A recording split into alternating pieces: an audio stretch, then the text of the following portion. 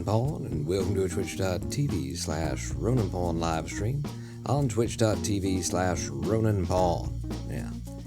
Middle of the bleeding night here. I mean, it's not that, but it's pretty middle of the bleeding night. 10:42 in the PM here in the Detroit regions. And I thought I'd start up a Swindle.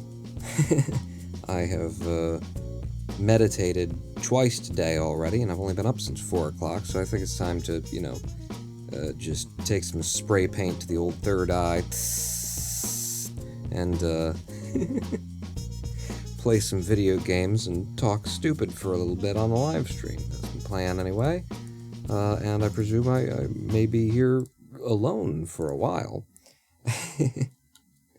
Because it is quite not hour to be doing such a thing. It's been over a week since last we got together. And I'm just getting everything opened and running now. Please do bear with me. Is this going to work? Oh, good God. What, is this the intro to the Swindle now? Did Disney buy the Swindle too? They buy all the good games and then they're not good anymore. Alright, that's the Swindle. And that's the controller, and that's it working, and here's it on the screen. Yes, alright, we've got it all now. I wasn't very set up when I clicked the go live button. About the least prepared that I've been to do a live stream in quite a while, to just click the live button and be like, I'll figure it out. And I did figure it out. I sent out messages to the Discord server and to the Twitters, the X's, in 3, 2, 1, begin. And I did not have those prepared at all. Wait, no, Pawn, before you, don't exit. Go to the first heist. See how long it's taking us to get to the first heist? There we go. Now we've been to the first heist, technically. And now, when we start up a genuine run, we'll be leaving all of that time behind. Been over a week since the last time that we were here together. And I've just been recovering. I think I got a little bit too... I started off a little bit quick for coming back to doing the live streams, and, yeah, hi, how you doing? That's makes this a reset. And, it definitely took a bit out of me, and, neurologically. I've got different kinds of symptoms that pop up with my ME/CFS, and the kinds of symptoms that I've been dealing with lately have been the ones that I would more call, the brain stem inflammation kind of issues, as opposed to something physical, or, I mean, it's pretty physical when your brain stem's inflamed. Well, you know what I mean. Kind of issues that, honestly, are, the most horrific that this disease has to mate out. So, I slowed down a little bit, I've taken quite a bit of time to recover, and the reason we're playing the Swindle here, right now, instead of, say, the Kerbal Space Programs, or... There's a couple others that we could play, actually, right now, instead of the Swindle, but one of the reasons that we're playing the Swindle right now is because, it's one of the ones that doesn't hurt my brain so much. It's really just looking at the screen and pressing the buttons here. There's not a lot of, delta V calculations. Nope, you've just screwed that up, so it's a reset. I'm gonna take a minute to get warmed up with even, the patterns of what we do here. Which is that I stay in, for 2 missions in a row before I upgrade to being able to hack computers. Which we do in order to minimize the number of times that we reset. And if I can't remember that that's how I do things, and we keep resetting, then what's that worth? But yeah, I woke up this morning, and, well, not this morning, I woke up at 4:30 p.m.? 4:20 p.m. It's always 4:20, isn't it? I'm not going around for that. They've already eaten enough of my time. Yeah, woke up today at 4 in the afternoon because last night I was up until the wee hours. I don't usually get autoimmune type symptoms with my particular, experience of ME/CFS. Very rare for me to get to the something that I would say is, oh, that's an autoimmune kind of thing. But last night I was like, my face was on fire. One of my ears was red. My hands were getting itchy, like the tops of them, as well as being particularly warm. And just all over my body, I had like a massive difference of temperature between one spot and the other. You could run your hand along my arm, or another part of my body if you're really into it. But you could run your hand along, like, just down the length of my arm, and you would go, oh my god, you're incredibly hot, and then, oh my god, you're incredibly cold, just based on whichever part of the arm you happen to be touching at that point. And I say that that was, very immune system kind of, allergic reaction style stuff. IgG, IgM style reactions that were going on in my body for whatever reason. And as I say, that's just not my usual. But so because of that, that kept me up until a lot later than I would like to be up. I now know how to hack computers, so I'm not really here for y'all. Okay, I thought I was coming up on the pillar in the middle there, not right next to the enemy. I wouldn't have just stood there like a cat.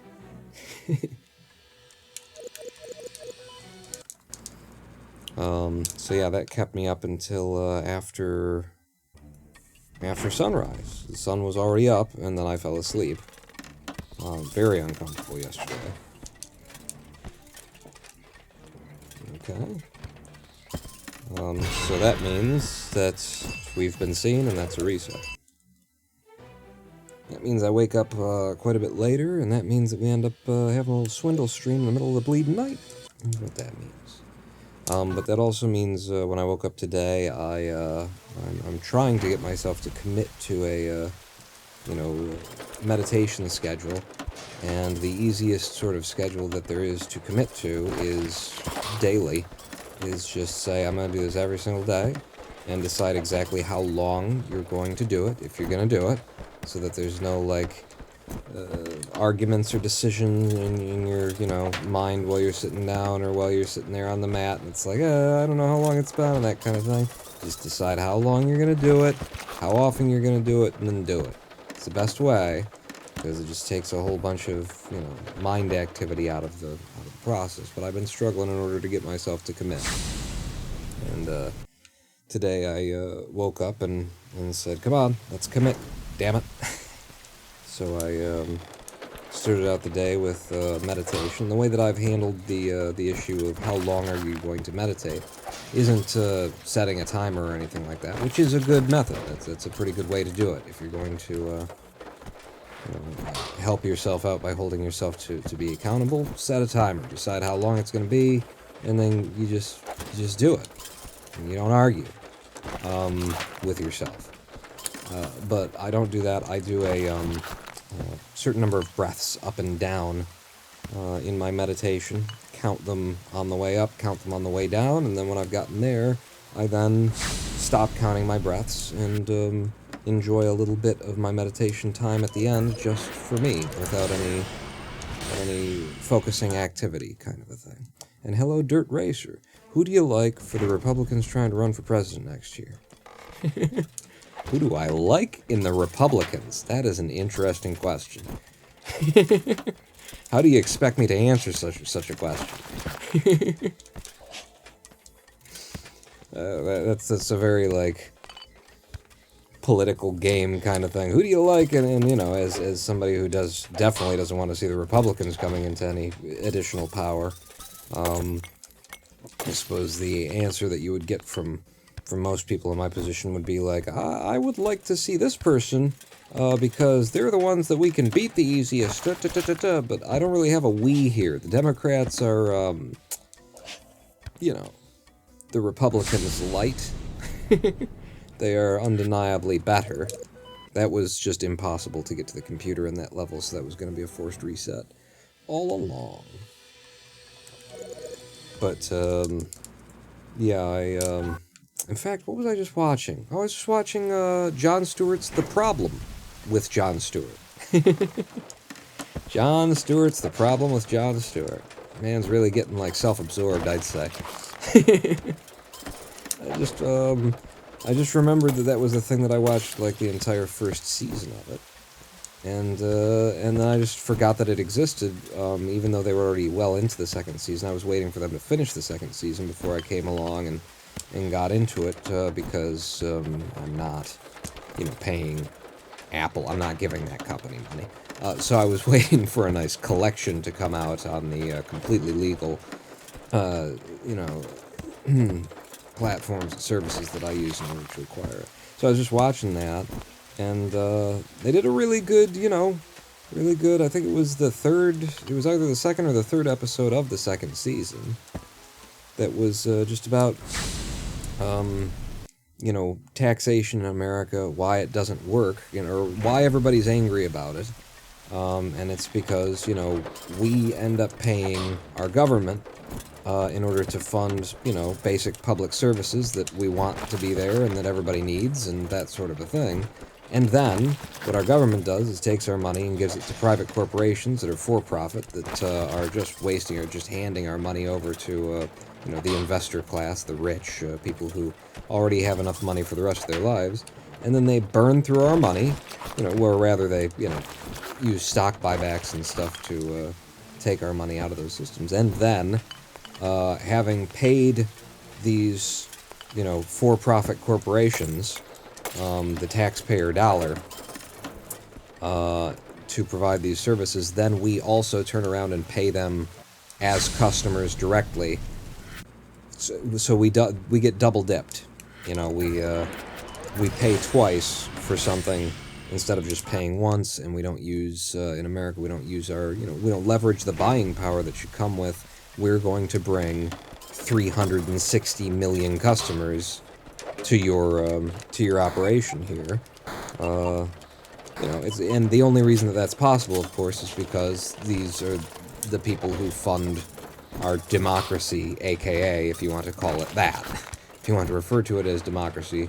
The American taxpayers do not pay for our democracy. These corporations pay for our democracy. These corporations fund the advertising structures and all of that. The parties themselves internally, they don't get their money from their constituents. They get their money from the corporations. We allow that, and so our representatives don't really represent us. They represent these other people. It was just, it was an old story, as old as time itself, really. But it was told in a way that it doesn't usually get told, especially to the American people, in terms of this is why you don't like paying taxes, and why, all of the most of Europe, anyway, it has no particular anger over having to pay taxes, because they actually get something with it. And hello, Rai 1010. Completely legal, totally Netflix, indeed. I've definitely gotten Apple Plus, Showtime, ABC, CBS, Prime, HBO, all of those subscriptions. I'm definitely paying for those. The same thing over and over again. Why wouldn't I? Why wouldn't anyone pay, when you're being double dipped by these corporations and your own government, why wouldn't you then pay for, what used to just be an entertainment package? Why wouldn't you pay like 6, 7, 9 times in order to have access to... that's a reset anyway, because I've already... if you set the alarm off that early on a level, in the Swindle, the computers are going to get drained so much that you're not going to have enough left in it to walk out with 80% of the funds. And we need 80% of the funds or more for it to be considered a successful heist, which is all we're doing in the beginning of the game here, is trying to rack up successful heists. Is this what you were playing at GDQ this year, Sister Bracer? I have thought about that several times, and it's a ridiculous thought.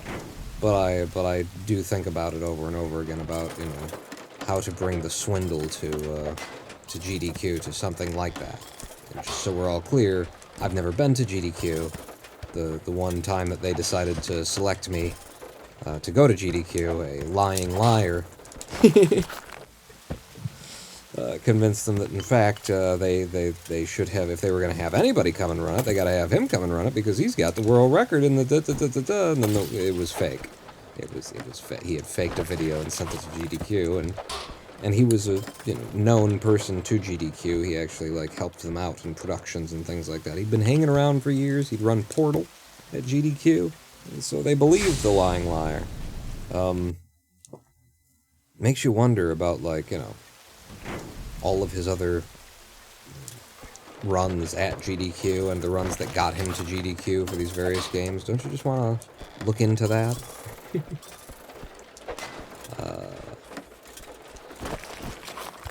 Yeah. Stealing from large corporations is bad. Think of the money those large multi-million-dollar billionaires are losing. Yeah, indeed. Damn it. That wasn't quite enough money out of that building. I knew I was leaving early, but, it's early in the game, and it's early in the night, so I'm willing to take risks. Yeah, actually, where was I seeing a lot of that lately? Oh, right. Was it that? Was it at least part of it was, I'm just catching up to the existence of, flash mob looting, and loving it. Oh my god, this is brilliant, everybody. This is, why couldn't I have been born a little bit later, or a little bit earlier, because, it's a return to form for at least general civic disobedience. Alright, I'm just gonna leave, and we probably don't have enough money, but again, taking risks. We've already triggered the alarm, it's not really a risk, it's trying to salvage something. 87%, that's fine as long as this next building I get 100% out without triggering the alarm. But yeah, I'm just catching up to this whole, flash mob looting concept. The way that I came upon it was, I saw on the Twitters, that there had been some looting in the city of Philadelphia, and usual sound-offs from the usual people making the usual kind of statements about, look at these people, I can't believe, all that kind of stuff. And of course I've got to step in there with my big mouth and say, you do realize, of course, that the city of Philadelphia is 40% impoverished and 40% black. Just high poverty rates, 30% child poverty rate in the city of Philadelphia. It's a majority black city. When I say 40% black, it's 30-something% white and something percent Latino. So, I've got to step in and say, you do realize that these people are just taking back what has been stolen from them, right? What they've never been offered, the lack of opportunity in having... Philadelphia also has the what has been called, at least, so by some measurements I presume it is worthy of saying that it is has the worst education of America's large cities, which is one hell of a thing to say. America's large cities, because they are, the post-slavery ghettos of our slave-built nation, they don't get, funded, they don't get education, they don't get, police don't come to your neighborhoods, that kind of thing. I live in one of them, in case you're new here. I live in the city of Detroit. And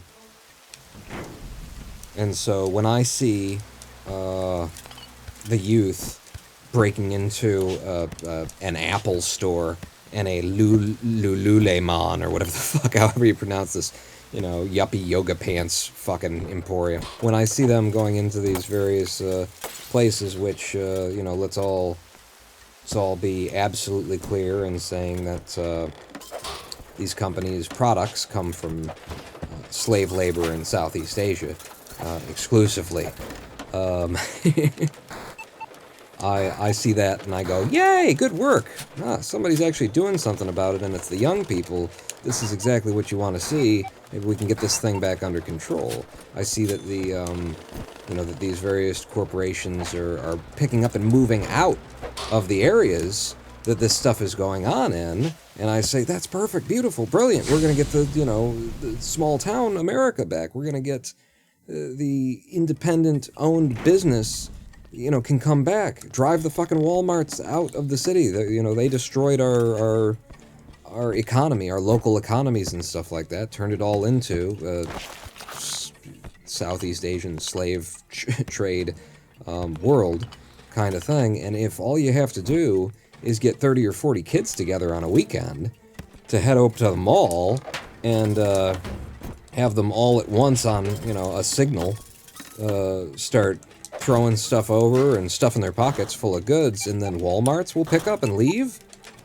Shit, who's organizing this? Like, this is brilliant. Go gadget, man, is what I'm saying, anyway. You know, I'm not an anarchist or anything. But there are certainly some aspects of anarchism that I don't mind. 44, there was a computer hiding somewhere in that level.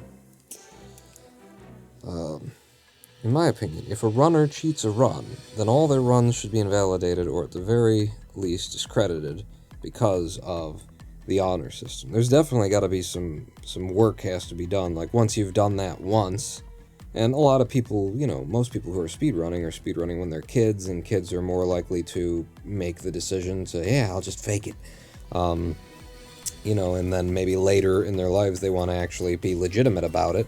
They grow up a little bit, so you don't want to hold it against somebody all of their life, but you do have to, you know, you forgive, not forget.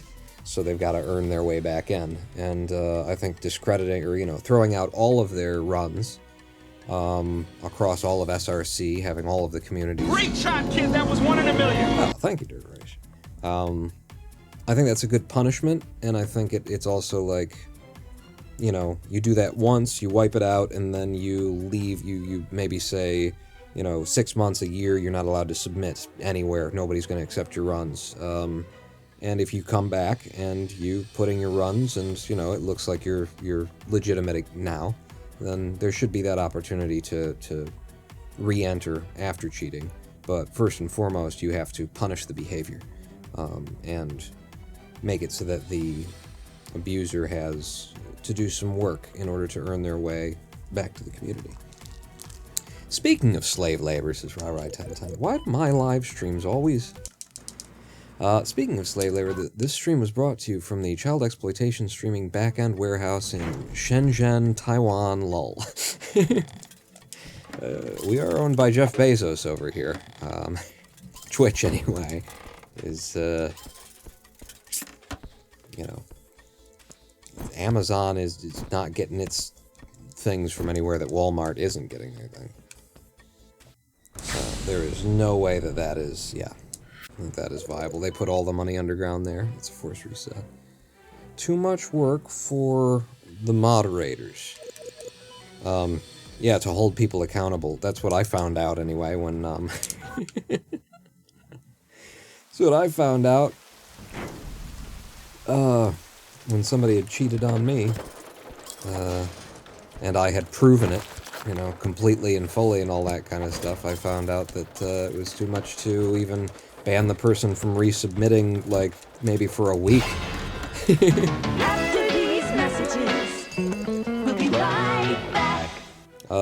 Thanks for coming out, everybody. We're gonna just take a quick break from our sponsor, Kenneth One, who is the maker of Fine Cool Camel Menthol. Hi, Kenneth. How you doing? How many hours do you put into discovering the GDQ cheater? I mean, how did it, like, it started out with, Apollo Legend saying, you know, have you analyzed that run? You know, can you still get a hold of that run? Because, Connor had circulated that run, you know, privately amongst us without submitting it to our own leaderboards or anything like that. And, I'd kind of, you know, forgotten that it might be something I could get a hold of. 85, we can run on that. Why the heck did Twitch pause on me? Probably because I said something disparaging about Jeff Bezos. New policy. Damn it. that was if you were paying attention to the buttons I was holding right there, then you would know that that shouldn't have happened. Let's reset. But yeah, so Apollo Legends said, you know, do you have that original video, and have you, like, really taken it apart? Have you really taken it to task? Ooh! I like that one. It's so musical. It keeps going past when you think it's going to. And so I, you know, searched through Discord and found out that there was still a link to this unlisted video. Not private, obviously, because I could still get a hold of it, but it was an unlisted video. And I downloaded it and started looking at it, and I, you know, looked at it for all of the easy things to spot in the first instance. The one thing that I was not familiar with or able to really do if it was going to come down to this was like an audio analysis that could detect like splices. That was not something that was in my wheelhouse. But I ran through all of the different ways that I could think of, you know, somebody could cheat it, and then the last thing that I could think of was, well, he's got these spinning dots in the middle of the screen. He's got that on there. I guess I could see if I could find out how these dots work. So I had already done a lot of investigation before I decided to actually look into the dots.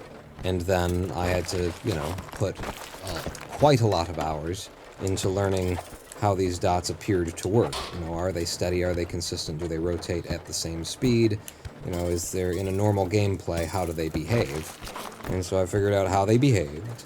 And my main method was I did some gameplay, and I took a recording of my dots spinning at the rate that they spun, and overlaid it onto the video of Connor's run, and just watched it play on loop.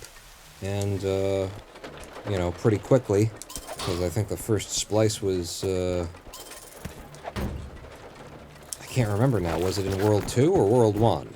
It was no later than World 2, the end of World 2, but it might have been like World 1, it might have been like 1-8 or something like that, which is really, the number of splices that went into making that is pretty bad for, you know, the claim that I only spliced this together because I'm good enough to get it without splicing, but, you know, I don't want to wait for the RNG and that kind of thing that cheaters always go to.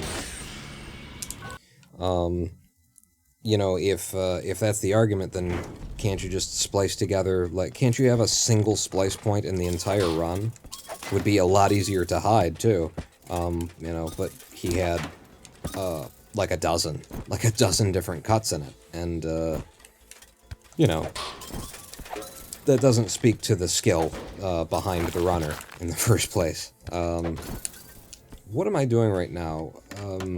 I've already made the buy, so I'm trying to get computers, and my mind is spinning on other things right now. But in terms of the time and the labor and the work that I put into it, after I had an idea of how things were supposed to work and had seen that they're not working that way in Connor's video, then I requested submissions from other members of our speedrunning community. Can you send me copies of you running the game with this glitch active? And I wasn't, you know, saying why either. People had a pretty good suspicion that I was working on, you know, that I had caught someone cheating. But I wasn't saying who, I wasn't saying anything, I wasn't gonna, like, you know, have any insinuations or, suggest anything of anybody until I had absolute proof. And so there was a lot of time spent looking at how, you know, the game ran on other people's computers. Does this work? Does this run this way? Absolutely everywhere. And once I had that level of confidence in it, then, you know, I brought it to our live streams and showed our community and said, what do y'all think? Brought it to the Harvin Pawn Show is where we brought it. So in terms of the amount of time, the reason why it ended up being... Remember, Force will be with you, always. The reason... You're all clear, kid. Now let's blow this thing and go home. realize we're playing Star Wars in the background today. The reason it ended up being the show that week on the Harvin Pawn show was because I had lost the entire week to working on that. I had spent like the past 3 days in particular had been nothing but me working on that, and I was supposed to be prepping for our weekly live show, and so I said to Harv, can we just do this? Because this has been everything that I've been doing this whole week. I'm not prepared to do anything else in the first place, and boy, am I prepared to speak about this.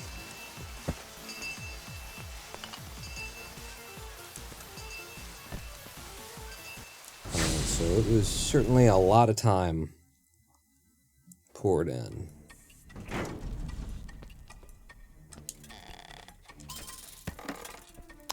But yeah, that's one of the things that I feel like, you know, it makes me feel good to point that out. I guess maybe I didn't feel like it was really, like I really made the point,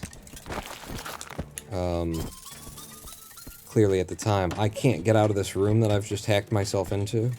There's no way out, so that's a reset. Was just how many splices there are in that spliced run, that a good runner, you know, would have been able to hide their splice quite a lot better by just cutting 2 good runs together in the middle at one point. Whereas Connor just had, like, every segment was chopped at the, you know, most dangerous level, at the level where you're most likely to get bad RNG and things are supposed to go sideways, you know. Things often go sideways anyway. Just an incredible number of cuts. And had there only been one, you know, in the middle, one, it would have been harder for me to find it, but even if I found it, that community would not have, the people who were running our speedrunning community at that point, they would not have accepted, you know, one glitchy thing happening in the middle of the run to these little dots that are spinning as evidence of anything. You know, even after I had the dozens of instances of it happening, they didn't really want to hear what I had to say. But if it had just been one, they would have said, well, you know, this game has a lot of lag to it. You know, you can't find evidence of it happening on someone else's computer, but, you know, probably if you did enough study, you'd find it happening once. That kind of a thing. So Connor really sunk himself there. And the amount of lies that came out of him was absolutely, like, he's one of those people, he's a George Santos. Like, I understand George Santos very well because I had the precursor of, you know, interacting with this Connor fella. Whose whole thing is just lie, lie, lie, lie, lie. Just lie. Just keep it going. I'd never interacted with someone who was on that level of deceit before, and, you know, after you have, you now know what that is. You now know just how deep that can go.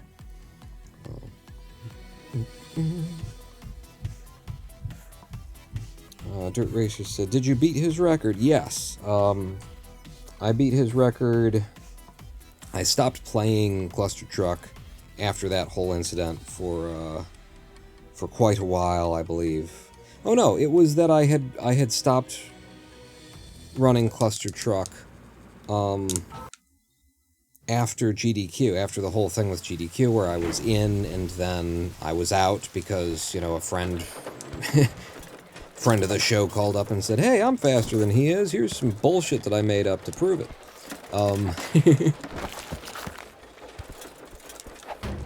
I had stopped running Cluster Truck for a while there, so once we found that it was faked and it was spliced, it did take me about 7 days or so to warm back up to the game and beat his faked record, and to beat his, the community allowed him to submit, after I had exposed him as having cheated and having lied to GDQ and everything. They allowed him to submit right then, like immediately, like, well, you know, let him prove that when he's not cheating, he can do it, kind of a thing, which is definitely... Whoa. Okay, that happens sometimes in the Swindle. There's a tear in the background, and you see straight through to the other layer of background, the background.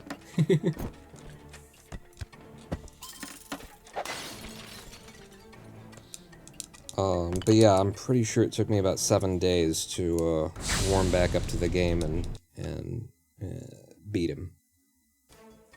And it was actually very satisfying. Was that the second one and I didn't go and do the buy? Yep. Alright. It was actually very satisfying to, perhaps more satisfying to beat his any percent run. Because I wasn't an any percent runner, and that felt better, you know, because, like, beating him in no ability was just a matter of, you know, putting in enough runs. It was... he wasn't a no ability runner. He was using a whole bunch of any percent, just stay high and stay alive methods instead of trying to go fast with the no ability methods that are standard to the no ability run. So that was not going to be an issue at all. But when I managed to beat his any percent record, that was very satisfying.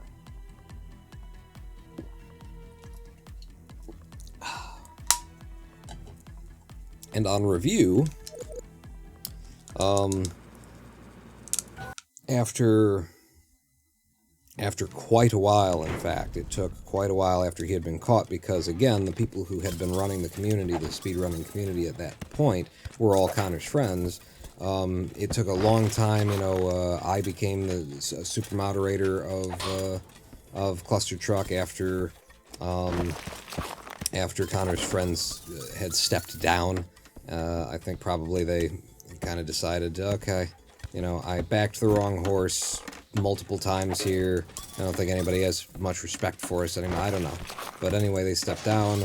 I, you know, became a moderator, became a super moderator, that kind of thing. And really, AJ, 213, AJ was running the community at that point, and in the process of doing some regular work on our, you know, updating, not really regular work, but doing just some maintenance work on our leaderboards, adding IGT to our leaderboards from just the RTA, AJ found just this glaring, oh my god, how did anyone not notice this on the first ever run of Cluster Truck that claimed, because it wasn't true, claimed to have, oh damn it, I thought I had already done the buy, claimed to have gone sub-19. The first sub-19 was a run submitted by Connor, and it was fake. It was, it had a big old splice right in the middle of it with a frame that he had accidentally left in that showed exactly where the splice was. So that's how big an asshole, how little respect for speedrunning, you know, for the sport and for the competition of it, that Connor had, was that he was happy to fake a world record that also, like, took a major breaking the minute barrier away from someone who could legitimately do that. Damn it, Pawn. You've done it again. I was supposed to go to the buy there.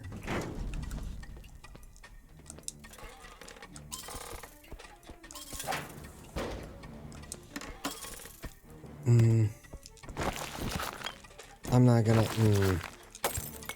There's really no way without... Yeah, that doesn't help either.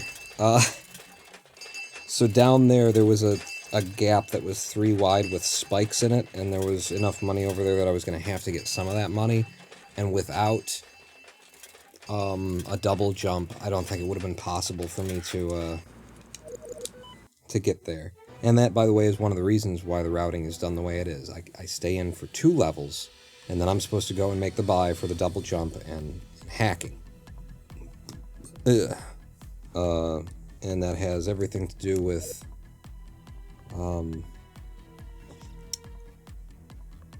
the fact that the 3rd level has a higher likelihood of giving you, of being in a way that either you can't finish it because you didn't go and make the buy, or that it's going to just take you a lot longer because you didn't go and buy hacking. Damn it. Alright, I'm gonna get serious now. And here's how you know that I'm gonna get serious. The pants are coming off. That's right. You heard me. And you heard that too. I'm sorry, that's the result of...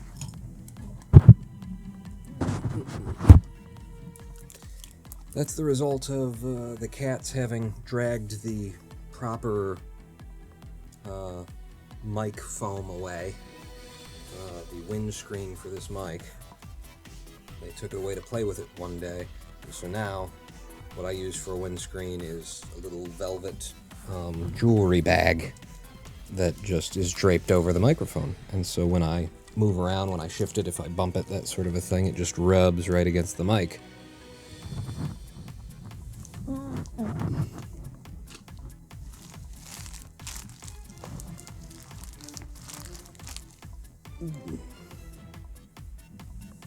Ooh, Kenneth laying Google Fi. I did some work for Google once. In 3, 2, Oh, Jesus. 1, fire! I'm not ready, Houston. I'm not ready. The keyboard isn't on my lap. I haven't got my balls completely out of the pants yet. All right, there we go. And in 3, 2, 1, go. Pay attention now, Paul. But the computer repair firm that I worked for when I was younger, and it was just me and the owner of the computer repair shop. I called myself the shop monkey. He was the, personable geek. The personable geek, he had the look, the acumen, but also, like, business and people skills and that kind of thing, and I happily was just hiding behind the counter at the store. I held the storefront down, he went out and did the jobs. But he did negotiate for a job at the Detroit Renaissance Center and won it, and I believe it was through AT&T, where we were doing the networking for one of their offices on one of the floors of the Ren Center. And so that was pretty cool, going down to Detroit and into the Ren Center, into areas that you don't usually get to see because you can't come out of them if you go into them. Yep, that's the reason. But that was not for Google Fi. It just reminded me of that experience as well. Really cool when you get to, like, go into these sort of landmark buildings and be, in the back of them. Be in the walls, behind the panels, in the closets, in the ceilings, stuff like that, and see where the bombs would go if you really wanted to take it down. Anyway,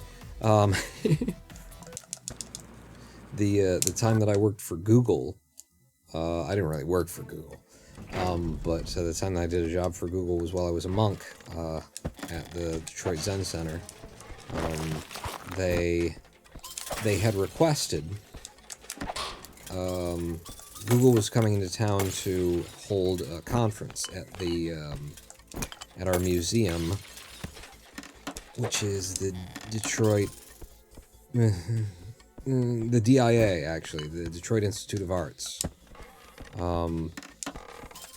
And what they had requested to have a Buddhist monk give a Buddhist prayer as part of their opening ceremony. So, and they had, like, a representative from a bunch of different, denominations present at this event. And our senior student, my senior student, was not going to be available at that time, so it fell to me to go and do it, and I'm not sure what the attendance was, but it was, tens of thousands at least, is how it certainly looked to me. and I went up on stage and read a little piece of the Dhammapada, which, by the way, in our practice in Zen Buddhism, we never referenced this stuff. Like, I had never been asked to read anything really in Zen Buddhism in our Zen temple. It was very much it's practice, it's experiential. You do the practice and you have the experience, and we don't try and indoctrinate you with philosophy or anything like that. That was my temple's way. I gotta get down to this one that's down here, and now I gotta do it in a hurry. So, my first time ever probably reading anything from the Dhammapada, was reading it in front of tens of thousands of people at a official Google event, where, and it was kind of, oh shoot, I had no idea there was a second one here. We're screwed. This is a reset. I'll finish it out just to be sure.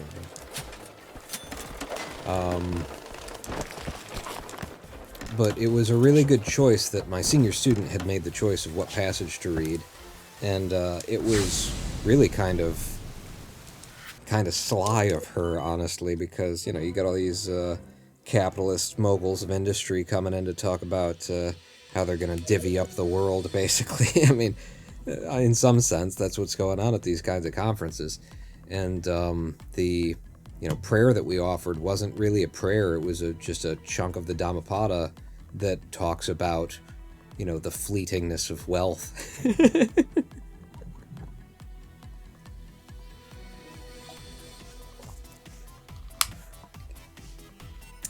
In the U.S., contract work is essentially the same as freelance. No health insurance included, no guarantee of regular income, just here's this job, install 20 apartments in this complex, get $2,000, figure out materials and taxes yourself.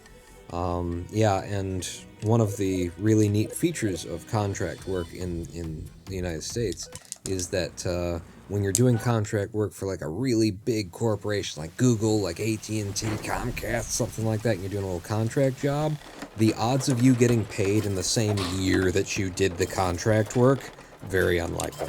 Incredibly unlikely. You're working for, the people with the money and the power and all of that kind of stuff, and because they have all of the money and the power, you do the work for them, and you better damn well expect that, if you manage to get paid 6 months after you've done the job, that is pretty good. That is pretty good. Because they don't have to pay you. They know that you as a contractor want the next job from them as well, and so they will just not actually, send you your check, and they will know that you will only complain so loudly if you're willing to complain at all, because you're going to want the next big job that they have to offer. And that's what contract work in the United States of America is all about.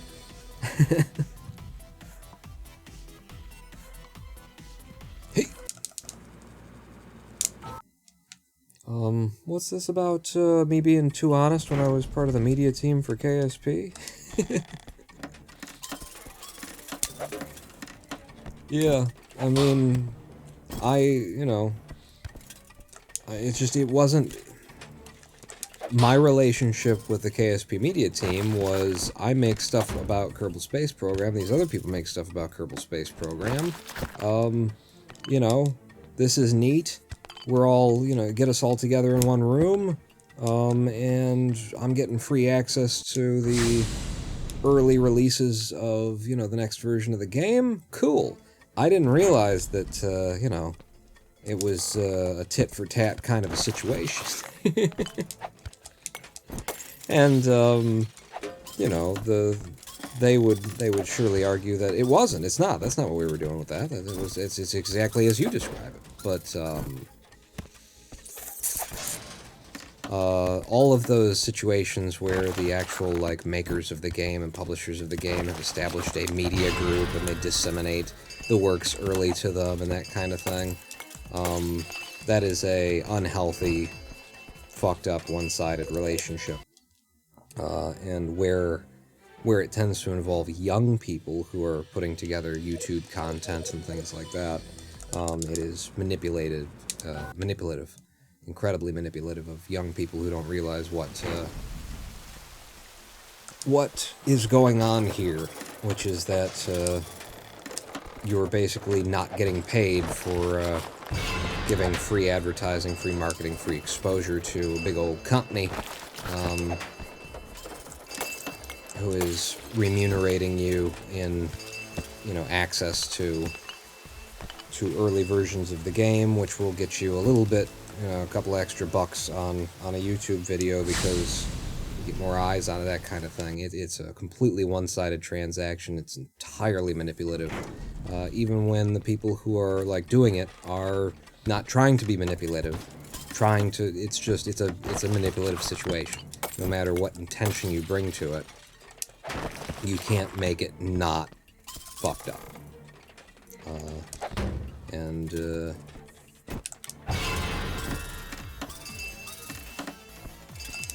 in the end, I had to call that relationship off.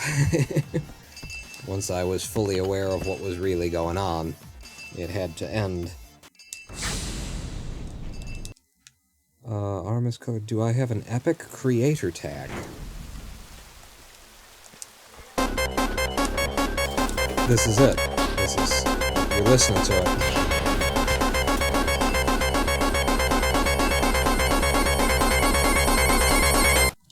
Remember when I said I was going to start paying attention? I didn't start paying attention. New game and go. I need to treat this like it's time to wake up. Thank you. You've gotten me. I'm aroused now in more ways than one. I think you could just say roused, Pawn. No. I'm aroused.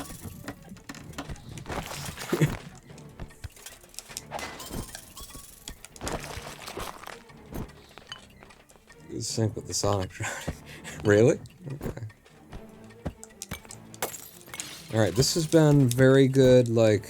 I've handled this building quite well for its size.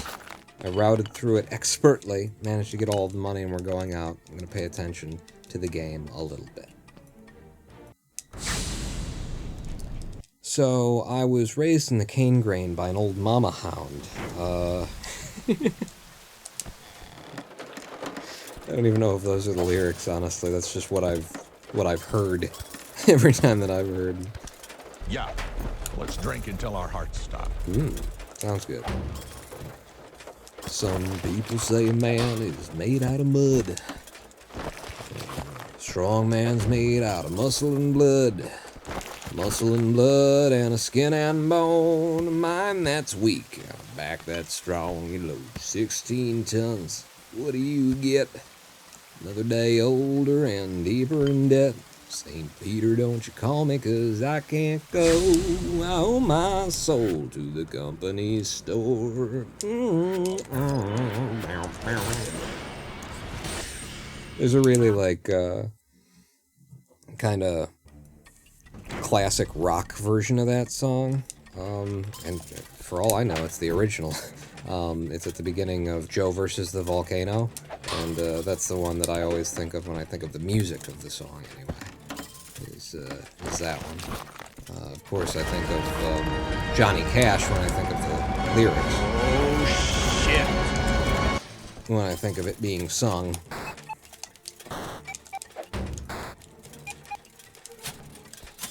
I'm going to grab that, I'm going to go out this way, and probably should have just beat my way through the glass, but being aroused, I didn't want to get hurt. See, when I start paying just a little bit of attention, we actually make some progress here.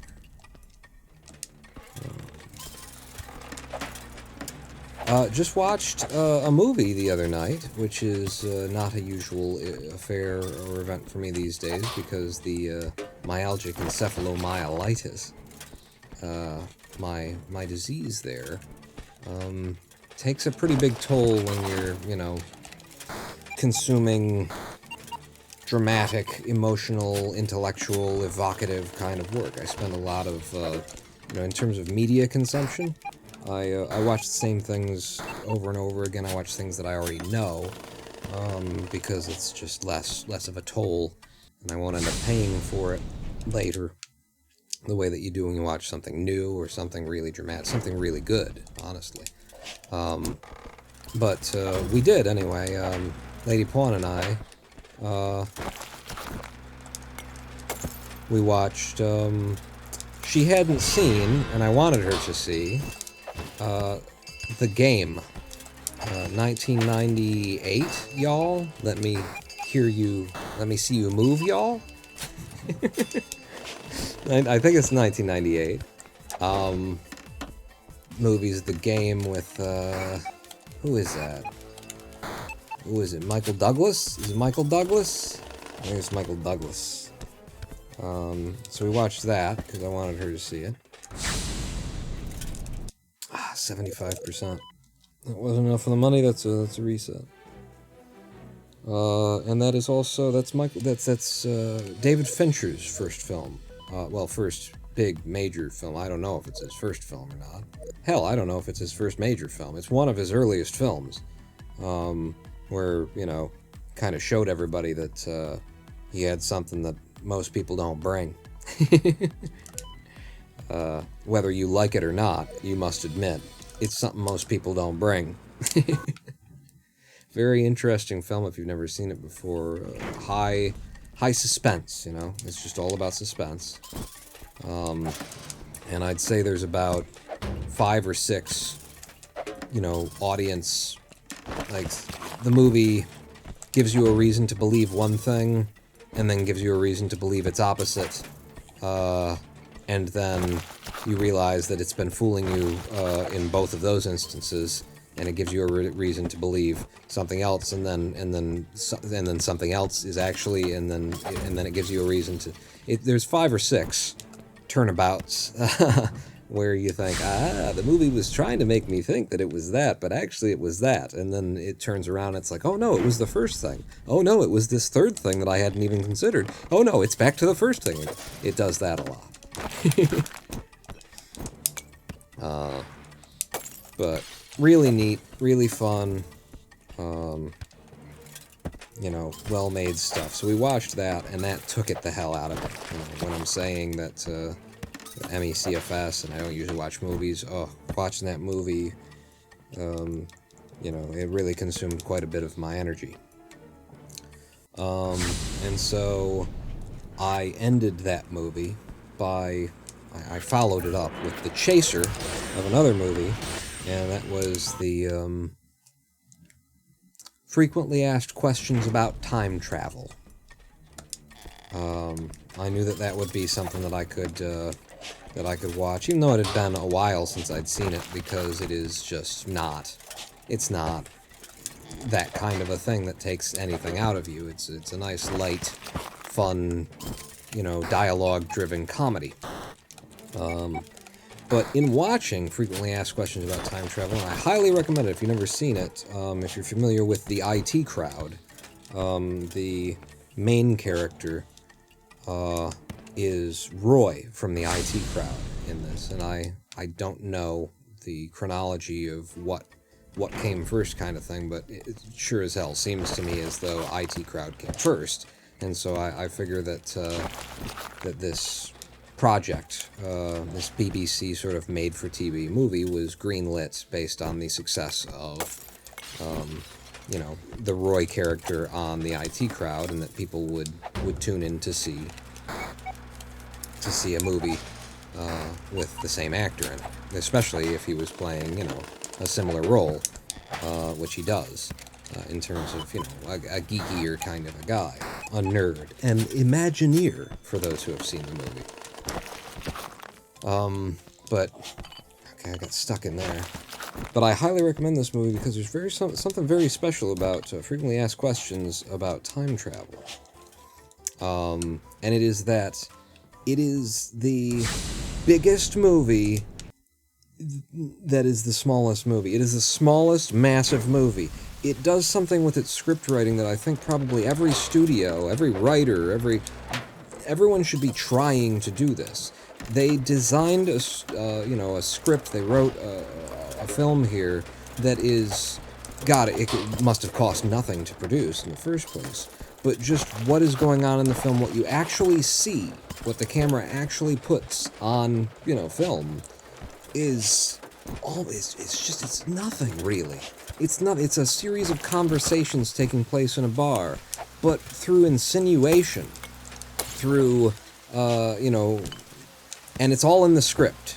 It's all in the script. The insinuation of the script of, you know, things that have occurred off camera, it just ends up feeling absolutely massive. It ends up feeling like you didn't just watch a dialogue-driven movie that's really just a bunch of, you know, conversations taking place in a pub somewhere. It ends up feeling like you just went on a time adventure. Frequently asked questions about time travel. And, you know, it makes me think of, every time that I see it, it makes me think of,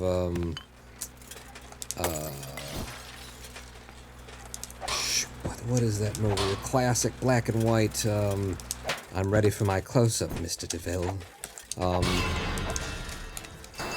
Sunset Boulevard. It makes me think of Sunset Boulevard because one of the side stories in Sunset Boulevard, it's really a side story, it is kind of a side story, but it's that that your main character, who's a writer, starts like moonlighting, sneaking out on the crazy lady that he's living with. Damn it, that's a reset. To write a script with a younger woman, a woman that's more like in his speed, the woman that he should be with, honestly. And the story that they're writing, the reason why it reminds me of Sunset Boulevard, frequently asked questions about time travel, is that the story that they're writing within this movie is exactly the same kind of thing that frequently asked questions about time travel is. Which is a story that is written with all of these limitations in mind in the first place. How few sets can we get away with? How little money can we spend? How few characters can we put on the screen and still make an incredibly compelling film? There's a line in Sunset Boulevard about, you know, they're talking about this script and about these characters, and, you know, she's a teacher, and there's another teacher character in the script, and he's like, hey, and then what you could do is have it so that they're actually sharing the same, they're renting the same apartment and sharing the same bed, but in shifts, and, you know, something silly like that. And the girl's like, no, that's actually a good idea. You know, it'll save money on the this and that and the other thing. And just that, like, part of the writing process, the thinking about the costs and what the studio wants, that's stuck in my mind as being incredibly well represented in Sunset Boulevard. And frequently asked questions about time travel does exactly that. In terms of making something that is physically and functionally tiny on the screen. Absolutely tiny. Feel as though it is just absolutely massive. You've gone all over time and had an adventure and all this kind of stuff, and it was the same pub over and over again. It was 3 characters and background, you know. There were 3 main characters, one recurring character who probably, you know, sum total of time on screen, 7 minutes kind of a thing, and everybody else is a background character. It's brilliant. It's absolutely brilliant. I'm on the 3rd day, aren't I? I was supposed to go and do the buy, and I didn't. I think that's where we are right now. But I'm actually, my friend Brandon, who we've made a number of short films together, he texted me the other day, and I've left a voicemail on his phone, because after watching frequently asked questions about time travel again, it really needs a shorter name, I'll tell you that. It's hard to talk about.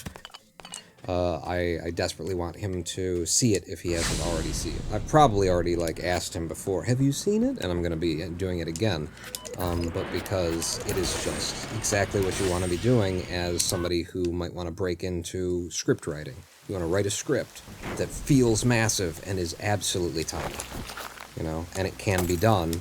You just gotta go to those who have already done it, see how it's done, and reproduce what they've done.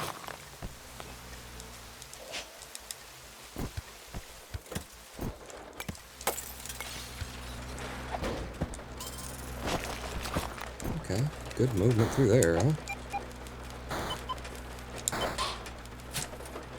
How am I getting out of here is a whole other question. Is there another computer somewhere below and to the left. Nope. Okay, I'm gonna come over here, and then I'm just gonna... Those are the only enemies that, like, they kill you the moment that they see you if you're within range of them. I never expect that to happen, and it is how they work. And I just need to, like, you know, recognize that's how they work and have a little bit of respect for it. Speaking of least characters on screen, have you seen Locke? 2 hours of just Tom Hardy in a car driving. No. No, I haven't. Locke, on the other hand, is terrible. I've seen it at least 20 times. Primer deserves an indie Vidya game sequel or something, to be honest. I'm not familiar with Primer either, Ken.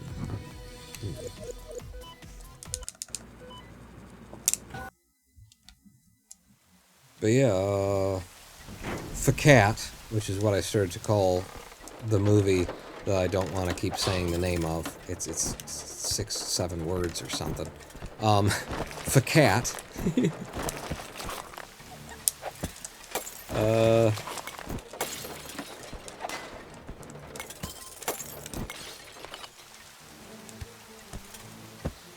I think, you know, you would say they built one set for that whole damn fucking movie. They only had to build one set. Because I would guess that the pub that they're in is a real pub. You know, it's an actual genuine pub that exists, and they were shooting in the pub. So they didn't have to build the pub. They just had to, you know, tweak it up, fill it with people, that kind of a thing. But I assume that the pub is for real. It certainly felt like that. Isn't Phuket a city in Thailand? Maybe. And the only set they had to build was one of their time sets, which also took place, like, in and around this pub. But they had to, like, actually, you know, build a different era of the pub kind of a thing to represent it. And most of that was probably, like, they took took a number of fire extinguishers and just sprayed them. If you've seen what I'm talking about, then you'll be like, oh yeah, that could just be that. It could just be fire extinguisher foam on everything. I was supposed to go and do the buy. Even that little jump right there, where it was a two gap of spikes, that was a little bit tricky. This could work out really well though, because I saw at least 2 pieces of money down there. If I have enough money for this to not be an instant reset, this was very quick. This will be 3 in 2 minutes. Nope. More than half of the money was underground there, damn it.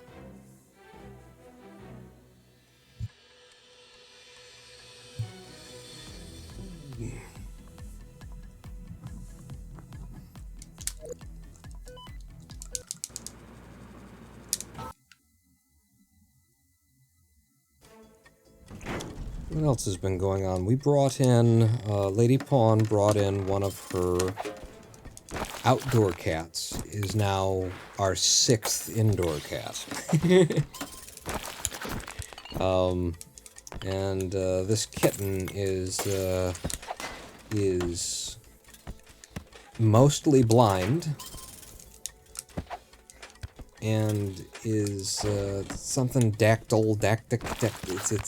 got extra toes. This cat has 6 toes per paw on the front paws at least. I haven't really closely inspected the back paws, but being blind and all, it seemed like the right thing to do to bring this cat inside and make it part of the family. And so now we have 6 cats. And she has named, Lady Pawn has named this cat Rando. It's interesting. Lady Pawn has such a weird, such a curious kind of way about the way that she relates to these cats, because she obviously, loves them and takes care of them. But also presents with almost a kind of begrudgingness about the fact that she loves them and cares for them. She'll name them something that sounds kind of like an insult, and she'll talk about them like they're a nuisance in her life and that kind of thing. She's got a very curious relationship with the cats, and she's named this one Rando. Sister's cat has a note on his vet record, does not have pleural edema, just really big paws. Really? Yes, I have said it before to others, that I don't mean this in any disparaging way. It's not an insult to the cat to say that it seems to have been a bit of a genetic loser, in terms of, blind and having... Apparently, though, to be dactyl, I don't know, there's some kind of term for cats that has a dac in it, a dactyl. It's got that sound to it. Apparently it's considered very, polydactyl. Ah, that's it. Apparently it's considered lucky. A cat that's polydactyl is lucky.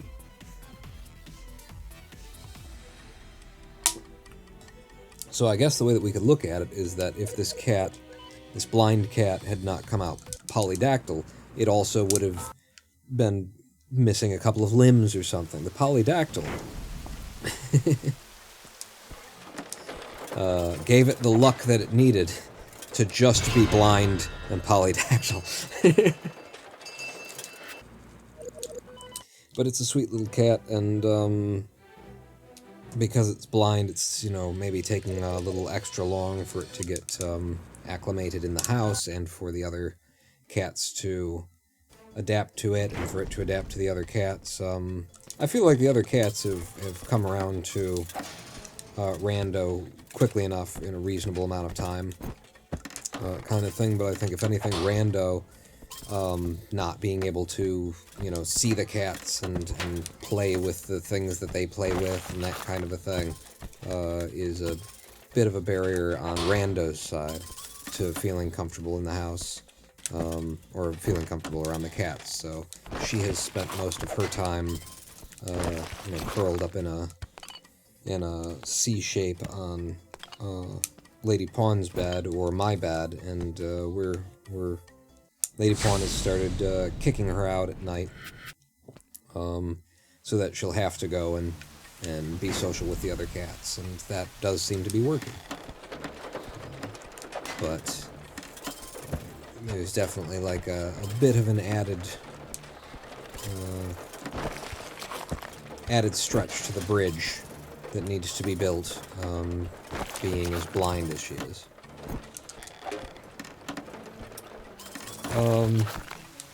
And it's so curious, too, it's so interesting because of the way that she will look up at you, and, just look directly in your eyes, boom, complete connectivity kind of a thing. It's almost like when she makes the effort. Damn it, Pawn, stop it. Stop going past the second day. It seems to me as though it takes her an additional effort, and she has to be trying to see you, and then she can see you. And that most of the time she's just not going to make that effort. That's how I interpret it, from what I see from her, because she will just, look straight up at you, right there. She's not missing the eye line at all, here and there, but then you'll, go up to pet her, and she'll clearly be able to see that you're coming to her, and then you'll touch her, and she'll be like, oh, Jesus, I didn't realize you were going to touch me. Surprised. That was not a starter.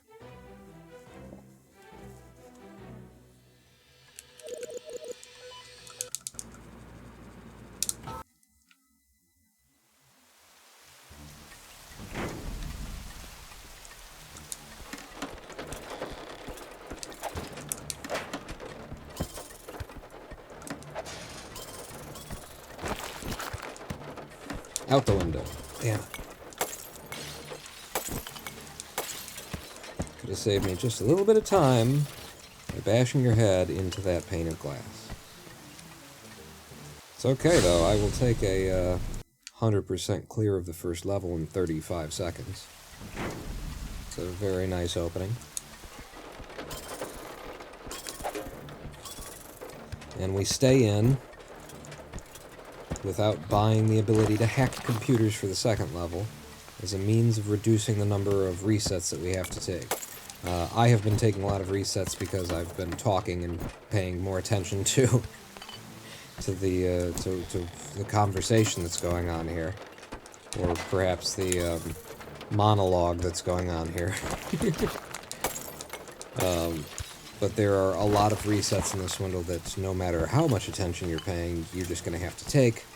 By staying in for the first 2 levels without doing the hacking, we reduce the odds that we'll get a level that has a computer in a place that we can't get to, which would be an instant reset.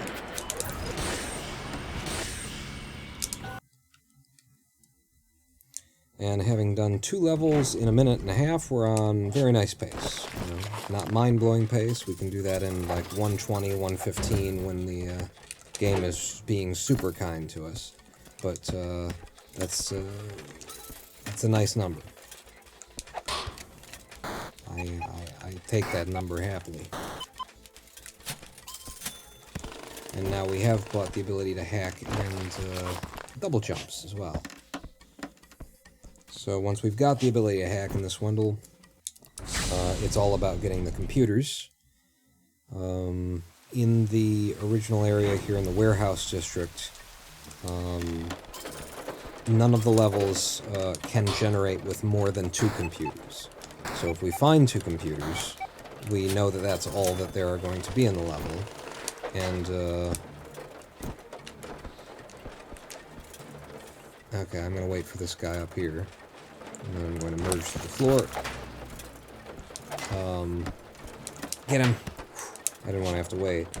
And if we've seen that much level, like we've just seen there, and we haven't seen a second computer, we know we've got a pretty good idea that we've gotten the only computer that's going to be in the level.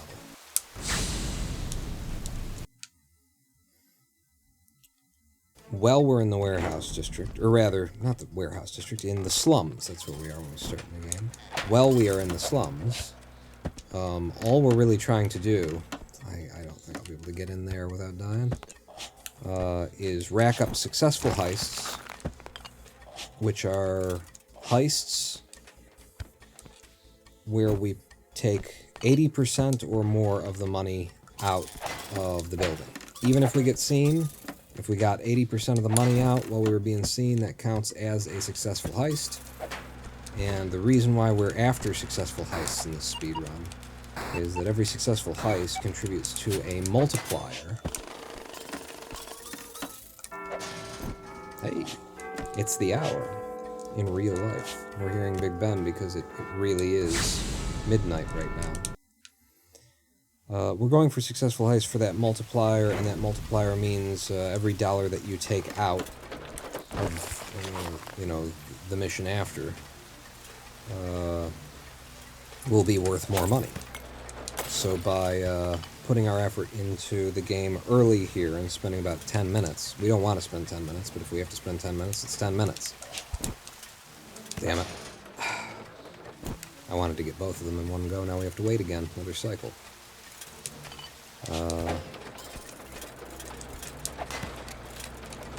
We want those experience points because if we take that into the late game, then one good mission is equal to many good missions without all the multiplier bonuses. So we leave a bit of time on the table that we could be saving up front because it ends up being more valuable to us on the back end. So right now we have 6 successful heists, which we've gotten in 5 minutes. And that's the pace that I want to be on. I want to see the number of heists plus 1, or the number of heists minus 1 in terms of, like, our time.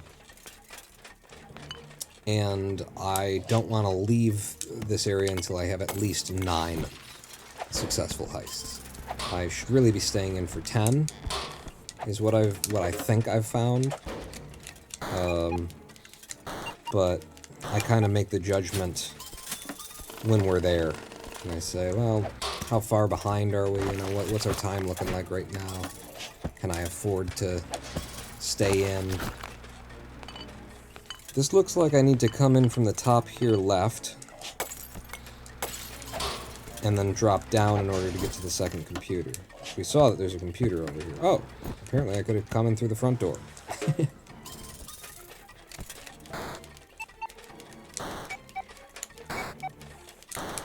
Oh, thank you. Yeah, usually if you get that scenario where there was like a fourth hack and you just didn't do it, if you just come back and press the hack button again, it'll let you through. But this building took way too long, and we've just immediately gone from 6 heists in 5 minutes to 7 in 6.5. So that level, you know, ate a whole bunch of the time that we had saved by playing well up front. And that's basically how it goes. If you manage to get all the way out of the slums here, still following that rule of X number of successful heists in X minus 1 minutes, then you're on an incredible pace. But this is pretty much just an average pace at this point. So we've gotten 8 in 7 minutes and 20 seconds. After we do this heist, I will have to decide... Son of a biscuit. I gotta wait for him. I will have to decide whether or not we just leave, or we stay in for the one more heist to get 10 of them.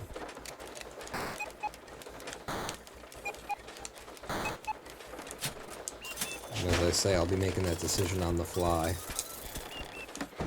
Okay, now by blowing that up, it makes a hole in the floor. It means that these guys are going to turn around faster. I can jump up, hit them, and get to the computer faster. So I am setting that off for a reason, those mines, when I'm in that situation. Gets me in and out a bit quicker, and because it did get me in and out a bit quicker, we're at 9 in 8, 10. I'm going to stay in for the 10th. The reason why sometimes I leave on the 10th is that the 10th one can be extra double tricky. At this point in the level generation of the Swindle, you've been playing long enough, the Swindle feels like it's fair to give you cameras overhead, landmines, enemies in positions that are literally impossible to get past, and you have to like go around them and come in from another area, or you know you're supposed to have bombs. I'm gonna hope that works. That works. That's 10, and we got out a little bit early. All right, good. Nope. Nope. I want you as well. Yeah, and we'll take that. Just bought a whole bunch of skills, and for the first time today, we are into the warehouse district. One of the skills that I just bought is that I'm a lot faster. I move and run. Okay, that's, yep. Thank you for dropping off that wall. Basically, all of my inputs got out of sequence there, and I was one jump behind the whole time. Like, I hit jump at some point in my sequence of movements, and it was supposed to give me a double jump, and it didn't. So then the next time that I did a jump, I was jumping from the ground when I thought I should be double jumping, and the next time I was jumping from the double jump when I should have been on the ground. And so our first entrance into the warehouse district of the night ends before we even see the first computer in the warehouse district. That is how this game goes. We're going to take a live stream break. I'm going to go try and grab something to eat, keep myself up on the energy, and we will carry on. How is the city of Detroit looking before we do? I haven't looked at all since we began this thing. I have not had a nice look. After these messages, we'll be right back. There's just nothing going on out there. Wow. Looks like a ghost town. Like there's not even any cars. Campus Martius Park. Nothing passing here, no train, no car, no boats. It's an absolute wasteland. Except, no, even here, like, this, oh no, okay, I can see it. I can see the line of cars. Why is there just one? Oh, now there's a second one open. As I was saying that, one lane open at the, no? Okay, maybe that one's flashing or something. It looks like there's just one lane open overnight at the Ambassador Bridge. Jesus. You know, this is one way that you could employ people, City of Detroit. You could actually, you know... Well, anyway. Oh, and there's a car moving here, too. No, listen, it's not that interesting, Pawn. It's live webcams. It interests the hell out of me. I'm going to take a live stream break. I'll play you some music. We'll be back in a couple of minutes. I'm going to grab something to eat, something to drink. I recommend you do that as well. Meet me back here. Pawn not out.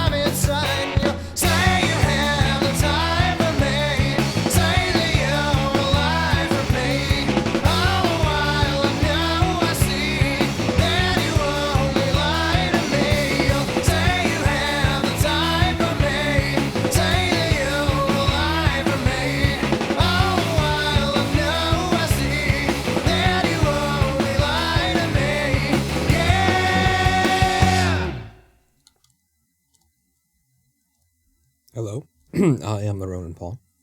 I was just finishing up there, but I figured, stop the song. That, by the way, was Greg Aubrey and I in band Analog Lights.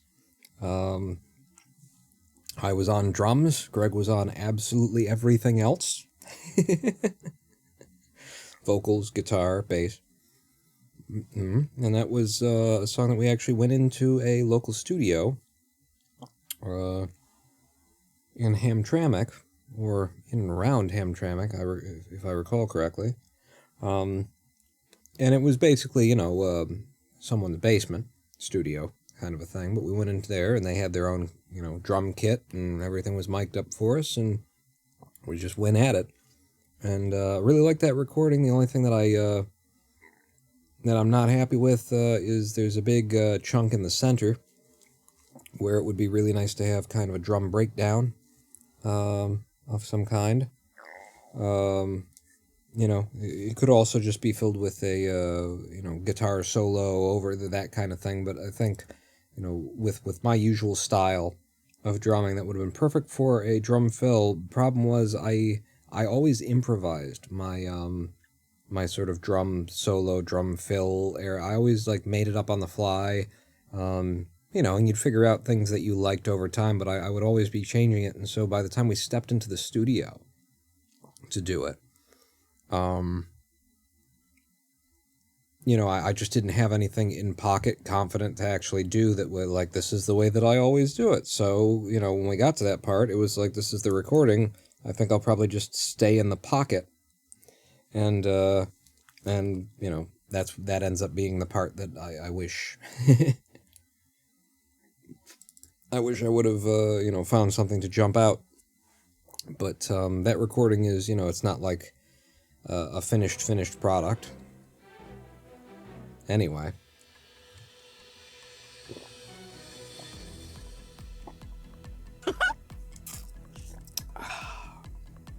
We didn't polish it the way that we would have if it was going to be, our actual, final cut. But it is one of our cleanest, nicest recordings, I think, that we got out of the Analog Lights era in terms of, just raw quality audio. And we're gonna have to throw this one away, probably. I'll live with it. He did everything else. The vocals, the drums, the acid. Yeah, Greg was off the chain. He never left anything for me. He never left me any acid. The LSD, Jesus, there was that.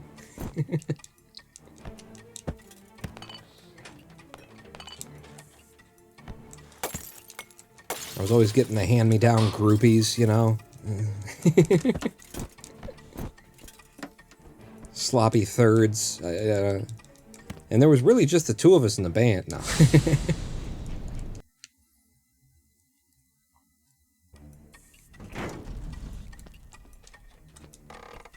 I believe there were a couple of different incarnations of the Analog Lights. One of them was absolutely, me, Greg, and Brandon Fry.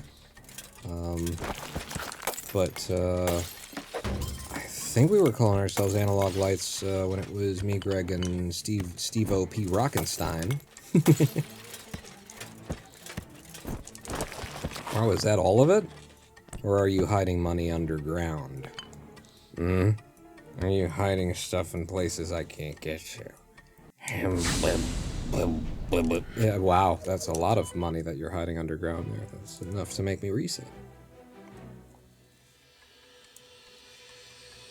There were two of you in the band, but you forgot the sound guy. Oh yeah, I had to...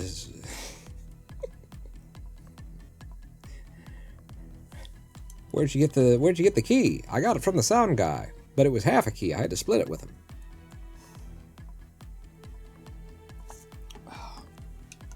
Something like that. Fire sign theater joke about, splitting a kilo of drugs with the sound guy.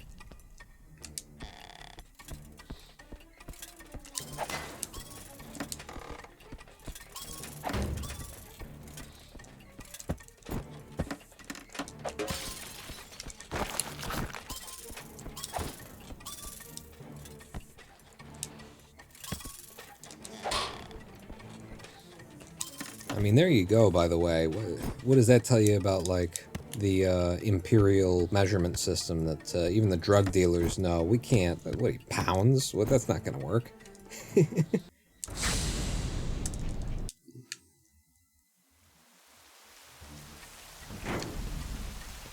Ounces? Well, actually, they do use that, so never mind. That completely undermines my whole premise. Son of a bitch.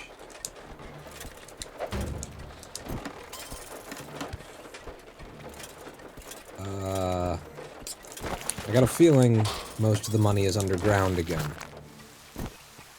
I just want to remind all of you watching, all of you, that this method, like, saves us some of the resets through the way that I'm doing this. You made me laugh hard enough that I have a cramp in my diaphragm, and I almost missed the toilet. Oh, Jesus. I guess we're in that era, right?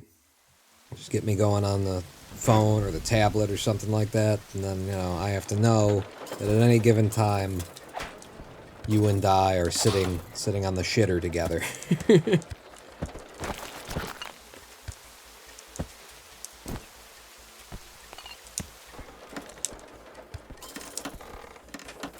Yeah.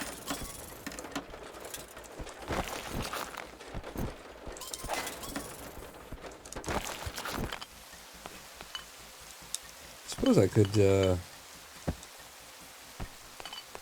speak to some Zen stuff, because I've been participating in a Buddhist community online, Discord community. Pisser, but yeah. Not the shitter, the pisser. Okay. You have a urinal? I've been participating with a Buddhist community online, and it's started out, you know, as one thing, in my mind, and has, you know, really... Like, I wasn't really coming to it to find a Sangha, necessarily. And, that's what I found there, anyway, you know? And for the uninformed, a Sangha is, the Sanskrit version of saying the parishioners. Of saying, you know, your, fellow churchgoers, I guess, in religious terms.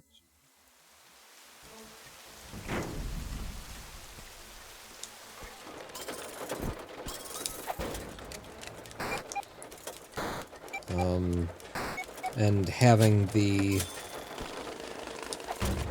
kind of direct experience that you can only get by being, you know, a practicing Zen monk for several years.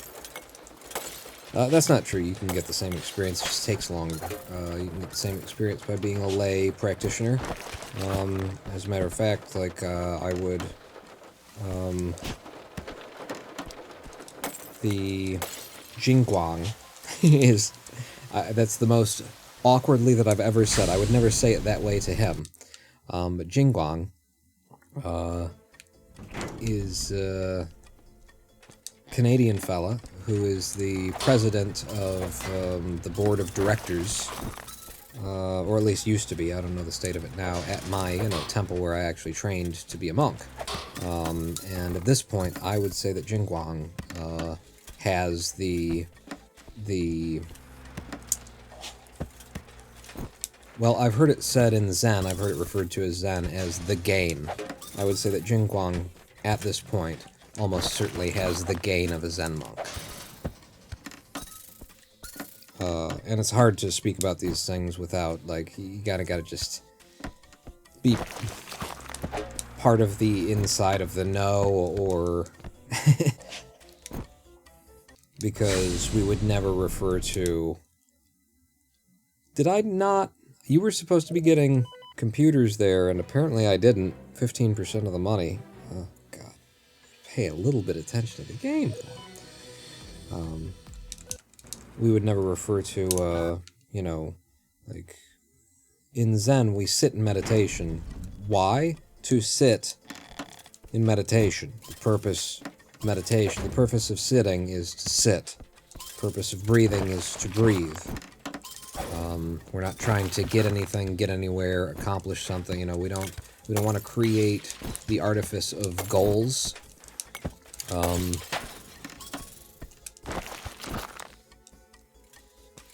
At least in one sense, because we're studying the self. We're scientists of the nature of our own existences.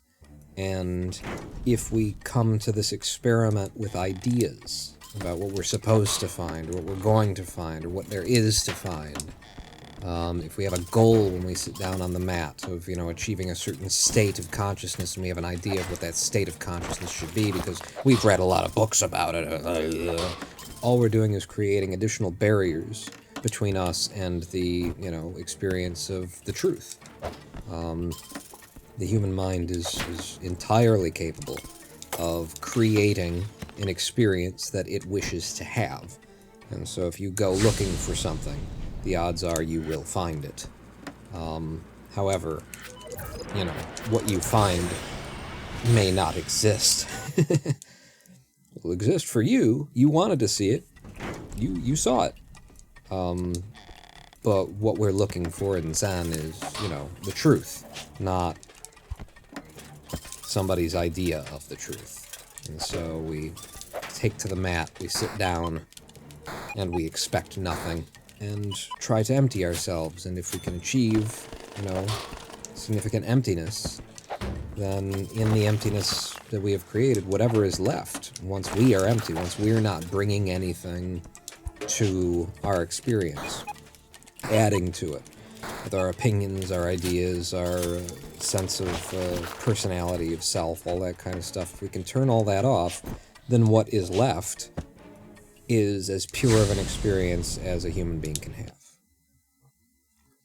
Hi, I just finished filing super glue off my fingers. How are you? Well, I'm less high than you are. You just said hi as in, you know, hey bro, I'm high, and then you talked about sniffing glue off your fingers.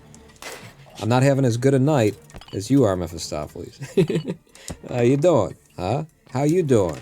With the glue that you just filed off your fingers. What was the glue on your fingers from? Some kind of, explosive device that you've planted? Huh? Tell me. I'm so excited to hear.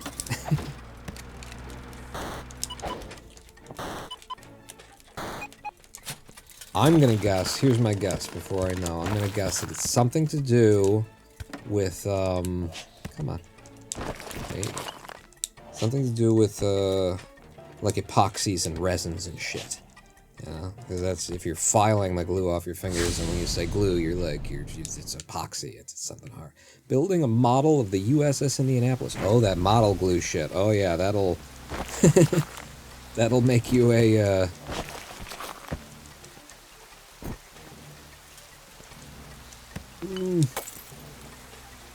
Nope, I can't come up with it. I can't find, like, a word for, you know, like a sea creature that doesn't have fingers but has flaps. That'll do that to you.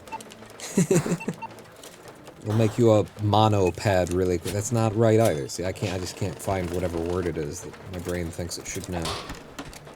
The proper way to clean the glue off my tools is to burn it all, so yeah, I guess I have inhaled some glue. Really?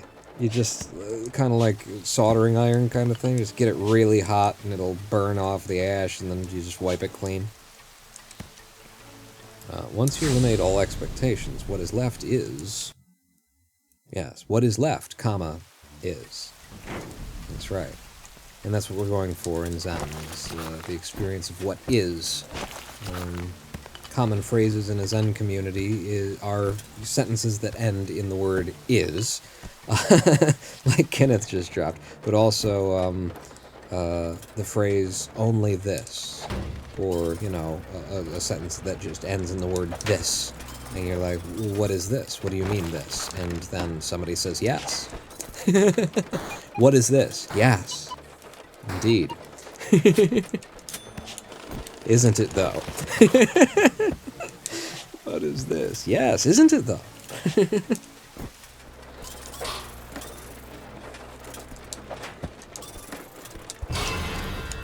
I must remember to, like, do that. What I've just done here is the smart thing to do, and I should keep doing that. Once I've gotten one computer, and I know that there's a second computer, and I know that I can get to it quickly, I need to not let anything delay me. I need to not, like, try and not get seen. There's no reason to not get seen. If you've already gotten one computer and you're going to get another one, then so long as you can hack it and get out of the level, you're pretty much guaranteed to be leaving with 80% of the money or more. Son of a bitch, look at where that is. I'm going to have to go out, up, and over, and I'm still not seeing the computer here. Ah, there.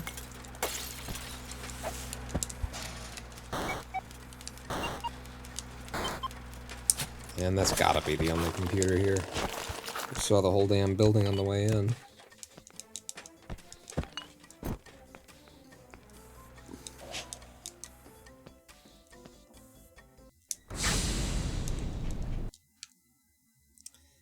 Something that I've noticed comes up, but over and over again in Buddhism and Zen, because the community that I'm part of is a Zen Buddhist community, okay?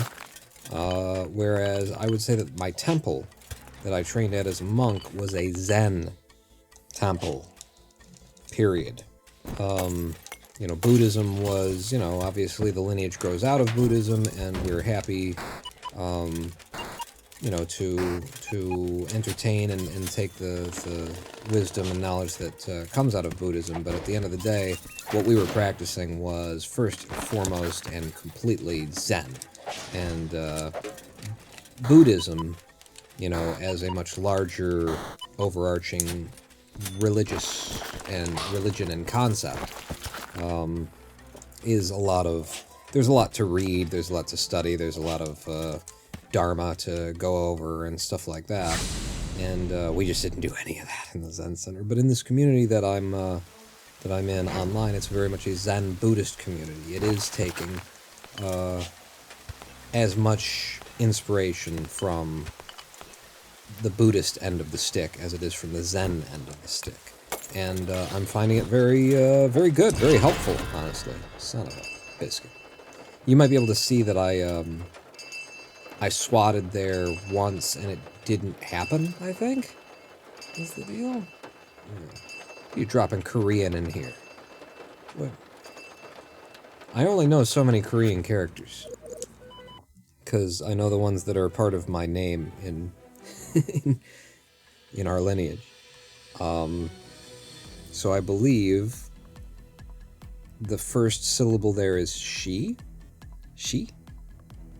Am I close? Am I near? I don't see any R's in there. Or wait. Actually, it might be me. I can't recall. I'm actually... The R is like a 5. The I is like an I. It's like just a line. The square...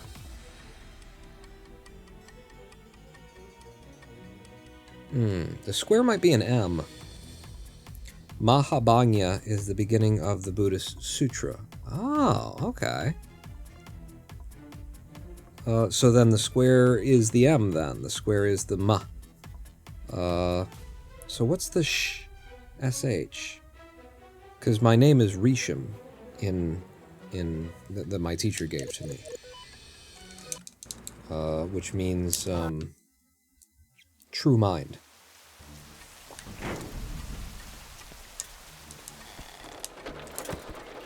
And which I consider an insult, and I love it. I absolutely love that it is an insult. And, you know, if I were given names out to students, I would absolutely take the opportunity to, you know, insult them. Or rather, to saddle them with a name that represents their biggest problem. That's the idea there. That's what I believe is going on. I don't know that that's true, but that's what I believe is going on in terms of the naming rituals. And you know, it'll be a rule of thumb kind of a thing. I think with me, between me and my master anyway, the name that he gave me was, you know, exposing my biggest problem. Oh yeah, that's it, Risham. That's how it looks. I forgot the upside down Y entirely. I forgot that was a character at all. And that those are, those are all of the Korean characters that I'm familiar with, because I was actually in South Korea, and, sitting with a number of different Zen monks, from South Korea, and they were, like, wondering aloud, oh, Risham, oh, that could be a good name, do you know, how it's, he said, I wish we knew how it was, written. And, since I knew it, I started to draw it, with my finger in the air, and, he watched, and he could tell that I was, writing it out in Korean, and he went, no, I mean in the Chinese. Because, the symbology in the Chinese is much, like, thicker language with a lot of subtlety. And so if you knew, what symbols out of the Chinese, if my teacher didn't give me it out of China, he doesn't know. He knows a little bit of Korean. But that's what he was reaching for, was, ooh, I wish we knew what it was from the Chinese. And it's kind of silly, because my teacher is an American trained in Korea, so he knows a little bit of Korean. He sure as shit doesn't know the Mandarin version. Lived there a couple of years. We went all across it, and we were there for like a month and a half. And we did a whole, Buddhist tour, climbed a number of different mountains to meet a number of different Zen masters. I think the nicest, neatest Zen master that we met might have not even, he wasn't even necessarily a Zen master, he might not have been the head of the temple, he might have just been the senior student. Or the head of that, wherever we were.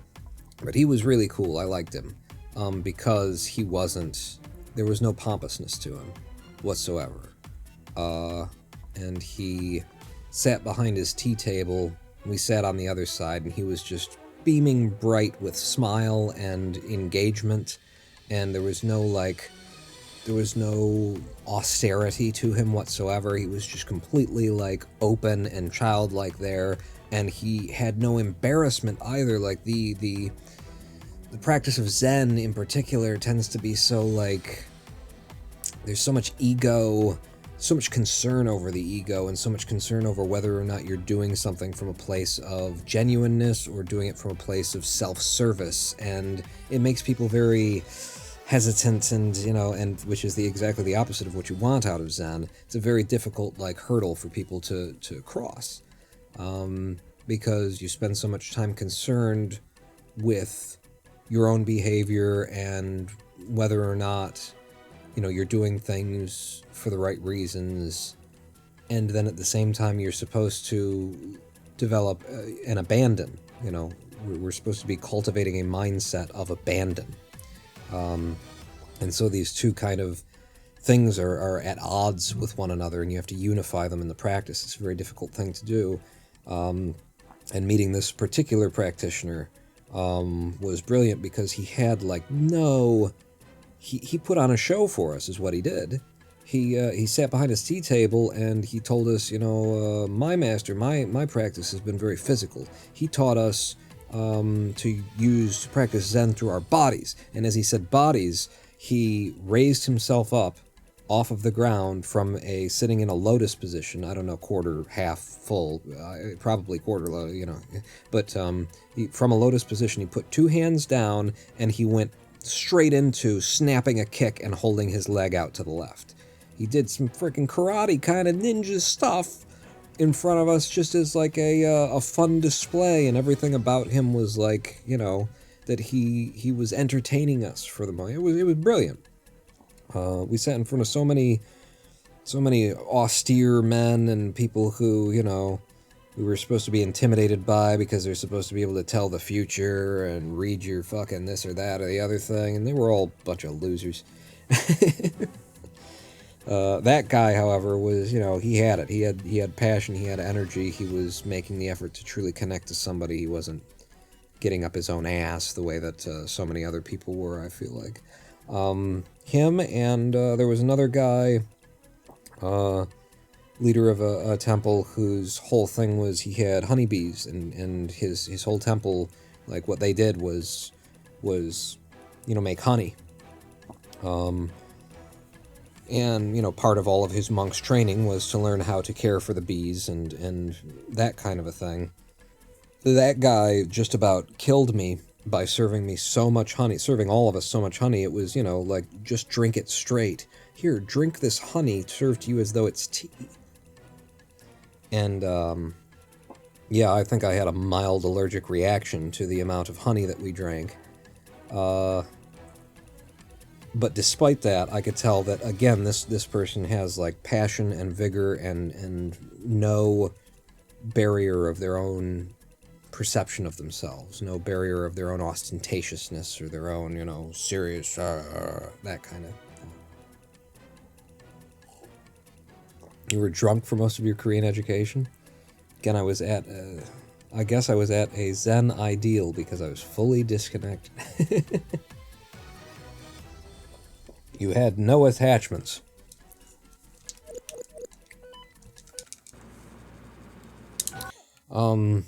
But I think what I started out to say before I got off on like 17 tangents to end up wherever we were there was that something that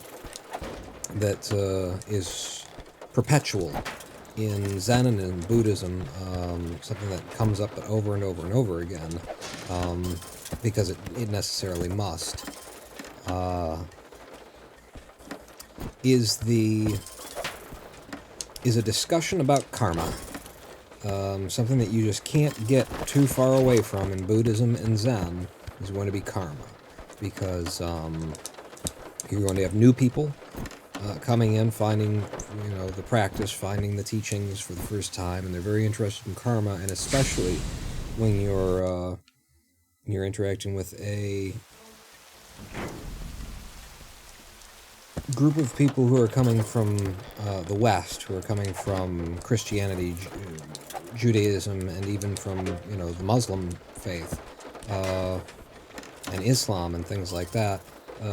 Very familiar with the concepts of what is somewhat minimized and childishly described as the golden rule. But just the concept of, you do good things happen to you. To do bad things happen to you. That kind of a thing going on. And karma very much leaves itself open to, being interpreted that way by the uninformed, by the ignorant. And much of the teachings of Buddhism as well kind of reinforce that you can absolutely read some of the Dharma, the Dhamma, however you want to say it.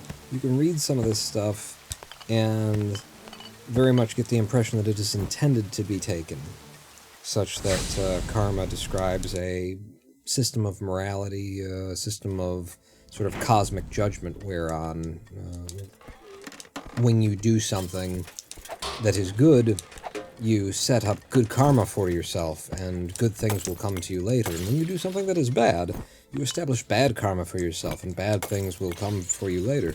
On the Buddhist end, and by which I mean, as opposed to like the Zen end, on the Buddhist end of things, the Theravadan in particular end of things, there is a great deal of emphasis placed on negating your karma, on coming to a place in your practice that you have put in the time and put in the effort and put in the energy to bring yourself to a zero karmic state. You have not made any karma, except for that you have made karma to end your repetition of karma. You're being trapped in the cycle of samsara, which is based on, the movement of the coming and going, the tathagata and the tathagata of karma. It could be said, I'm taking language and putting it places that I like. Other people might say, that's not really, I haven't heard it used that way or that place like that before. I'm not sure if that's what, but You don't have to listen to me, is the thing. I'm gonna take the gamble, and no, it would have been a lot of time and effort going around the building to the other side to even see if we could get into that lower part of the building, so I felt it was equal to just take the risk and save the time, because if we would have found a way in, it would have eaten so much time from us, we probably would have wanted to reset anyway. But so it comes up over and over again. Is this the bad karma for the super rich, the guillotine? Is the bad karma for the rich the guillotine? Yeah, absolutely. However, like, what is important and what, like, needs to be taught over and over again, and what, you know, probably Theravadan Buddhism probably would have a problem with me, saying this, at least some of them, some Theravadins. But, you know, what's important is to note that there is no cosmic judge in this process, and there is no such thing as good and bad, as right and wrong. These are concepts that we have, and we have defined good and bad and right and wrong based on what we like. You know, these human concepts of good and bad and right and wrong, our morality systems are entirely based on what is good for human beings, what we prefer. It is bad to stick your hand in the fire. It is bad to be burned. Why? Because it hurts a lot. And and then you're not going to be able to use your hand as much and stuff. Like, this is where our morality system comes from. It comes from, that felt good and this feels bad. And that's just ridiculous. In terms of goddamn, I skipped it. In terms of a morality system, that's utterly nonsensical to say that, you know, what a certain biological organism is, what is preferential for the survival or the, you know, sensational delights of a certain biological entity is inherently good and inherently bad. No, these concepts do not exist. Karma is not about good and bad. Karma is about physics. Karma is about the you know, thermodynamics of the universe. It is the acknowledgement that, you know, when you do something, you move the entire universe. There is a chain of events that will take place from every event, that we are in fact stuck in the process. We are living the process of one single continuous event right now.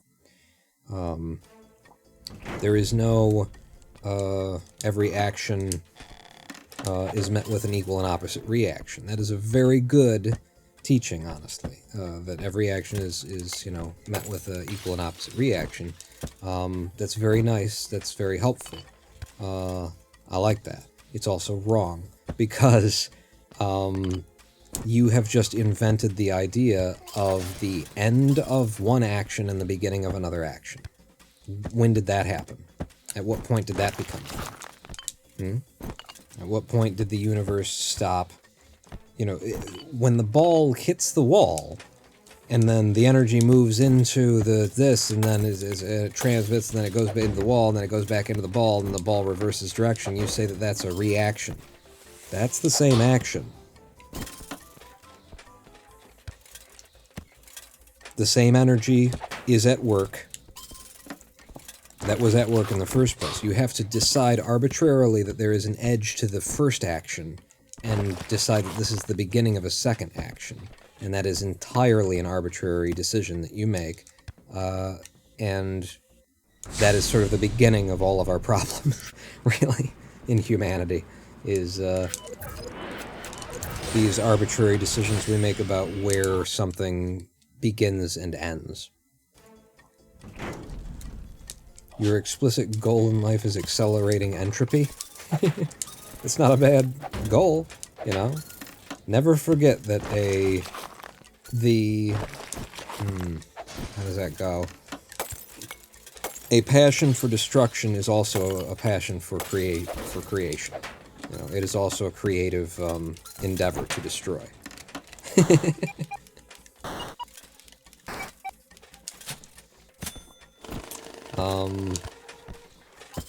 But so it's interesting to see the same conversation come up over and over and over again. It usually takes like a portion of a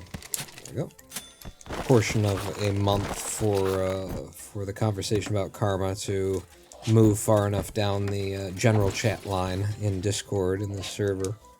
And then someone else will come in and start, asking questions about karma and seeking to understand the nature of karma, and that's good. It's a good thing. And, it will be a conversation that necessarily continues over and over and over again. However, we do end up having the same conversation. I hear a lot of people chiming in with their ideas about karma that are not based on anything experiential, but based, clearly on things that they've read and what they believe their understanding is. And what I tend to do is, let everyone have their say, and then when it looks like the conversation is starting to peter out, I come in and, remind everybody what the nature, what we're actually talking about here, that there is no edge, that there is no boundary, there is no end, because there's, and I'm not going at it from that perspective in order to be, the guy who has the last word. I do it that way specifically because there are many, many people in our community who can speak from those perspectives, and they will. I know that they will, and they do. There are few of us who speak from the perspective that I'm bringing when I bring it. So, I let the others speak to those perspectives where that is their understanding, and, I don't want to, cut anybody off or suggest that I know the one true and right answer to this question. All of the answers have some truth to them, have some value, and so let everyone say what they're going to say, and then I bring the part that I have as well. But it's just interesting to see it come and, over and over be the same thing, because it is coming from this place that is so intrinsic to the human mind, apparently.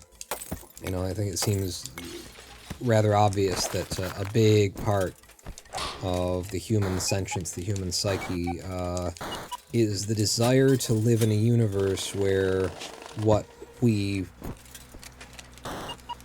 desire is considered good, We want to live in that world where if you are comfortable in your life, you got money, then that is evidence of the fact that you're a good person. You have worked hard, you have put in your time, you are an excellent human being, and the fact that you have money and that you're comfortable in your life, you're secure in your future, your kids have got the money for their college, that is evidence that you have lived the right way, as opposed to that's evidence that you have spent a lot of time concerning yourself with money.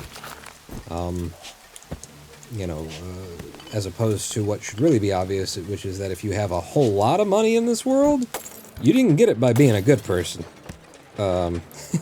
Especially in religion, you would expect people to have that perspective right off the top, right off the bat.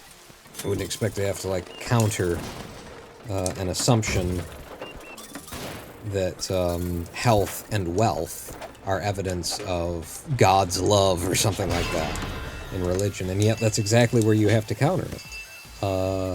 And I see it in the behaviors of everyone, no matter where you're coming from, no matter, whether it's a religious perspective or a political perspective or a philosophical perspective.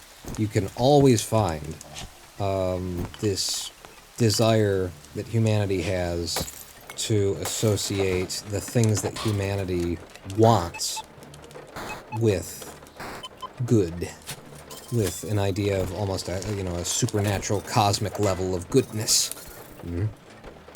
Even when the evidence, and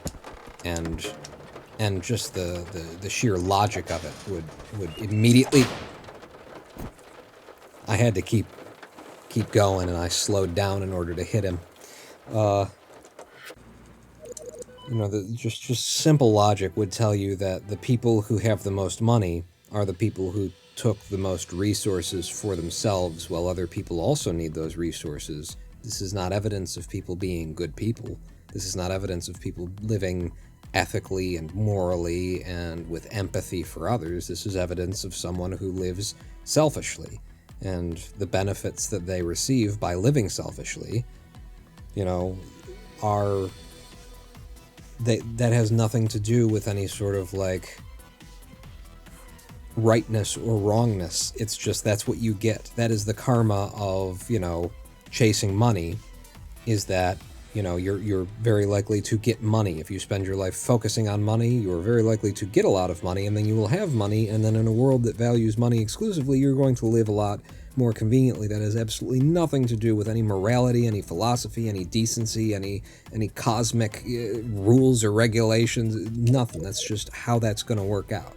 If our society were built differently, if it didn't value money as much, and those who have money, it would be a different story. But, you know, it's interesting to me that the one of the earliest books of the Bible, it's suspected to be, is the book of Job.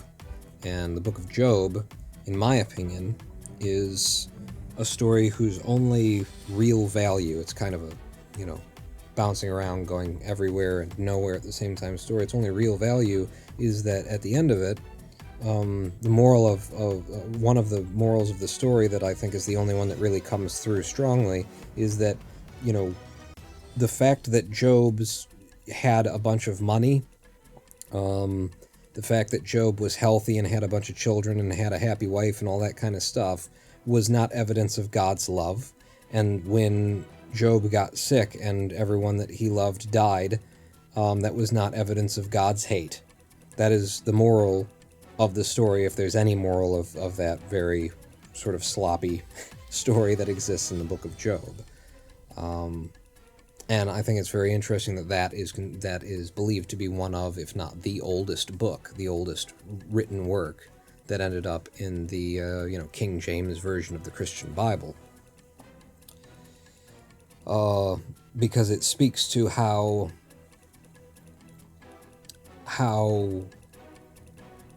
baked into humanity this desire to live in a just universe is, you know, and where justice is defined by the things that we like, as opposed to justice being defined by, you know, an asteroid hitting a planet generates a whole lot of, like, minerals.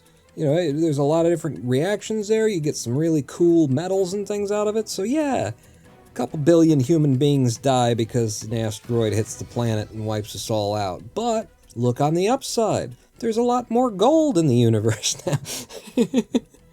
The universe doesn't give a shit about, you know, billions of hairless monkeys walking around thinking that they're all special, inventing their, you know, the gods that exist in their likeness and their image that created them, or that this and that and the other thing.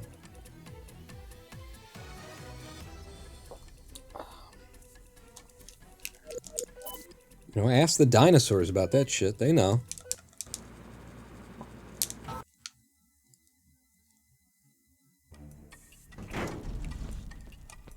Doesn't matter what I do, whether it is positive or negative, it contributes to entropy. Well then I guess, you know, having that, if that's your goal too, then you've really set yourself up for success, huh?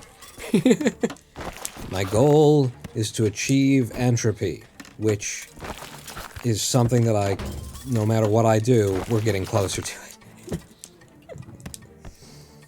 it. Although I, you know me, so I would have to argue with that a little bit and say, where entropy is a, you know, absolutely, there's no denying that that everything is proceeding toward a more unordered state kind of a thing, that is certainly a truth. There is also this very interesting truth that in the midst of a system in which everything is fleeing toward the least ordered state, you know, look around, look in the mirror, and this is pretty crazy to see how much order Like, what incredible level of order, you know, too. It's not just like, it's like, our immune system is enough reason to give everyone pause about the idea of, you know, entropy being like the only force at work in our universe. The immune system of a human being, of really any animal on this planet that's been around long enough. You did it again, Pawn.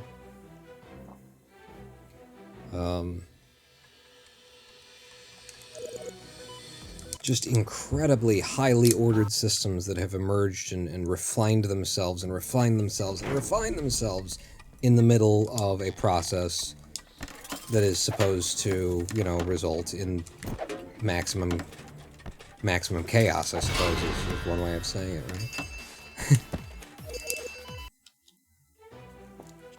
right? Which is where, you know, out of there grows my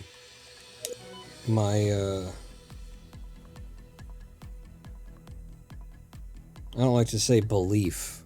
What would be a better word than belief? My idea.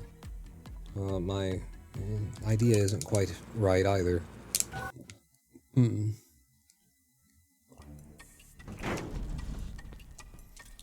But my sense that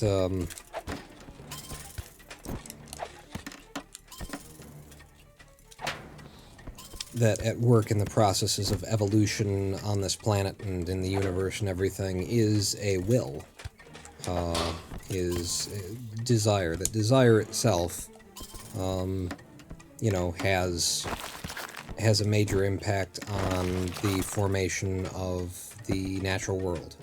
That the energy, the mind energy, the, you know, an animal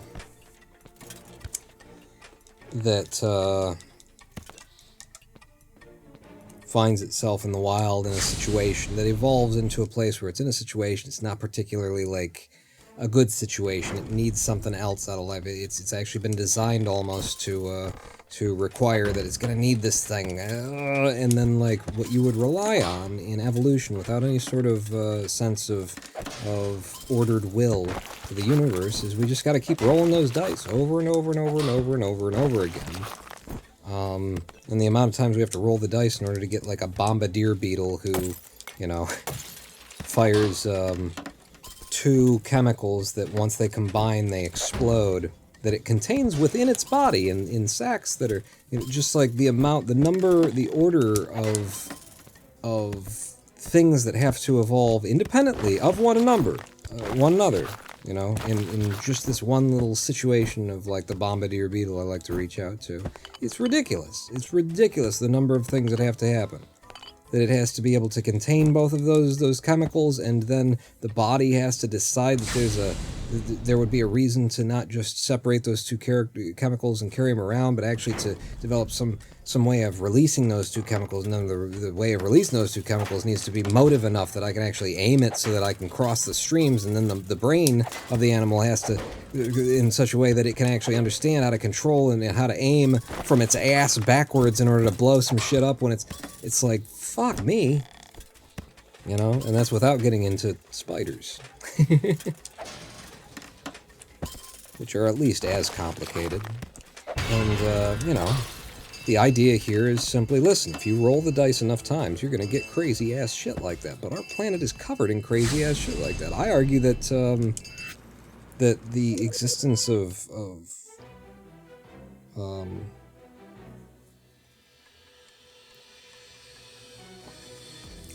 two-gender breeding is itself like, fucking what? Excuse me? How? Really? You're gonna say that was just a chance?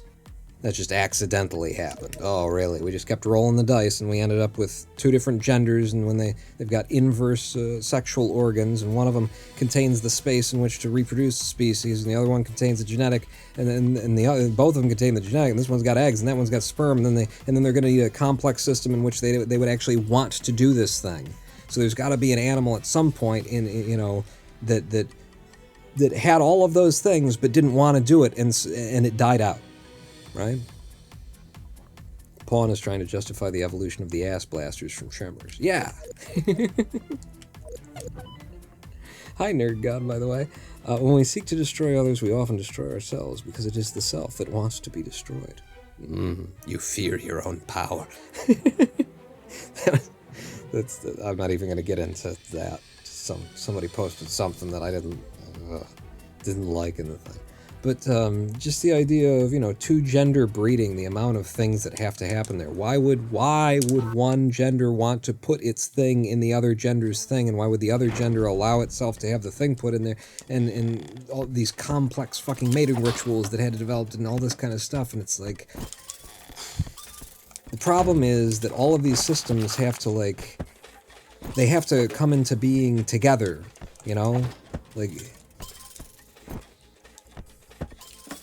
the difficulty of trying to break these systems down and say which one of these systems emerged all on its own and was just there but not doing anything, waiting for the other 6 systems that were required to come into existence. But it wasn't waiting for them because it was just random chance and all this kind of stuff. It's just...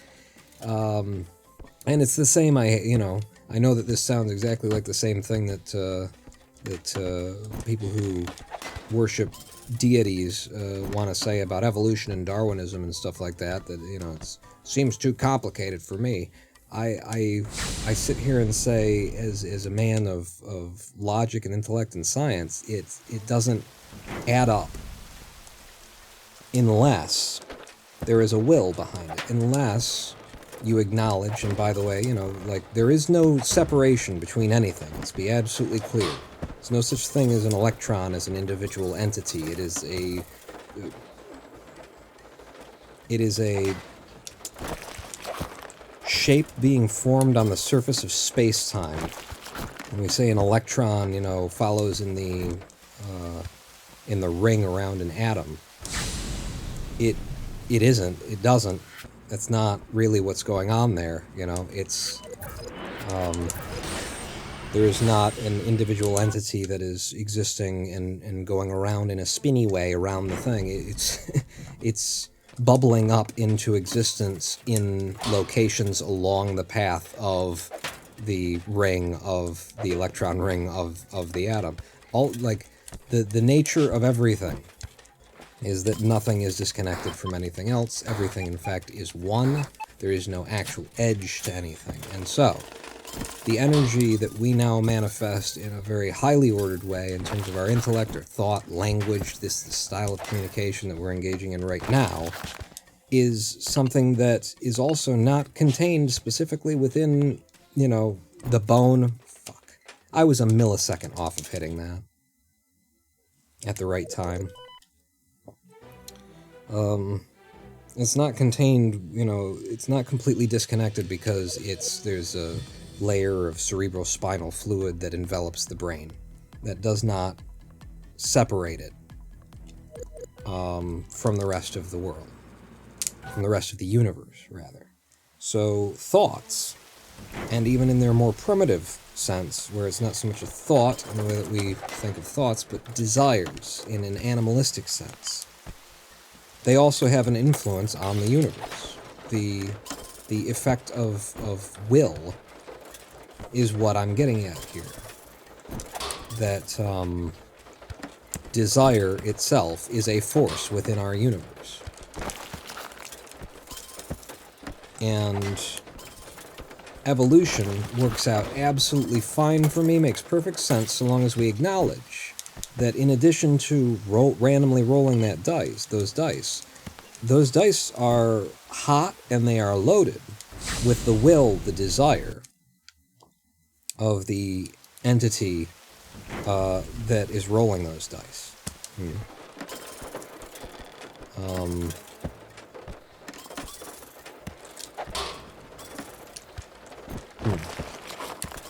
Maybe that's where to sort of leave off of it, actually. At least not continue adding to what I think stands on its own.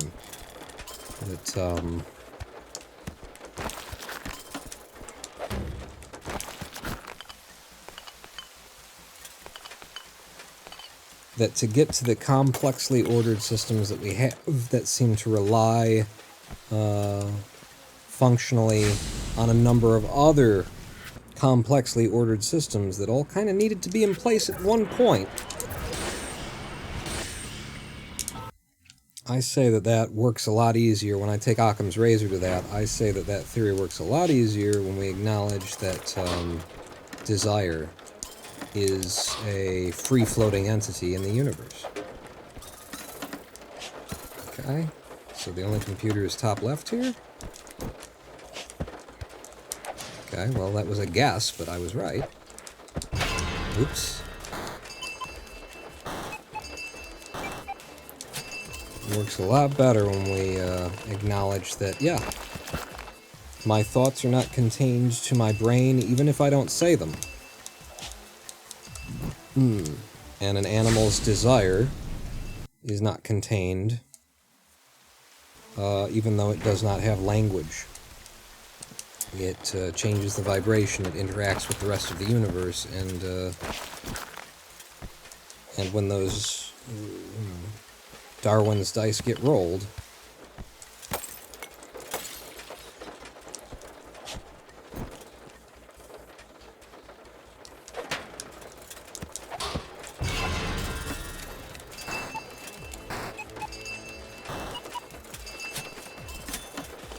they already want to be certain numbers.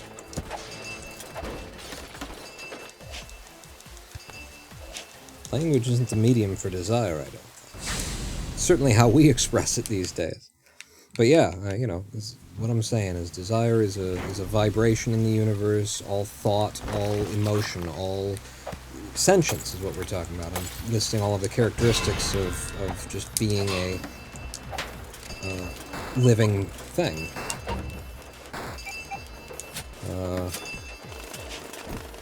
Damn it, there is no quick way in there.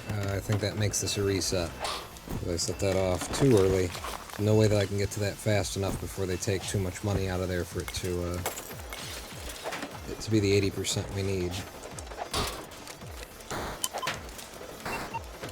But, you know, we'll finish it out, and we'll see the 74% number, and then we'll reset.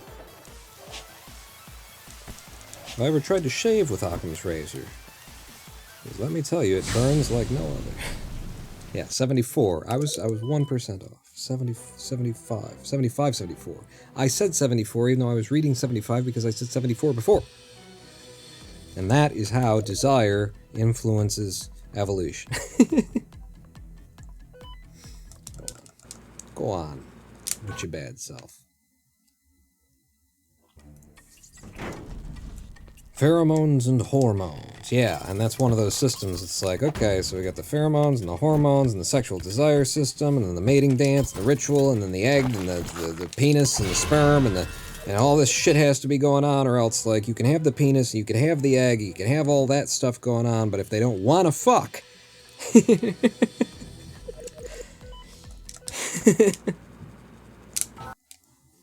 then, you know, the species is going to die out in the first generation before anyone can develop a pheromone or hormonal system.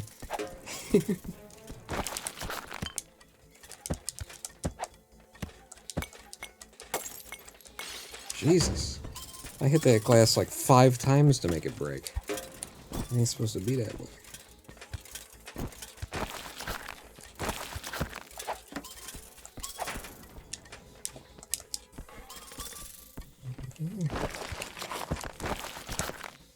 It's not a horrible first building. It's a good average first building if I got 100% of the money out of it.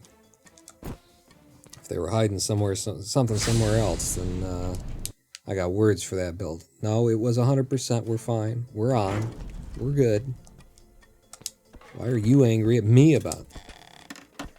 I told you I watch, you know, the same content over and over again. Oh, you don't have that yet. For the sake of, you know, treating my ME kindly, putting too much stress on my neurological system. It's Simple Flips Uncleared is the playlist that I loop pretty much every day. And so, boy, can I quote you, you know, entire episodes of that playlist.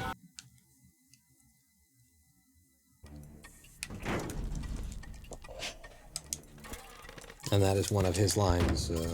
Why are you mad at me about that? Why? Why does he say that? For no particular reason, honestly. And that's why it stands out. That's why I remember it. That's why I like it. I want all that money because I like to hear it go bling bling bling bling bling bling bling bling bling bling bling bling bling bling bling.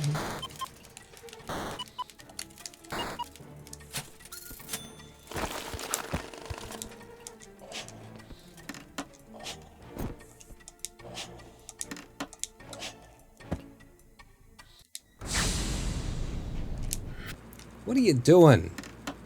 Oy vey.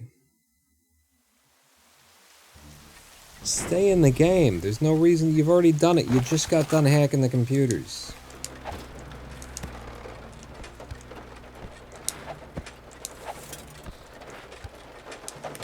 Get him.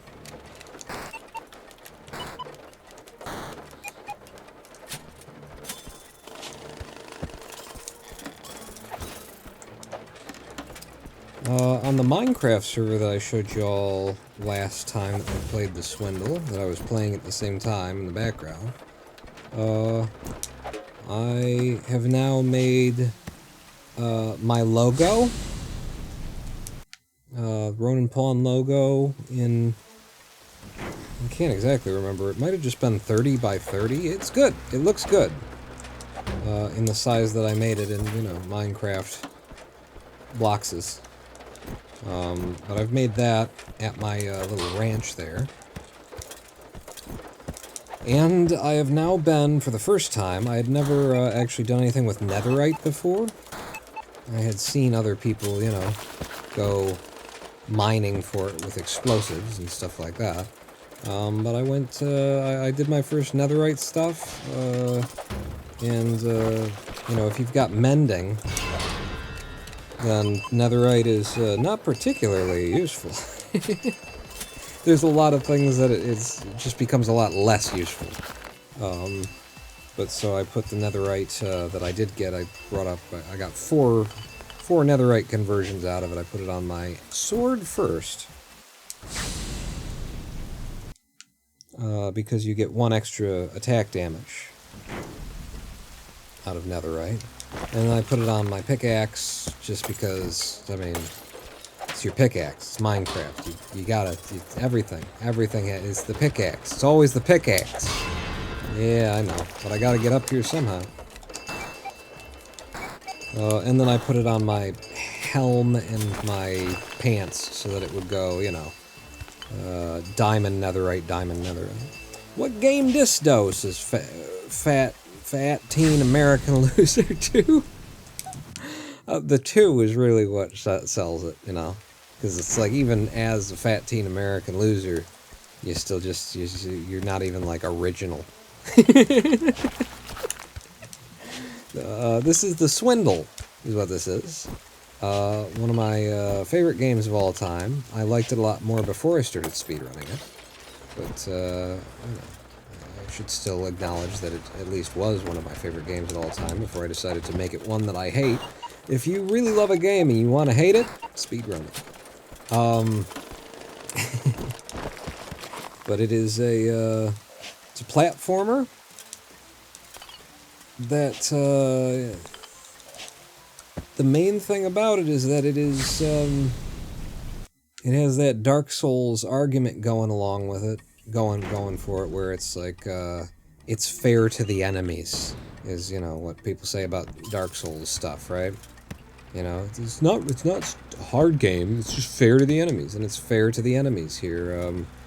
It's a little bit unfair to you in a number of situations, I would add, but I do have to acknowledge, at least, the primary thing that's going on here is, you know, you can't hit an enemy that you shouldn't be able to hit, even though, like, in another game, you'd probably be able to hit them, if you can reach them.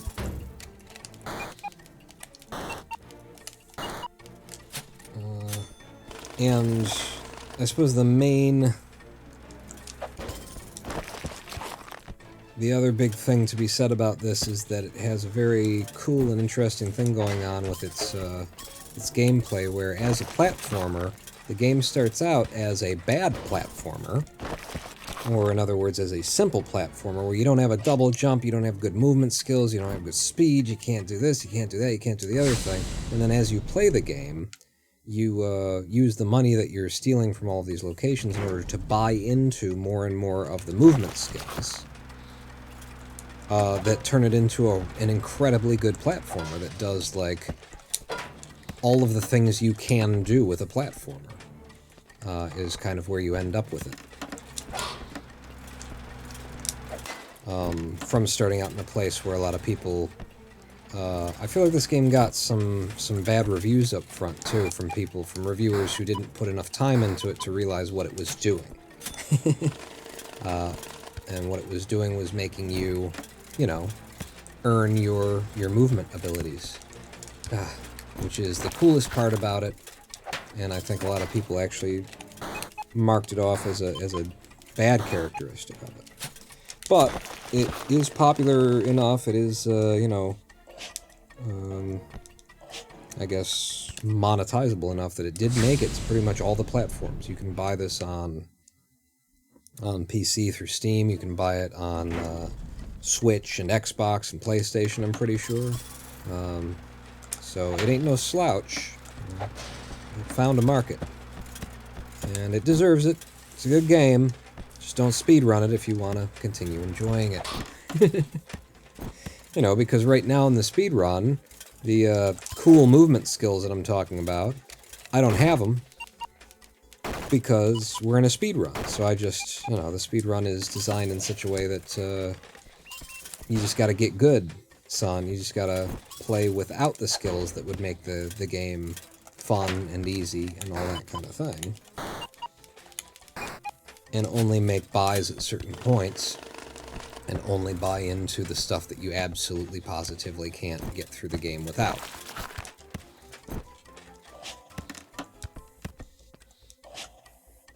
Hello, Simpsons fans. Alright, that is 10 successful heists out of this area, and that's what we want. So now I'm making a buy. I'm buying this into the other area. I'm buying this into a number of skills, basic things that we need, and then with the extra money that we've got, I'm buying into some things that we don't need, but that are nice. And we're into the warehouse district. So in terms of abilities I've just bought, one, you'll see that I'm running a lot faster now. I move quicker overall.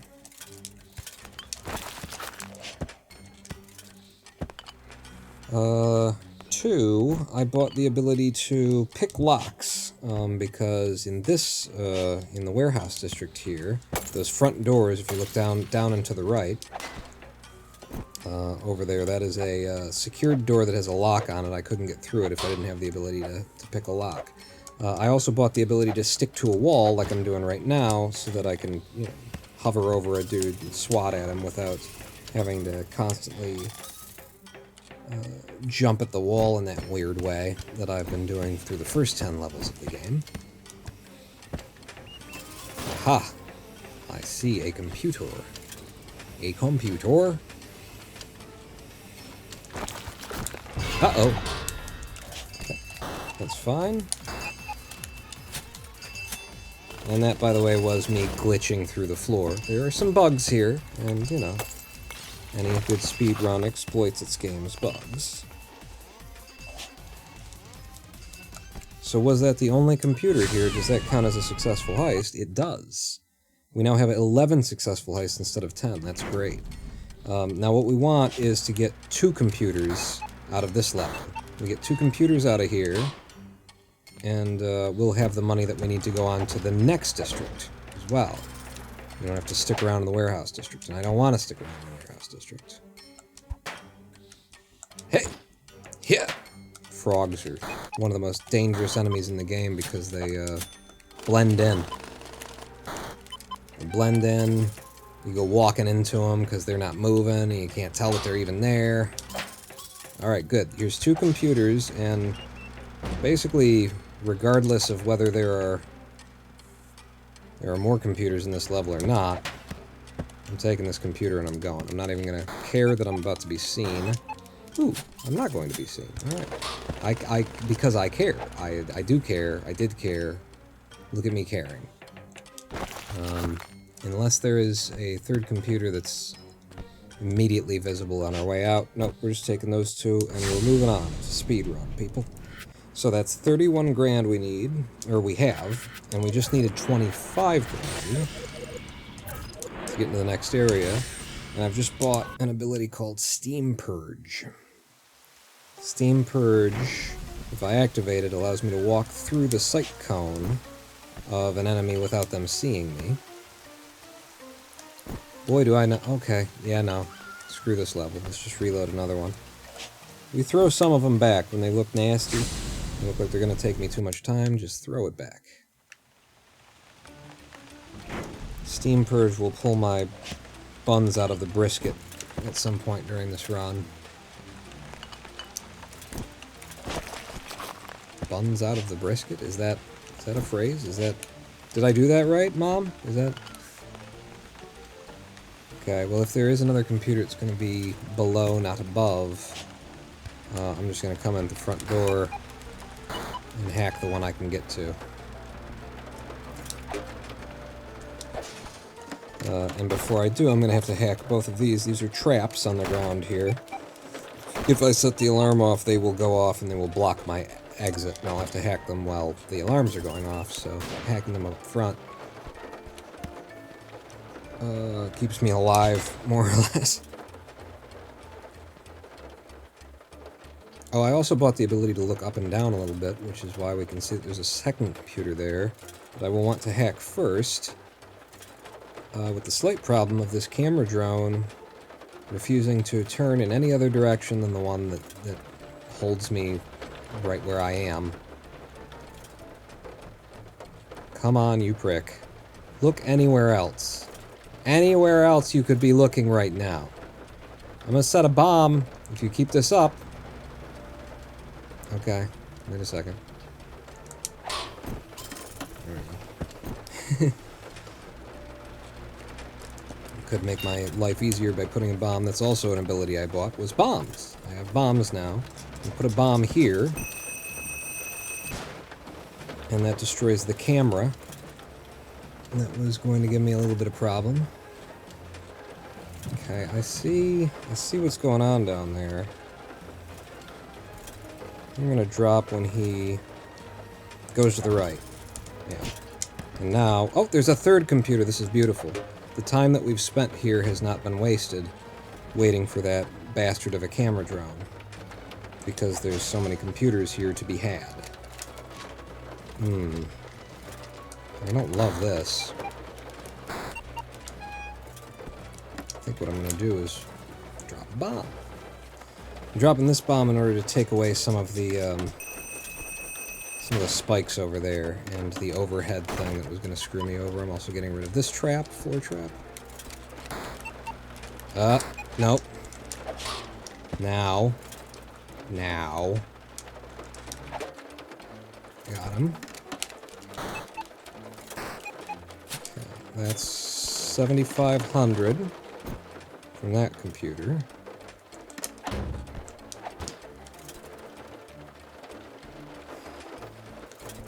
Wait for this guy.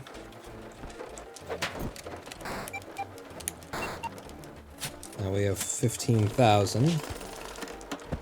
And, yeah, there's another one. Alright.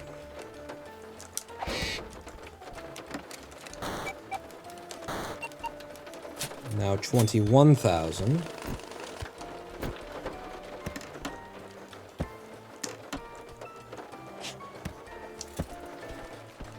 And now on our way out of the building, I'm gonna hack the computer that, ooh, this is a bit tricky. Is there a way for me to get up there? Ugh, I might have to... How are you gonna get up there? I think I gotta get this guy over here. I'll hack the mine, so that things are safe. And then from this side, how am I gonna get up there? Oh, they got me in a pickle.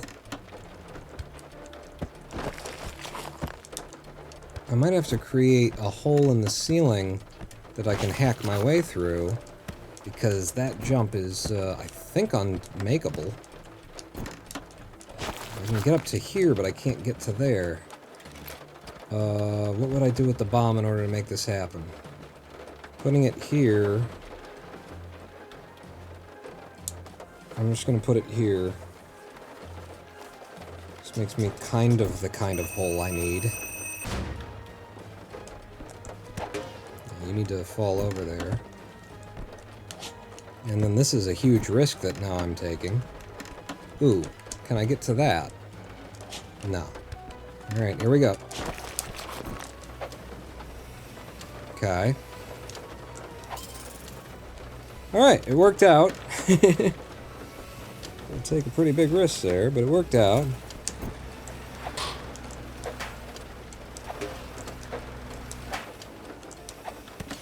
Thank you. And then we just hack that one secured computer on our way out, and Bob's your uncle. Ooh. We were about to set it off anyway, so it doesn't really matter. And just so you can see what Steam Purge is. That makes me invisible to their eyes. Oh, man! I thought we could leave, but we can't. We are $4,000 short of being able to leave. 5,000. So I'm just gonna grab this one computer and then we're gonna go. This guy takes 4 hits. Bit of a nuisance.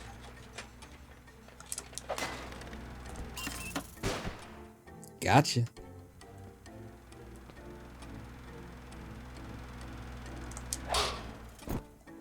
Hit number 1, let the camera pass. Hit number 2. And I don't care about being seen, because we're leaving anyway. Just wanted the one computer, even though there's one right upstairs there. Nope. Ain't got no time for that. Ain't nobody got time for that. And I can get the goggles. Ah, lovely. Nothing else, though. Alright, good. And we're into Casino Town. Good thing these robots aren't smart enough to something. I had to stop reading because the game. But now I have, you may notice, a bunch of ticks on the screen pointing at where the computers are. And they're below me, and I don't want them to be, so I'm going to load up another level. Enough to do the math that you're somewhere inside the smoke screen. Yes. It's integral to my, It's a nice steampunk aesthetic, you know, for this game, and they really, they lay into it on all fronts. There's one of them. Here's a computer, right? So I'm gonna drop a bomb on these blast doors.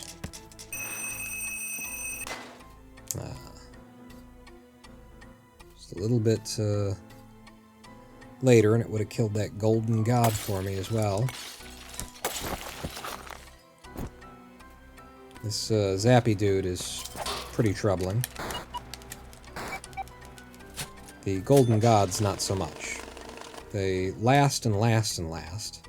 And you can beat the crap out of them and they ain't going anywhere. But they're slow walking, short-sighted, not a huge problematic issue. I don't think it's worth my time to hang around in this level trying to get computers that are secured.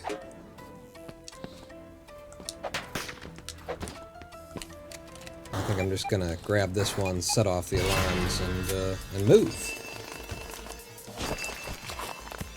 Cute Shark with the subscription. Thank you so much. 2-month streak. Yeah. I needed that to happen, but it also scared the crap out of me, because I was only half... I had my eyes half on chat and half on the game, and I really am fully on the game right now. But yeah, thank you so much for the sub. Cute Shark. Ooh. So at some point, one of those heists, I presume the one that we did in... Shoot, what's the name of it? in New Belgravia was also a successful heist. We have 12 successful heists here. Each one of those successful heists contributes to a multiplier. You gonna hear me? Hear me. Hear me! See that thing over there with the microphone on it? Trying to get it to... Hey! There you go. Listen, it flies, it explodes, it kills something. It's a lot of work to get into this building. I might be able to just get one at the top.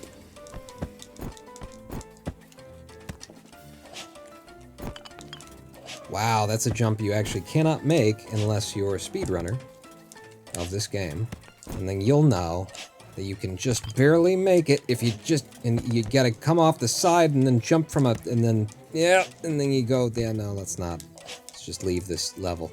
That's just reason number 6 for why we don't need to really be here.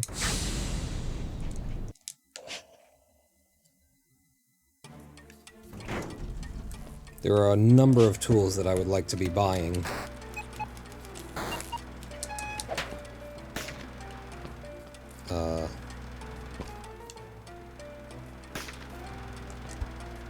See, I can't hit this thing when I say it's fair to the enemies, the game.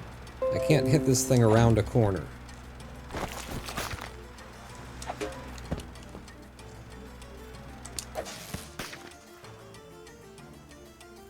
And that space helmeted dude over there, if you hit him while he's electrified, then you die for having hit him.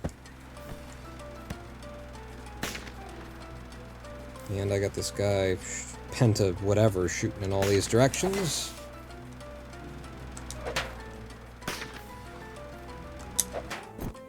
Okay, one problem down.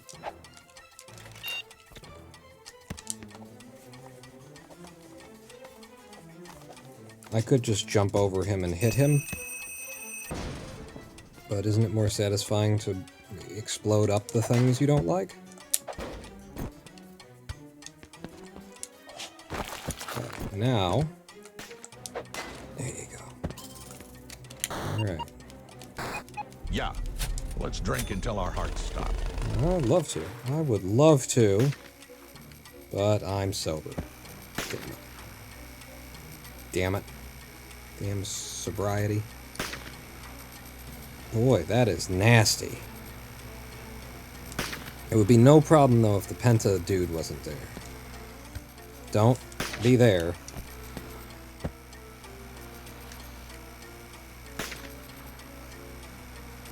Can't swing right now, because he's electrified. Okay, now I can at least hit you, I can hit you, I can hit you again. Can't swing, can't swing, can't swing, can't swing, can't swing, can't swing. Ah! Ah! Ah! I told you it was nasty down there, and it was all because of the Penta dude. He was the chessboard's knight, putting pressure on me from an awkward angle that I had to move around. Kept checkmating me. Well, he kept checking me anyway, until, you know, eventually the only way that I could not get shot by his next blast was to walk right into somebody's view and then trigger the ground trap and then get killed by that. It was a nasty, nasty scenario.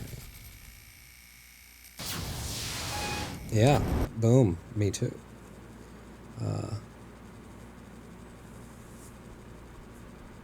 Do I have any water? I don't. Wait, no, here it is. Yes, I've got it right here.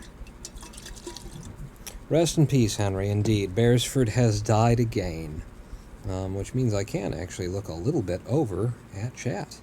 Imagine. Imagine. All the people. Living side by hand. Ooh, side by hand, yeah.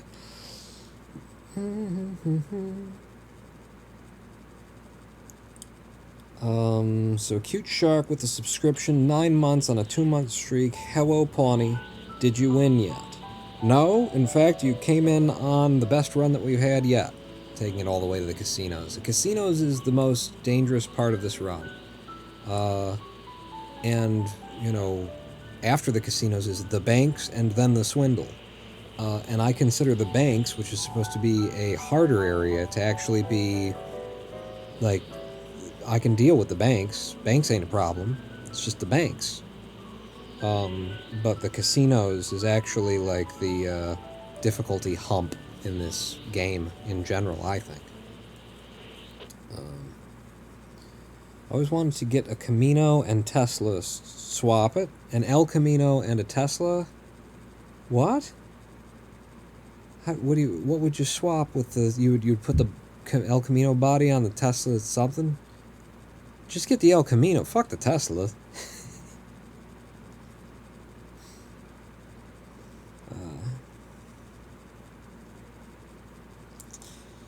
My girlfriend just wants to keep it from rotting in the driveway of someone who isn't interested, and she's fighting a losing battle. Is that about the El Camino, or the Tesla, or the water that we're drinking until our heart stops? I'm confused. Can't say I have experienced exploding the things I don't like, but I do like setting them on fire, which I imagine is similar.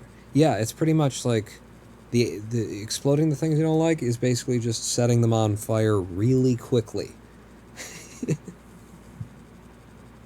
Where is the Minecraft intermission? I mean, I could. I absolutely could.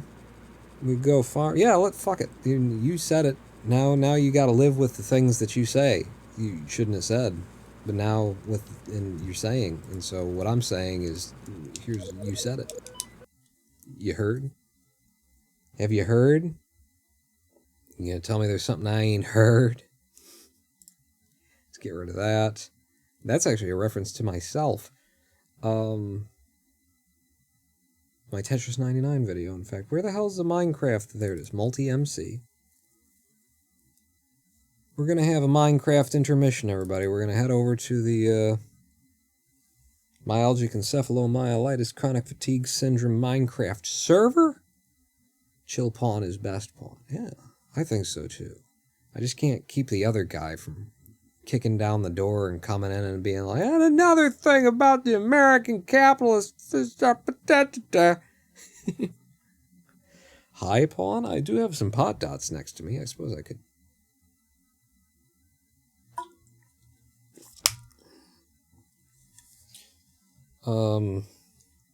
I have not felt high from any of these yet since I opened this bag either, because I have only had like 3 or 4 of them out of a bag for 100. These are 1 milligram THC M&Ms is what they are, is what I've got here. They're called pot dots.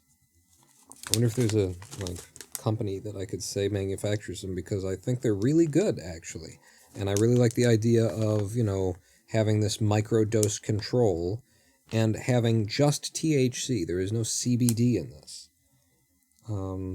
Company. Is there a company name on here? Dream Edibles. Dream Edibles is the name of the company. And I've actually kind of found it hard to find these things, but I've got a place that carries them, and I've got 1 milligram microdosable pot dots, THC infused sugar-shelled dark chocolates. These are dark chocolates. They also have milk chocolates. This is the first time I ever got the dark chocolates. But they consider it to be 10 pieces are a serving, and so there's 10 servings per bag, and I literally eat one, usually as a way of just putting myself to sleep. It helps, but I do think that there's something to the activation of whatever it is that, whatever the neuroreceptor is that gets activated, cannabinoid receptor, actually, I think it is. I think there is something to that in terms of helping with my neurological symptoms. So I have 1 milligram of THC these days, very infrequently. Like I hadn't had one for months and months, for probably 5 or 6 months. And then after we started doing the live streams, my neuro symptoms got a little bit more significant, and I had a couple of bad days, and I said, oh yeah, I've got that bag, and cracked them open. So I've had like 3 of them the past week, I think.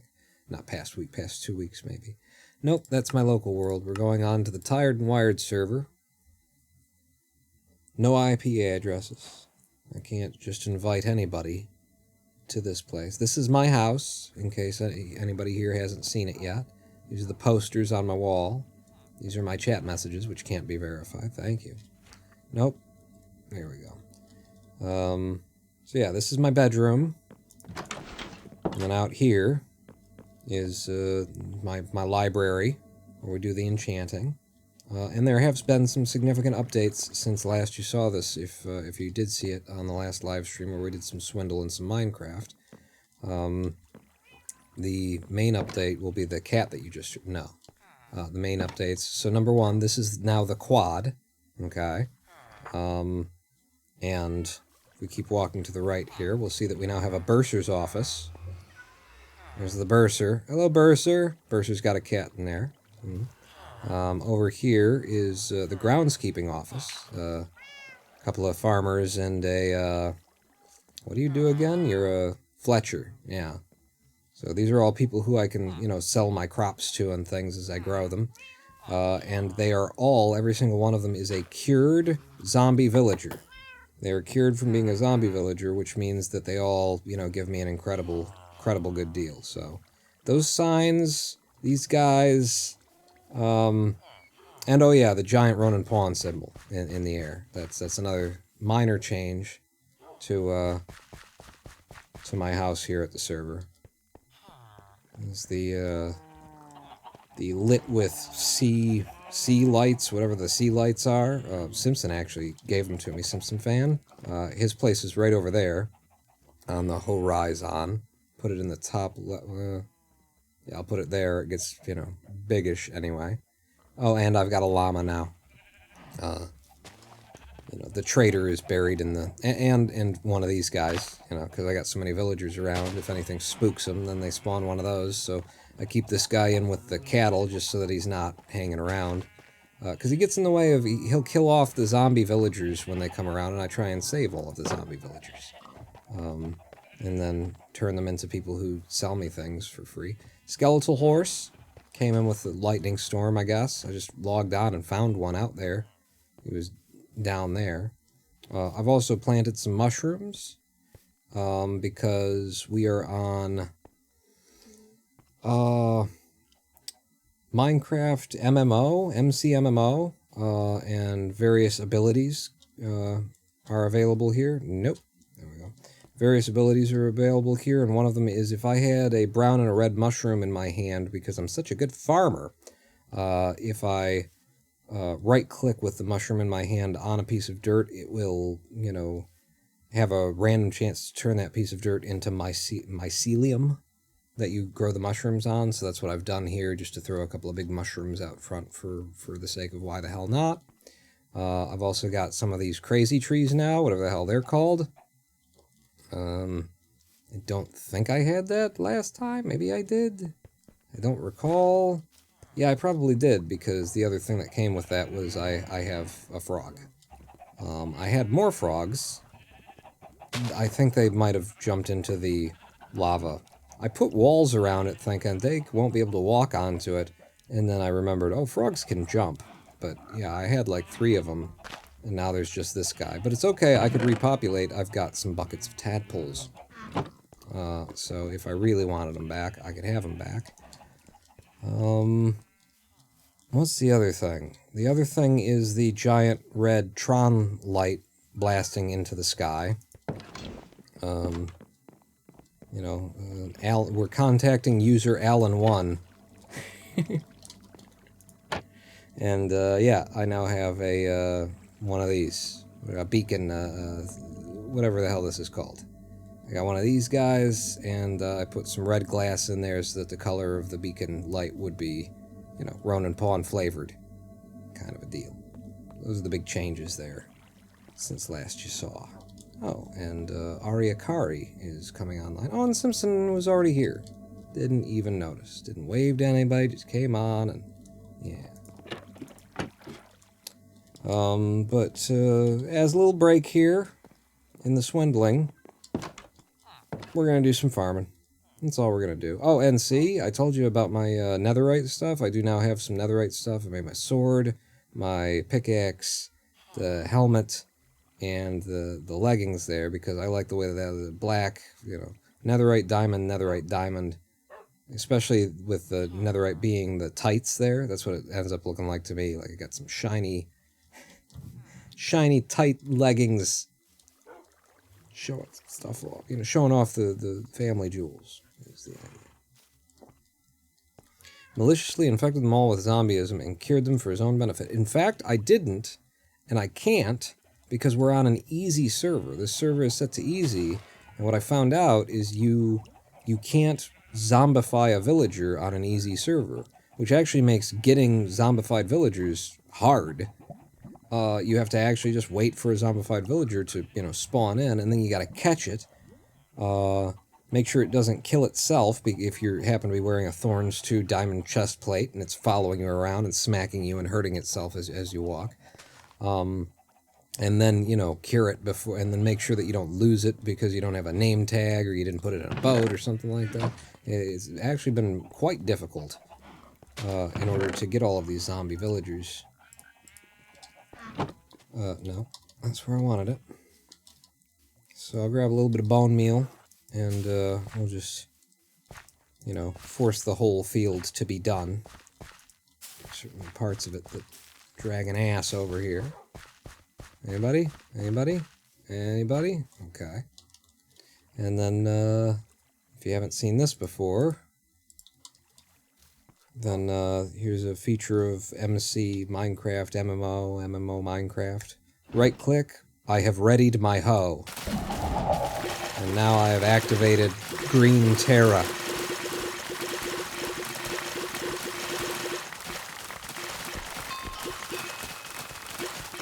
Behind me as I went, well, Green Terra was active. It replanted everything that I took up. And you can also see that what it replanted automatically, there it goes, is quite a ways well along in the growing cycle. Like that's several phases of wheat growth right there. So it's a very cool plugin. I really like this plugin for Minecraft. It adds that little extra something. And rewards you for the things that you would already be doing in game, and makes it feel like it makes it more rewarding for longer. You don't get as bored as quickly when you go, oh, I just hit level 200 farming. That means my Green Terra is gonna be something.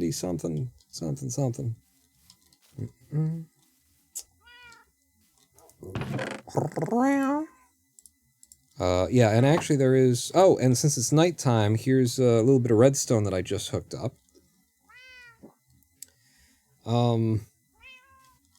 You'll note that the bursar's office and the groundskeeping office are now closed for the evening. Up here, I've got a daylight sensor, single daylight sensor that is feeding redstone to with the pushers. With the slimy, pushy thingy-madoodle. And these are actually stone stairs, so that they open up, visually they open up immediately, as much as you can get a whole block to do so. But so at the end of the night, it comes down, the villagers inside will not see a zombie out here coming to kill them, something like that, so they won't freak out. But also it's just kind of neat, I won't argue that the reason I did that was exclusively for the zombie thing. It was more just because I thought it would be neat, and it is. Okay, you asked for it.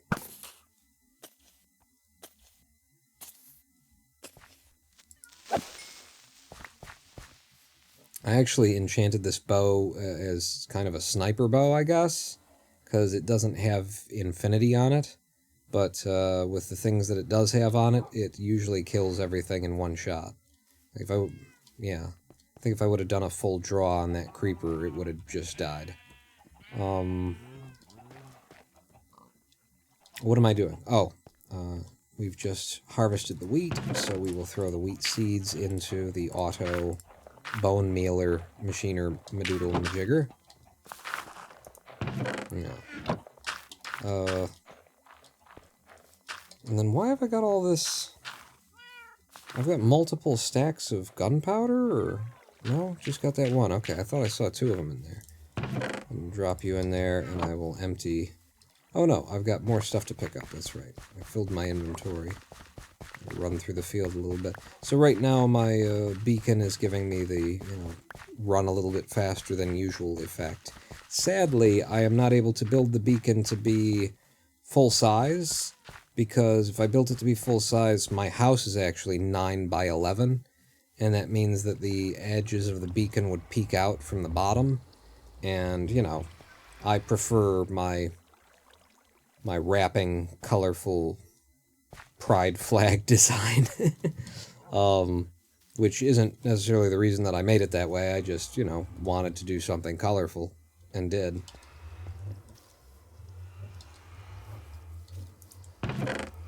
But so I have not actually, we're at a level 3 beacon as opposed to a level 4 one, just because of the aesthetics.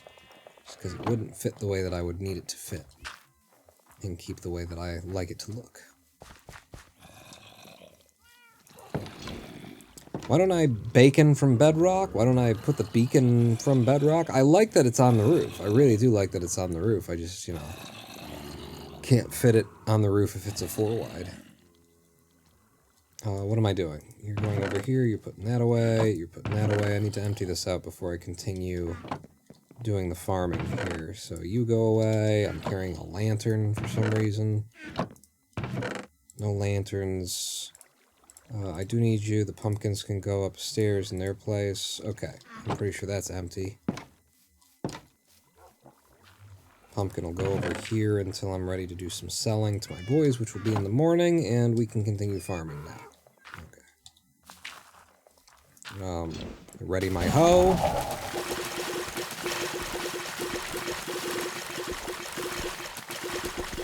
Before you do something with your hoe, make sure you've readied your hoe. If you don't mention it to your hoe that you're gonna do something, it's just relationship issues is what you're gonna cause there. So always ready your hoe.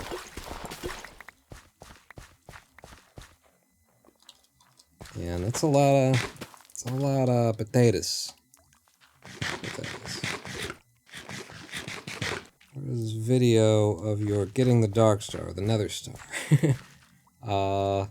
We actually did it together, me and Simpson, and who else was with us, Simpson?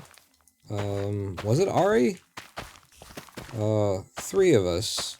I went and collected the, Ooh, I dodged something. Good boy, yeah. Every time that my dogs do an attack, I get taming points, too. It was Ari, okay, yeah. I went and got the Wither Skulls, and then Simpson had a location where, if it turned out that the Wither was going to wreck up the server, it wouldn't hurt anybody's house or property where they're developing and stuff. So we all TP'd over there and put it all together, and thing was dead in 7-8 seconds. Like, for half of the fight, I was drinking potions while Simpson and Ari went at the Wither. And I was just, I was downing all the potions that I had prepared in order to survive the Wither attack and fight it all on my own, and they had already killed it halfway by the time I had all the potions in me.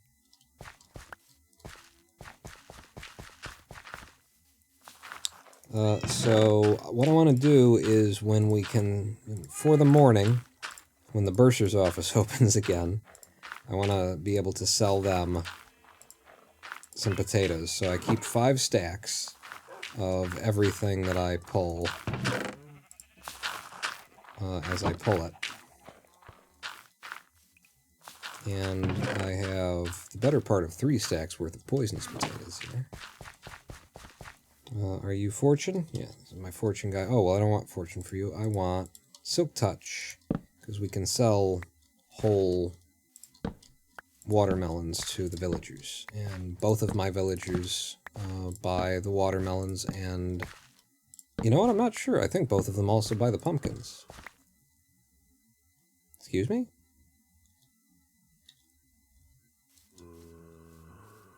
Yeah. I heard what sounded like a husk, actually. I guess it was just you, huh? And now, since I've got the netherite sword, yeah. I hit them once and walk away, the fire will kill them.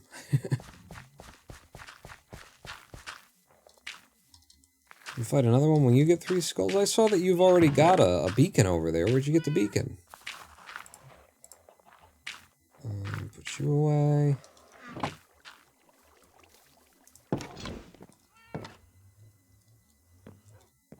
And you go in the icebox. Oh man, you're screwing up my order now. And then the spider eye goes upstairs. Just trying to keep this, you know, empty enough that when I do the rest of the farming, I won't have to be stopping over and over again. Right, let's pull up the... Well, actually, let's bone meal the carrots. Did I see one there? Yes, you did.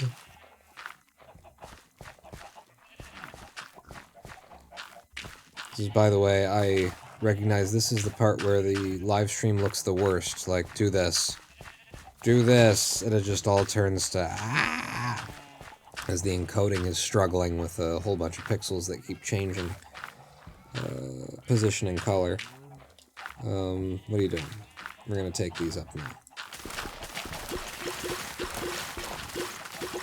I don't think green taro was ready, but even if it is, I want to save it for the beetroots, not the carrots.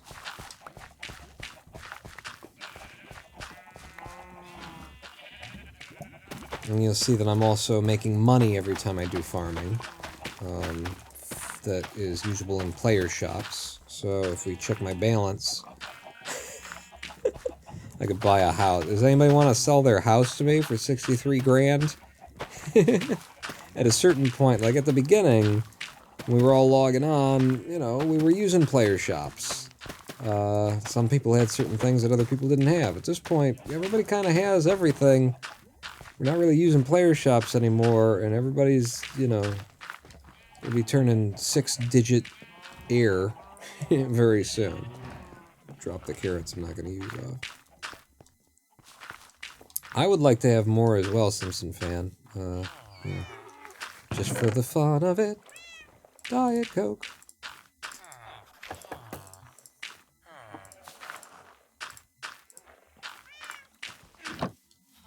But, I don't know... I guess I've got enough room for one more up there on my roof.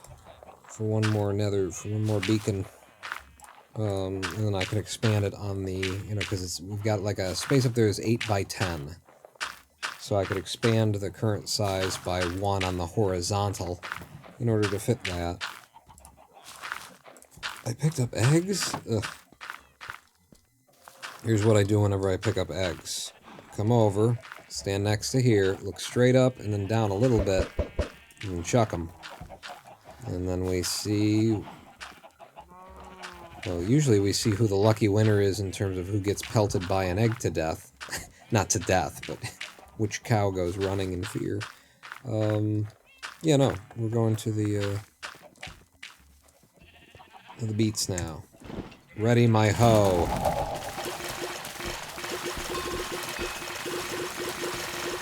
With a smaller field like this, you can just about get green Terra to, you know, fill the whole damn thing back in before it wears off. Oh, by the way, I finally did it. This was like, you know, an entire month's worth of work playing on this server as a farmer. I finally have a whole chest full of pumpkins. Pumpkins are one of the slowest things to, like, make a bunch of with, even with a reasonable sized thing, unless you automate it. And I didn't automate it. I wanted to do it by hand. I have done it by hand. And, I finally filled one entire chest with pumpkins by hand. And that was the last thing. I've got a whole chest of eggs, pumpkins, nether wart, Pumpkins were the last one to come in.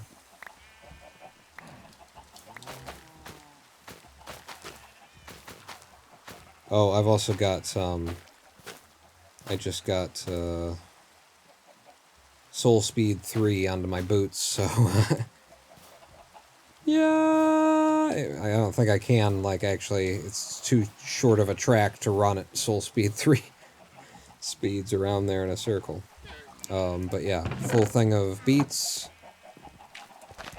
full thing of carrots, well, except for the carrot on a stick that I've got there, because I've also got a pig with a saddle on it somewhere in here. He's back there.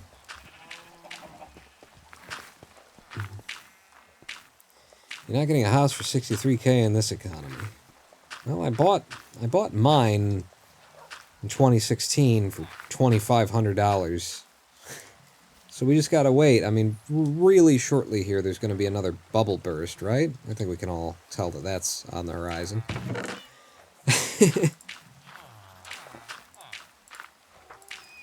And then we'll all be able to afford homes again.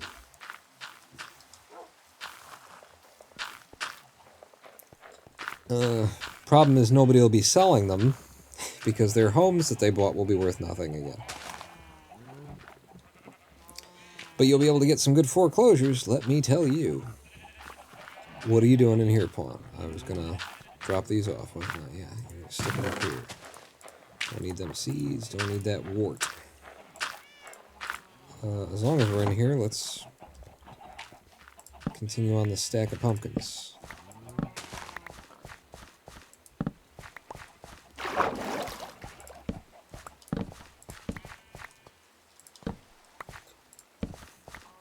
I always try and come to these at a diagonal so I don't end up popping the stalks. Okay, I guess as long as we're in here as well, as well get the other beetroot field.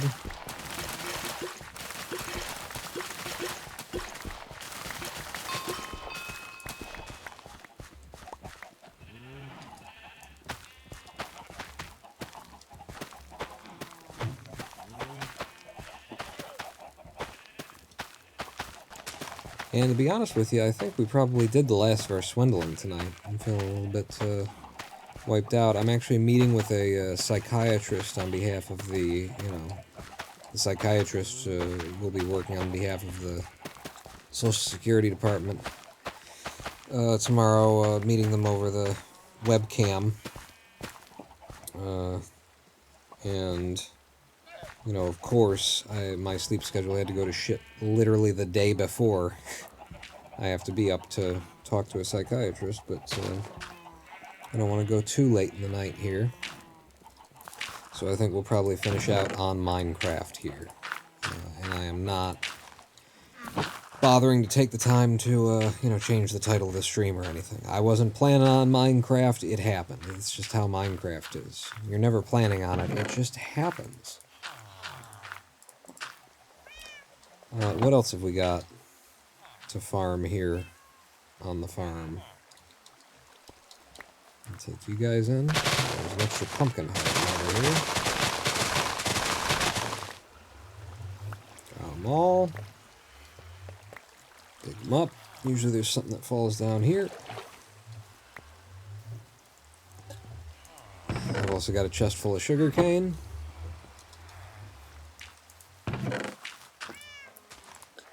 Put the sugarcane aside there. Grab one of the stacks of wheat that we pulled in earlier. And is that it then? Is that all of it? I think we've farmed all of my farming. Which means now it would be time to trade, but because this is on a daylight sensor and it's raining, I can't trade. Can we make the rain go away? It's not a thunderstorm, so no. Sleep schedules always change the worst timing, don't they, though? Don't they, though? Sometime about a week from now, more or less, I will have to meet with the SSDI's neurologist as well that they've set up for me. And that I have to go in person, which, you know, with MECFS, and the fact that I have not had COVID-19, you know, it's a threat to my life. I don't leave the house, and the way that Americans don't seem to give a fuck about the whole masking thing, including hospitals and doctors' offices and stuff like that. Like, if I catch COVID-19 for the first time,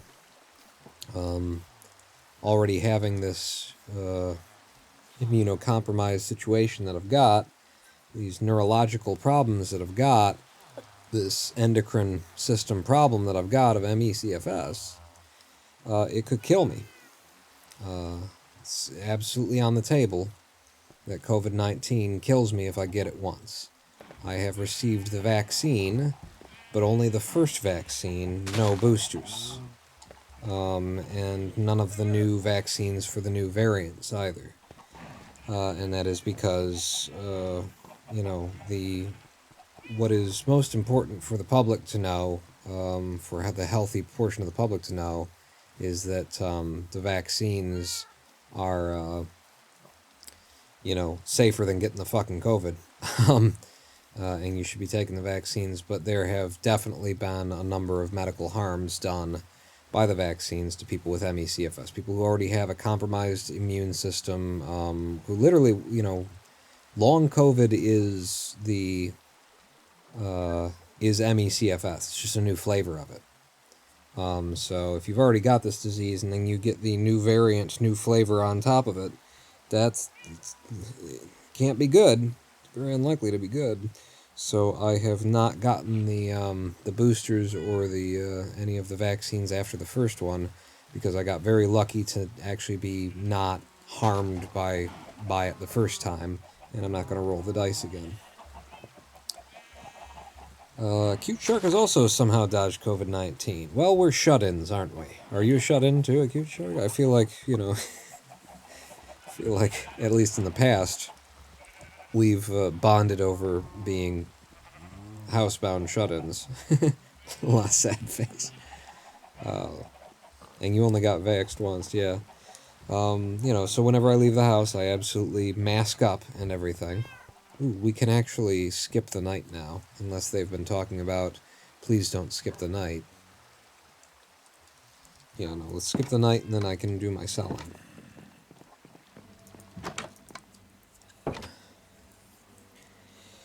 But yeah, I absolutely consider it a threat to have to leave the house pretty much at all at this point. There we go.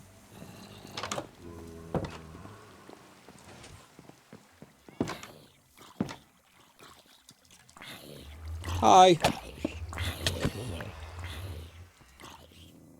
Another one? Go flying. Come on, I've got a big old... You know, what's on this thing? Knockback 2.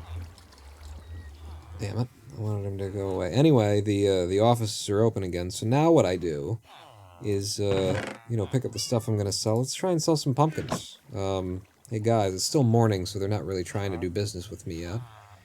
And because they've been cured from zombieism, 1 pumpkin, 1 emerald. And that's 12 he sold to me. The other one probably also sells pumpkins if he'll come forward. Wasn't you, James, right? Yeah, it's not James, it's Jamie. And there's Jambi. This is Jambi. That was James, and this is Jamie. They're not really open for business yet, but I'd like to conduct some business out of hours, Jamie. There you go. Yep, you also sell them. Another 12 out of him. Put the pumpkins away. Let's do the same with some melons. Jamie. 1 melon, 1 emerald. It's another 12. James. James, you were just close enough to me, James. Come on. There you go. That was not 12, was it? Well, maybe it was 12.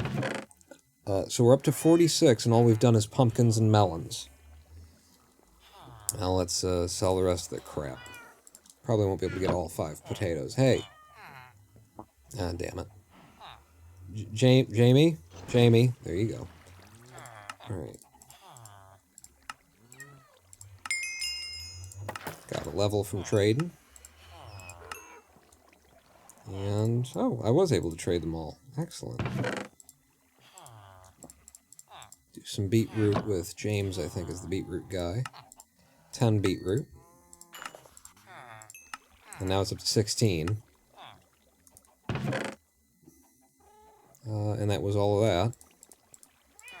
The carrots out, and that should be Jamie. Nope, it is not Zombie, it's James. Sell you the carrots.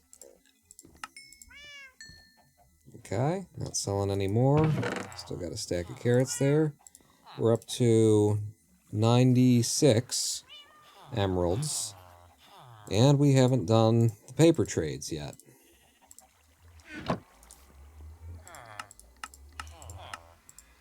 Make me some paper and speak to the bursar. Hey, Jimmy. That was, again, that's James, Jamie, and Zombie. And this is Jimmy. Ooh. Jimmy just went up from being an apprentice. Come on. Fart a little bit. Fart for me. There you go. He's a journeyman now. Oh, and I don't have enough paper to trade with a journeyman. Damn it. What'll you do for me? You will do... If I give you one compass, you'll give me a woodland explorer map? Ooh.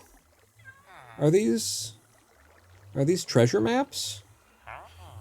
Can I buy treasure maps from my guy? I thought you could only get those from chests and stuff. That's fucking awesome. 1 emerald and a compass? Is that the idea? Well, I'm absolutely going on an adventure right here on the live stream. I should probably change the name of the live stream to We're Doing Minecraft now. Yeah. Wait a second. Just at least change the game that we're playing, I guess. I don't know. Swindle to Minecraft. Not Mycraft. Not Sherlock's brother or whatever. Minecraft. Thank you. Yeah, I'm not changing the title, though. It's too much effort. I'd have to think about it. Only the woodland map. What about the Ocean Explorer map? What's an Ocean Explorer map? Huh? Do I not have more? No, you don't. Alright, let's put that back, put that back. So, one batch of trading, and I didn't even bother trading with Zombie, who does sticks, 27 sticks for an emerald. One batch of trading with my guys brings in 100. That was 100. Cool. Nice round number, too. Which is why, you know, I got some blocks of emerald going on here. Up to 43, and there's some, you know, on the roof.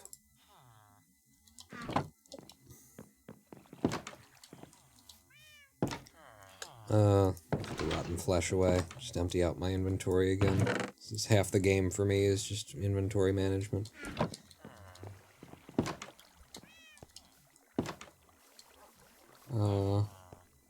Ocean Monument, maybe? Yeah, we should go. I'll grab both of them. To hell with it. I'll grab both of the maps that I can get here. Which means that... Excuse me? I put the beetroot seeds in the bottom instead of the top. Dirt. Drop those back in. I mean, that often happens in, you know, your diet. You'll put some seeds into the top, and they'll come out still seeds in the bottom. If you know what I mean. But so then I need some compasses. Which, what the hell do you make compasses out of? Redstone and iron? Is that all? Is it gold? Is there gold involved in the compasses? No, the clock is gold. Do I have iron on me? I don't have iron on me? I always try and keep some iron on me. Yeah. So give me 2 compasses. And then 2 emeralds. I think that's what we need to make this by. You, sir, before you close down for the day, I would like to buy a Woodland Explorer map and an Ocean Explorer map. Alright. Thank you, Jimmy. And then, since it is coming up on the end of the day, and I'm thirsty, I'm gonna stand here, and, we're just gonna wait for the sun to set while I have a sipsy here. What kind of name is Zombie? Yes, nerd god. It is Pee Wee Herman's head in a box. Mecca lecca high, mecca hiney ho. Mecca lecca high, mecca chunny ho. Mecca lecca high, mecca hiney ho. That was Zombie.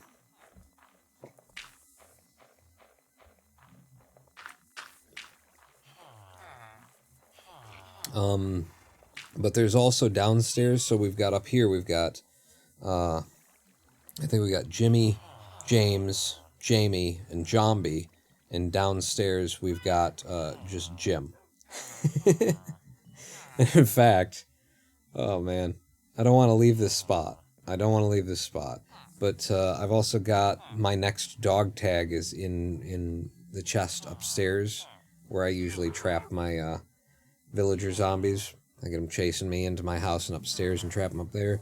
Got my next dog name tag. And I've already named it. And I don't remember what it is, but, you know, it follows the trend. Jim, Jamie, James, Zombie, Jimmy, Jim, Jamie, Zombie, Jumby. Oh, I think I made it Jerome. That's what I did. I made it Jerome. Looking at how Canada has been doing with COVID-19, we didn't get a winter wave last year, and we've been able to control things well enough where we've dropped the mask mandate. Over here, we've dropped the mask mandate. Well, we've got 600 people dying a day, and 150 being diagnosed with long COVID a day. A day.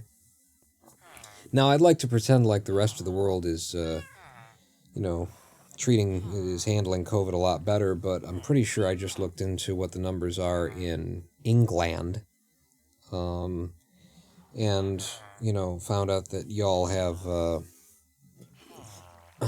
want to say, I think it was like 100 a day, and whatever it is, it's, you know, the population in England is like between 60 and 70 million, I believe, and, whatever, yeah, and I believe you've got like 100 a day dying, so you've got the exact same rate of death as America has in England.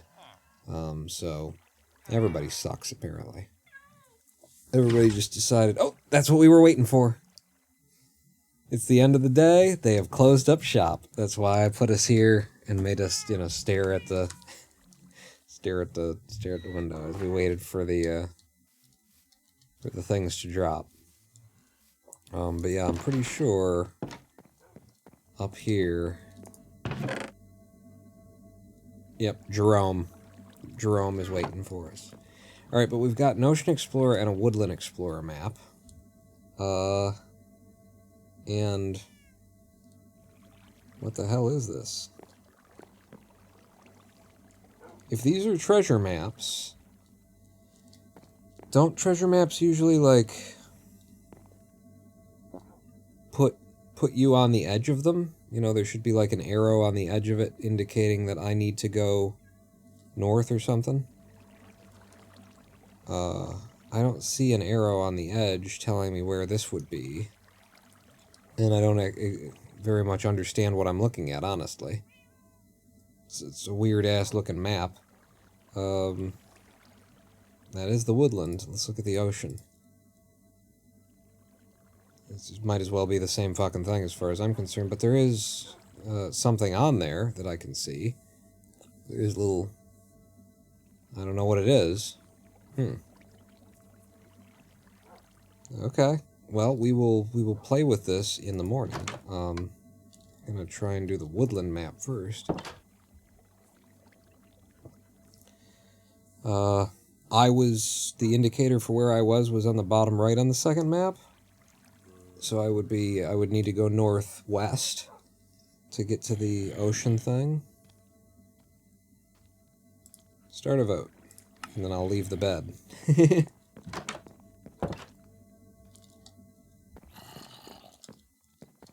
I'll go outside, find this zombie, gun him down.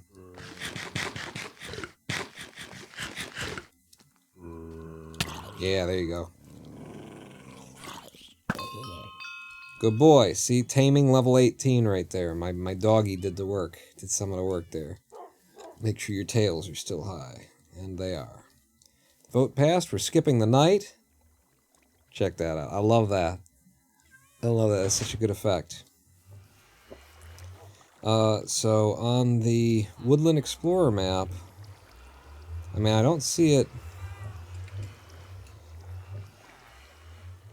I don't see any indication, so I kind of got to assume that it's like hiding on the bottom there. Oh no, bottom right, is that little white dot? Is that me? On the bottom right of this one? I don't know. It looks like it's within the boundaries of the map. I'm not sure. Maybe it is. We're going to head to the north. That's north. And we got to go northwest. So northwest. Okay. And I really don't want that. Okay, let's put that over here, I think. Alright. Go down the wonderful stairs that you made and probably take the river. I think I'm pretty much the only person on the server left who doesn't have wings, and I'm okay with that. I kind of wanted to play from the ground in the first place. I didn't want the wings while I was building everything that I was building. Because it changes the way that you think about the world. It changes the way that you're building. And that's fine if that's what you want to do. I wanted to be on the ground. For this one. That said, now that I'm kind of end game, I'm struggling to come up with like the next thing to do in Minecraft. Something else to entertain myself. I will probably grab myself a couple of stacks of ender pearls and go looking for a pair of wings. Just for something to do. I would really want to be heading like harsh west.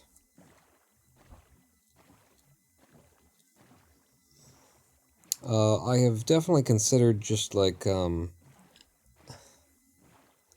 have to come up with a good idea for some, like, statue to make or something like that. You know, I got a lot of materials. That little white dot is still in the place where it was. And as soon as we get past this edge here, I would be heading as west as I could be, actually, which should be this direction, isn't it? Like, if I go F3 and then... What are we looking at? Where does it say what direction you're facing? West, towards -X, yeah.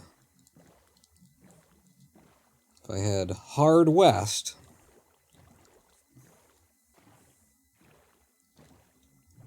Hopefully, eventually, we'd see that little dot move.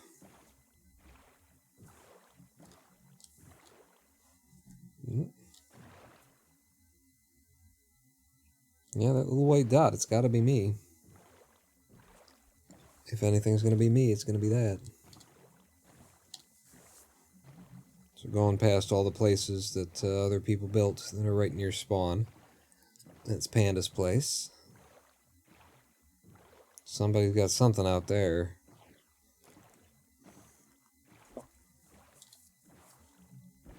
I mean, if it's a forest, then, it's a 2 times chicken.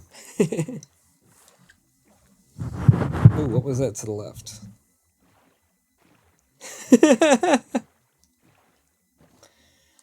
It's a trader. What you selling? Cornflower, black dye, vines, light gray dye, red mushrooms, and packed ice. Yeah, I guess that is something that you'd have if you're living on the ocean here. It's your guardian farm? Over there? Okay. Is that how I got all them sea lights? Simpson gave me 3 stacks of sea lights in order to build my Ronin Pawn logo. The hell is that? Ah, it's just the rippling effect of the water, apparently. Still no movement. Oh. Could be miles and miles away.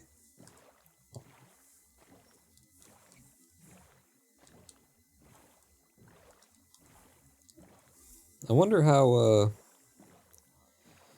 such maps generate, you know?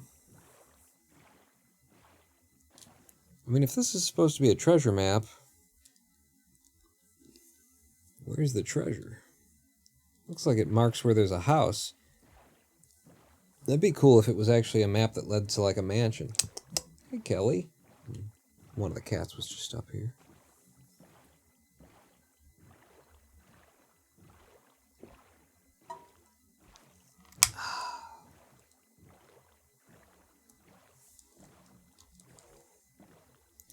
It's a big old ocean, let me tell you. I think I crossed this ocean once before in order to get my frogs. I think it was a similar direction anyway. No movement on the tiny white dot. Hey, but at least we're seeing something.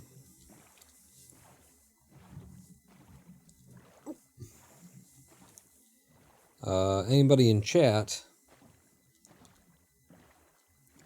who wants to have a little viewer participation, feel free to look up, like, Woodland Explorer map and make sure that, like, I'm using this correctly. We're assuming that that tiny white dot in the bottom right corner is me.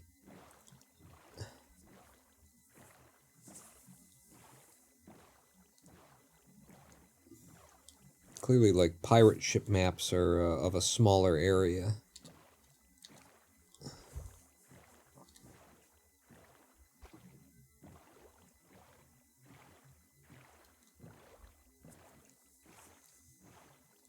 So I'm going to have to go around this way. And that indeed may be the forest.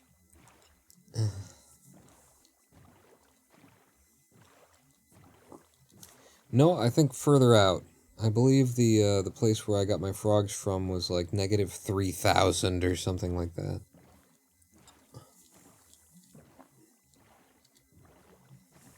But I may remember passing this little jungle biome.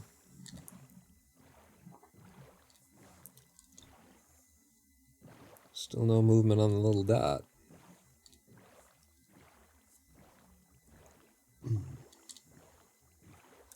Oh, Jesus. I don't think I took my meds. My second dose of meds today. I got distracted. I started a live stream and I got distracted. Give me a minute. I take 3 milligrams of naltrexone.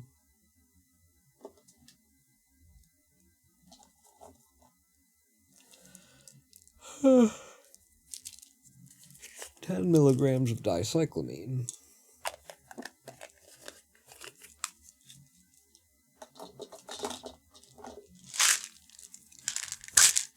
And I think I'm going to double down on the ibuprofen and do 400 milligrams. You yawned and then I did? It's just that transmissible. You don't even need to know that the other person is yawning. Hey, you know what? Actually, one way of viewing humanity is that we're just in a never-ending chain of yawns.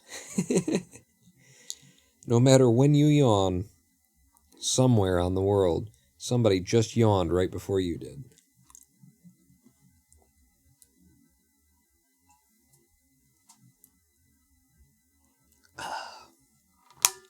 It's a sports stadium wave that we're all participating in, but we don't know it.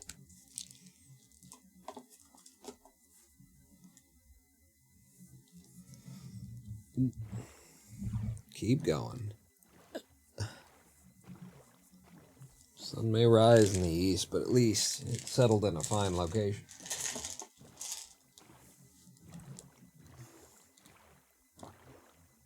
Still no movement. Same thing with farts. I don't believe that I've ever had the experience of someone farting and then me feeling the need to fart. Lady Pawn surprised me. She didn't even say anything about it either. She went to bed, but she surprised me with a pair of reading glasses. I don't wear glasses. I don't need glasses. She gave me these reading glasses, and oh yeah, I will absolutely use these for near field focus. Put them on and read something, and it absolutely felt like it was a bit easier. What the hell did I just pick up? Kelp.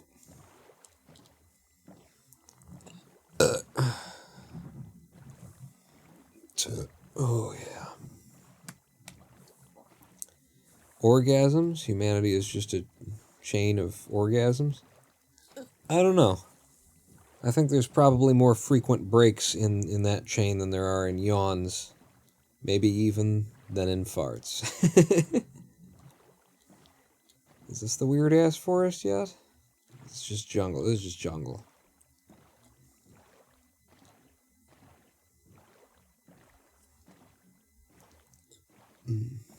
I wasn't straining to read? No, I wasn't, Ooh, there's some lava here. Okay. That'll be a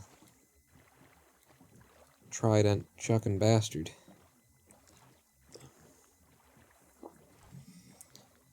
I wasn't straining to read, but it certainly feels a lot easier with 0.75 magnification, apparently, is what these glasses are. So, you know, maybe I was straining. Not straining, but, you know, putting a little bit of extra effort to squeeze my eyes into a shape.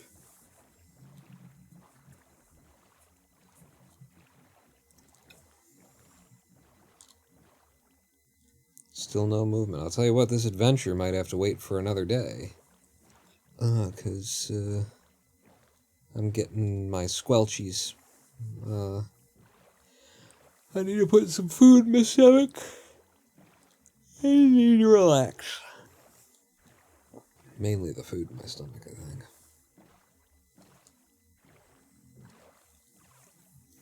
How far are we out?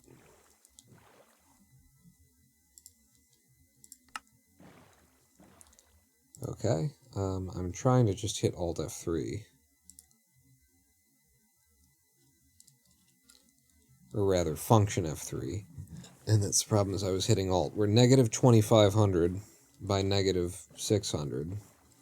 Almost. More lava. Yep.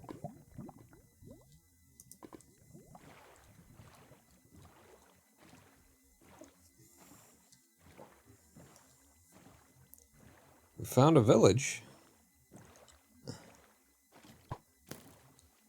That's good, I can sleep the night away.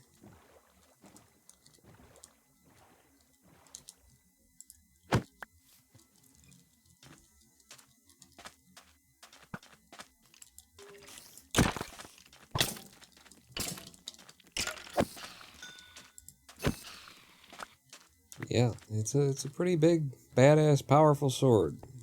You're gonna want to not fuck with me. One of two players is sleeping.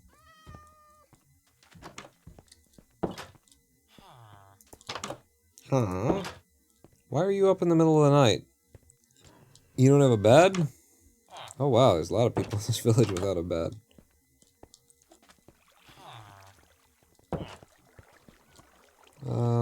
Ooh, a camel?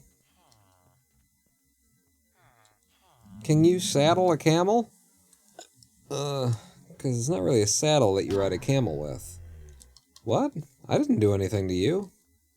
Are you stuck in a thing? Why did he take damage from me just sitting on him? There you go, boy.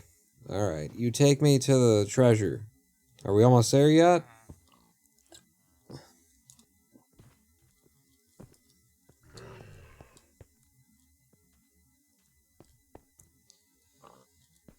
I wouldn't mind having a bell. Cute Shark says, I was just thinking about this earlier when... Oh, Jesus. When watching a Cyberpunk 2077 stream, where all things considered, it's pretty progressive with sex work being legal and easy to come by. You just have to look past all the greed, corruption, and corpo-fascism. Okay. I've already got cacti from Simpson. I guess we're just getting back in the boat and carrying on.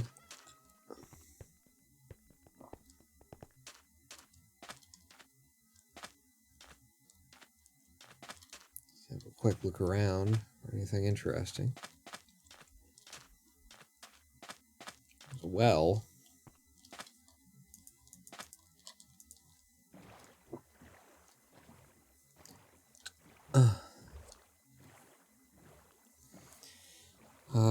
That's what we're totally heading towards as a society, just without the cool fancy cybernetic tech. So really, one could say that cyberpunk is a better universe than our own.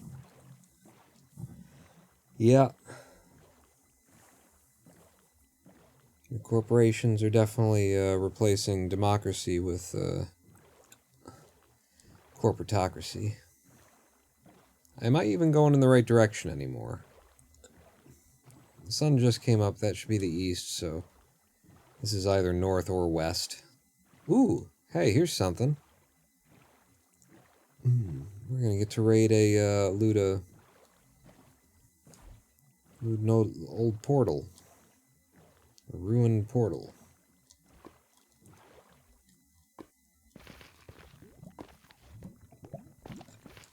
What do you got? Golden apple? Shit I don't need. I'll leave it for the next guy. We got stacks of gold blocks at home. If that's east, then this is north at least. Any movement? No movement, a little white dot.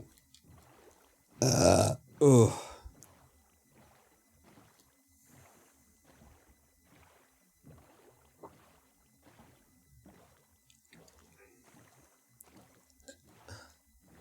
Have you all seen, since you're talking about the cyberpunk and trans stuff, have you all seen the H-Bomber guy,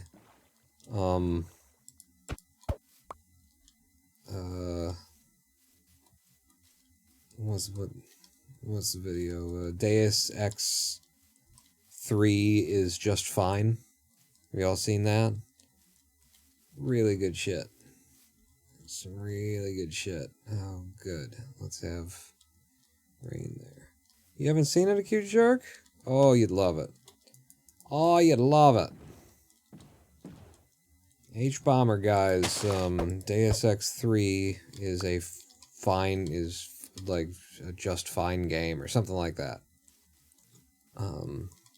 Which would be actually Deus Ex Human Revolution is a fine game, I guess.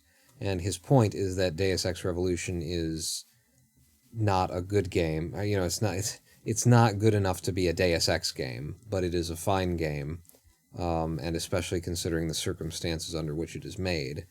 But, you know, the ultimate point there, you know, comes back to that cyberpunk transhumanism thing, where, you know, that's what made Deus Ex Deus Ex. That's what, like, it was the, you know, thoughtful consideration of what these worlds would be like or will be like when we have all that kind of augmentation stuff and how it will impact our societies, and how the problems that we have today will be, reborn in that cyber augmentation era, and what human revolution does with it is, what all storytelling has become, because it's now just being shopped out. It's not really like the people who have a passion for it. It's a corporation buys a property franchise, licenses the name, and then has to make a game for it, so they hire any given writer to come up with some story for it. And what you end up getting isn't people who really have a passion for it. It's just a writer trying to write something competently. And what we've ended up with, like in the Fallout universe as well, instead of having anything that's really thoughtful and considerate and intelligent, and that does something with the source material that matters, what we get, but over and again, is Nazis, which is more and more relevant as time goes on, and they seem to be coming back. But we just get, cyberpunk Nazis and whatever it is, Nazis. You just something, whatever your topic is, just add like a group of people who are hateful in a way that cannot really be justified. They don't have a point. They don't have a leg to stand on. And then, those are your bad guys. Make a game.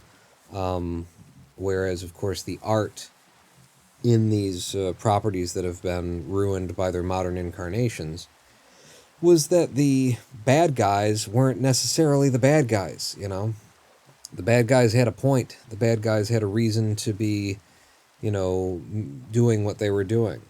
They had an agenda that even if you had to, like, stretch a little bit, you could understand. You could say, well, actually, they've got a bit of a point there, there's a weakness there.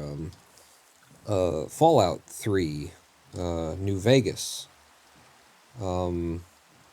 Caesar, and his people are clearly the fucking bad guys, but, yeah, it kind of, what they're doing, what they're trying to do, it's not without some kind of a merit. You can make sense of it. Whereas Fallout 4 is,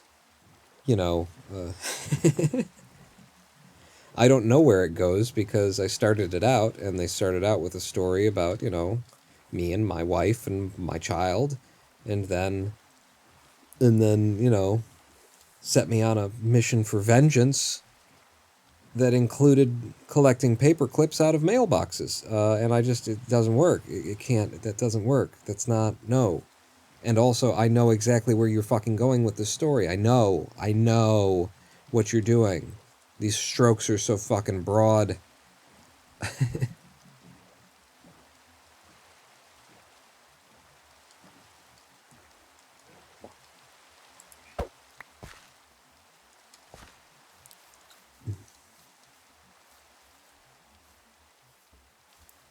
Hi, Creeper.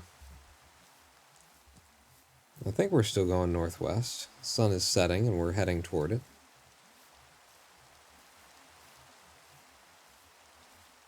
But yeah, the H-Bomber guy stuff, I put it on in the background every now and then because, it's just beautiful. It's beautiful stuff.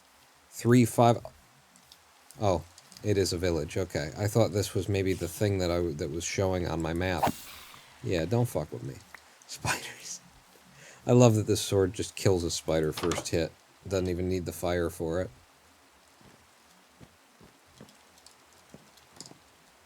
Oh, this is the Fletcher's building? Okay. Hi. How you doing?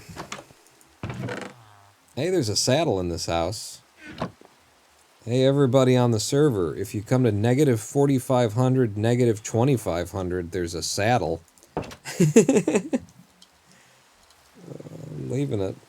Unless I can go back and put it on that camel. And still, there's no way for me to get the camel back, even if I did.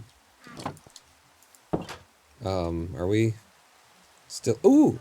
My dot has moved. My dot has moved! Where is the dot now? I don't know where the dot is, but it's moved. We've made progress, everybody. I need a bed. Hey, baby. Move over.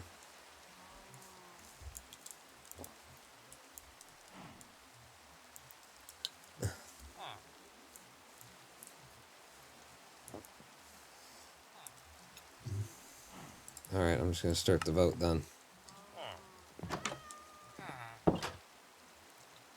She's with me. Get your dick out of here.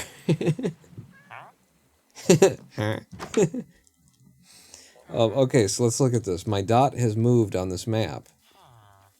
I have a slight problem in that I don't... Oh, there it is. Okay, so we need to head Har west now. Because it's north, it's in the top, it's in the middle right of the map if you can't see it there. So we want to head Har to the west, and if that's the east, then that's the west. Alright. Due west. At third star to the left and straight on till morning. What the hell was that? Someone just shoot an arrow at me that flew over my head.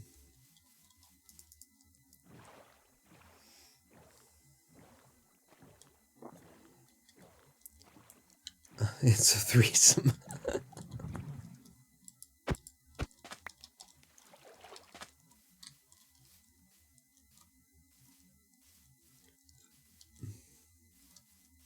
So we've at least hit the line of north that we were looking for. And it's supposed to be a forest explorer map. We're in a forest. There is a hole. I have no idea what this map even shows, really. When you look at it, like, what is that? Is that land and... I don't know. I don't know what that's supposed to be. We will know when we get there. Or we won't.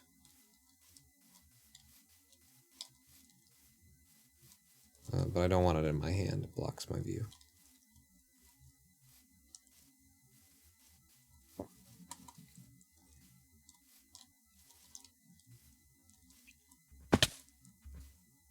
Acrobatics level 135. Roll out. Roll out.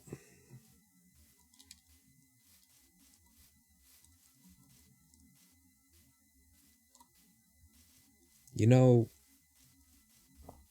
when I was just a shorty, playing out front the crib,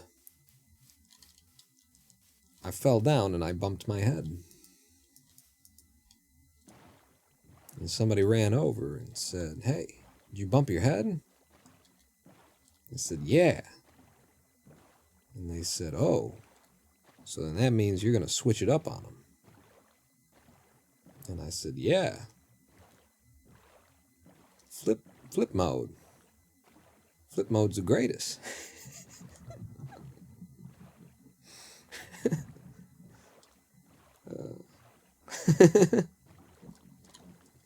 It's the beginning of a Busta song. It's his intro to it. It's fucking beautiful. Like, I love the intro more than I like the song. The song is good. But I don't love the way that the orchestral part of it, like, just lays over the top of the beat. It creates a kind of a spooky-ish kind of a vibe to it that I don't dig as much as I might. Okay, we've gone a bit to the north. I need to make sure that I'm not strafing north. I need to strafe south if I'm going to strafe at all. Ooh, look at this! Look at this!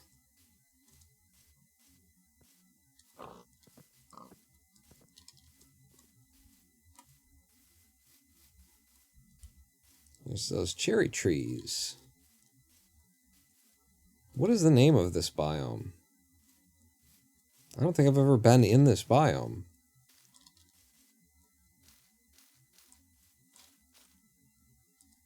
Name of the biome is... I don't know where in this mess it'll tell me the name of the biome. I know it's in here somewhere. Pretty? No, it's the pretty biome? Cherry Blossom Grove or something. Looking for it on the screen. Maybe it doesn't say it on screen. I don't know. Cherry Grove? Is it on screen there? Minecraft Cherry Grove. Ah, I see it. Yeah. I could take some cherry wood then, I suppose. I have some cherry wood because other people have sold it in the player shops, so I just bought it off of them, but, you know, what the hell? Let me hit my own, my first cherry tree that was naturally growing. I'm going to hit it right here, right now, with the Fortune 3 axe, and I'm going to use Vein Miner.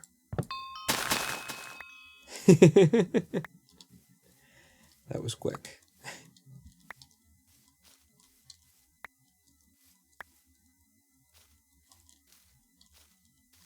I don't know if that's like the latest update to Vein Miner, or if we've got a new stacked plugin that makes the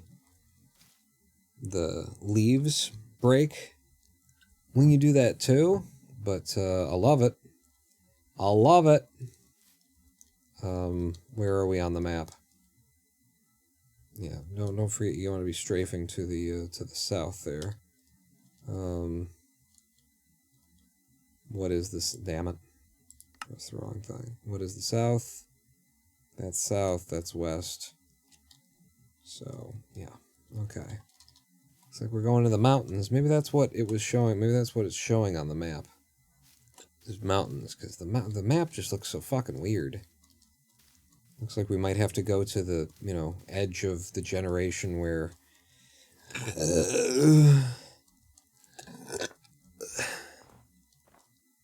Hey, goat! Where everything stops working correctly. Hi! Hello, mountain goat. Some ice. Wow, this is an incredibly, like, narrow and thin mountain biome. Look at that. It just splits this cherry grove in half and then it's done. I guess it carries on over there. Ooh, and there's some lava.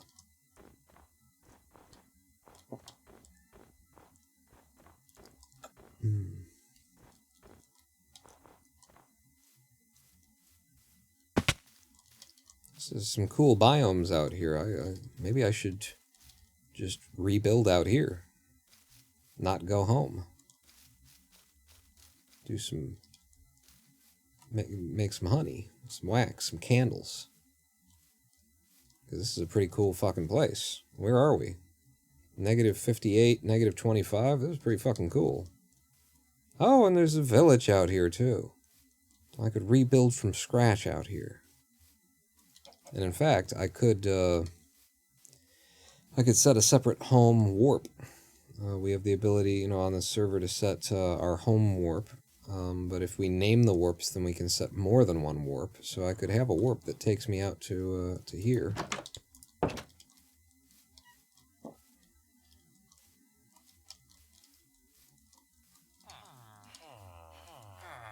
Alright. How we doing on the map here?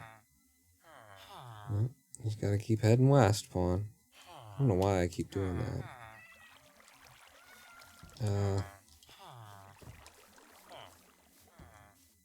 West and south is better than west and north. Ooh. Okay, the rest of this village is down here.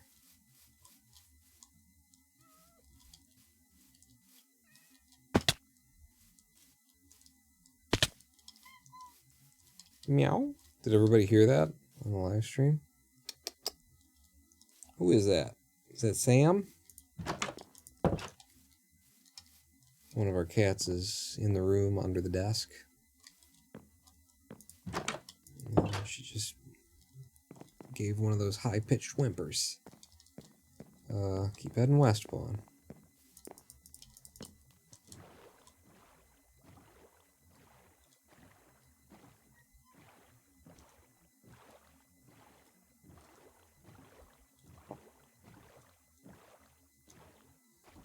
Whenever they do that, too, some part of me says, oh god, if we got mice. Because, you know, that's usually... They get really excited, they start making those kind of noises when they've got a bug or a mouse or something that they're playing with.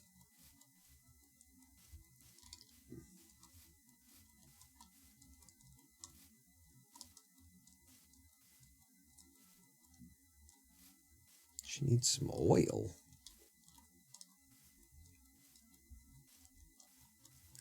Cat need oil? Oh, 'cause she's squeaky. I get it.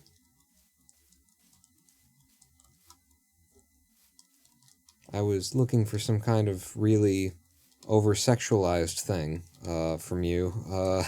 I don't know why. It's like, oil?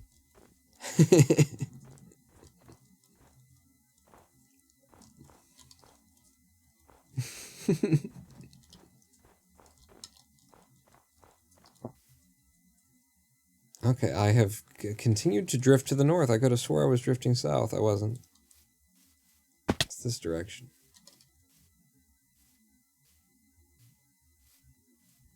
Wow, look at this. Yellow flowers for as far as the eye can see. If you wanted to make yellow concrete, or, you know, if you needed a lot of yellow dye, here we are. Is this a special biome?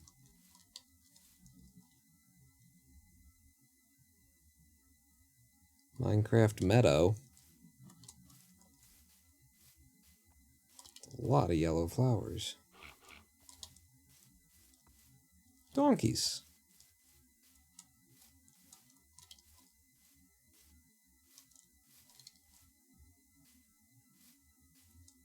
Now, on our map, there is like just one house out in the middle of nowhere is kind of what it looks like. I don't know what it is, what it's showing us on the map.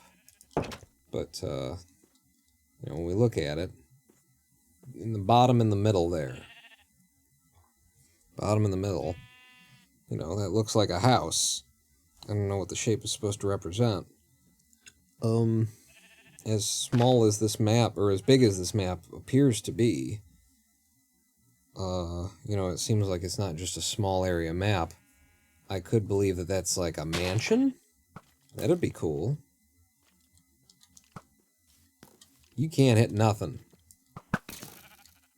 Slun. It's my new word. Instead of calling somebody son, you call him slun.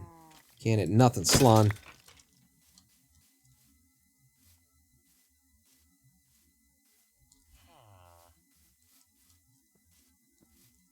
You ain't got shit. Meow. Witch's hut? Ooh. Well, then that would be, then the map would be a small scale. Slun? With an O. Although it does sound more like it would be with a U. Ah. There, you can have the bed back.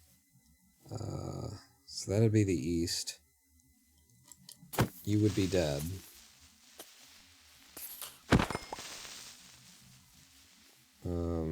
That's the east. The other thing about this shaders pack is that it does that thing where the sun actually, you know, goes seasonally, so you can't just look and know exactly what direction it is. See how it starts in the east, but it's going like that instead of straight up and over, which is neat and all, but it's kind of just a hassle. If I'm headed west, then south is to the left, so yeah, favor of this. Slown.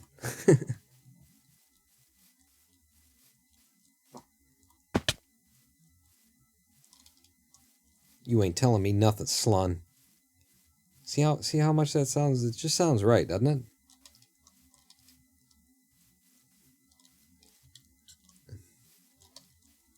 Need like a real compass. Yeah. The only way that I could do that is to go to the center of the Minecraft world and place a lodestone.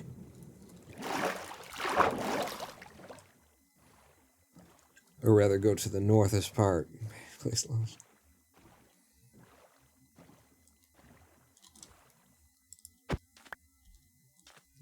probably enough south.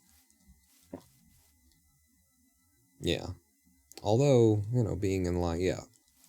Being in line with that weird structure we're heading toward. That's what interests me. This has certainly turned into an adventure. Oh boy. And I'm hungry. Alright. Level 137 acrobatics. I think I've been pretty good. So I have now died once on this server, and it's bullshit. Like, I don't even count it against me that I died on this server, because I was in the Nether, and I was traveling, and I got into a boat, and I went, you know, over the edge of a tall drop, and I hit the ground in the boat, and I died. Never had that happen before on, like, a server, although I haven't played on too many servers, but I have to assume that it was some kind of lag or something like that, some kind of calculation where, it forgot that the boat, it calculated my impact before it calculated the boat was theirs. I don't know how that happened. I was in a boat, and I died from fall damage. And I, you know, have done a whole bunch of other drops like that while exploring the Nether, you know, and nothing like that happened. I didn't take any damage, I didn't die, anything like that. It was just one drop for no reason that I can come up with that makes any sense. Ooh, we're in one of these forests. Killed me. Ha! Whoa! Hey! Ha! Yeah, it is what I said. It is what I said. That's a mansion. And we made it here. I've never explored a mansion before. I know that there's actually not a lot in them, right? Not much to a mansion. Kind of disappointing that they put all this effort into making it a great, you know, this infrequently occurring random thing, and then they didn't, like, put cool stuff in it. But holy shit, I've never seen a mansion in, you know, person. Did the boat get destroyed? Asked Simpson fan. I think it might have. I think it might have. LA times 9? The hell's an LA?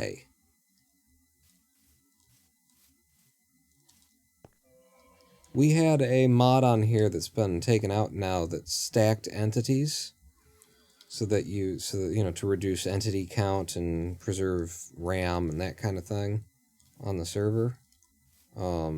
It's been removed, but anything that was stacked before it was removed is still stacked. The fact that there are stacked entities out here makes me wonder if I'm not the first one to find the mansion.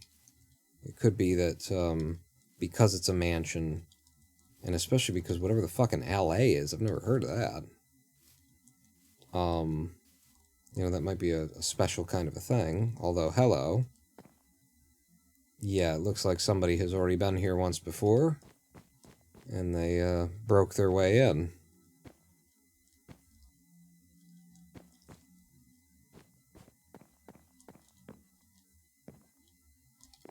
Well, I could make this my second home.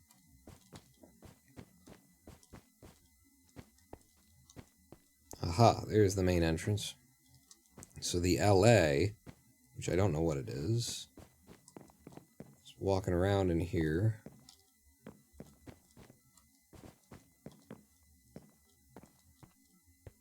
The hell is that? Oh, hey. Pumpkin seeds, gunpowder, a little bread, some string. The fuck is it supposed to be, though?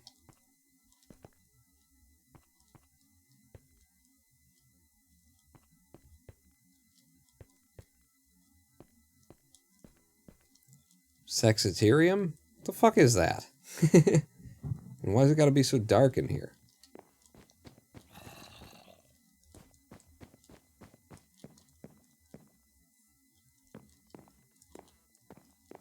Neat little pumpkin farm going.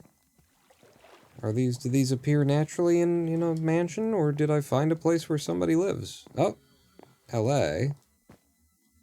Hi. What are you? Should I kill you?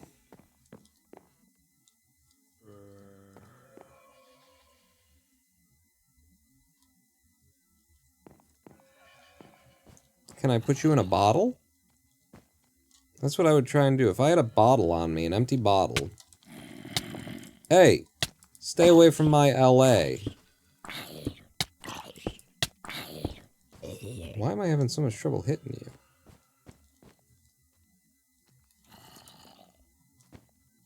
I can't boat it. Maybe I can. It just needs to get lower. I like the sounds you make. No, that was pretty low. Although now it's real low. If I can get it. Oh, alright. I would have been fully convinced if I could have got it under it when it was, like, literally on the ground. That I can't boat it. I've never seen such a thing. Oh, and there's watermelons up there.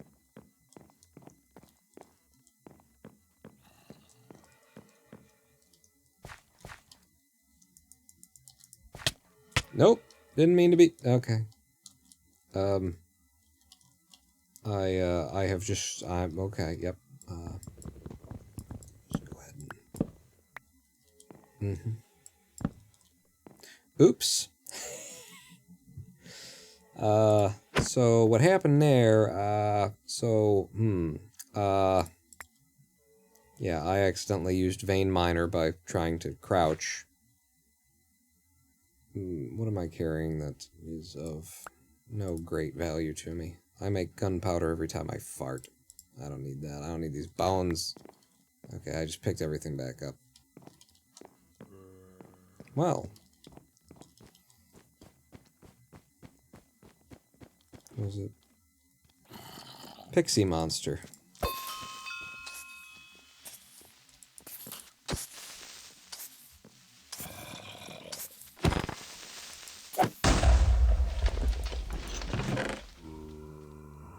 Dark oak saplings.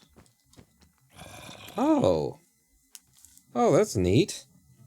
I like what you've done with this place. It's very neat. The LA is upstairs.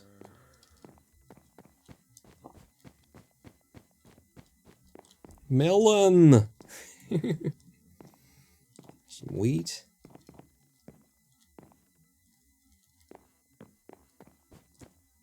Yeah, this is kind of weird. It's not what I would have done with a mansion.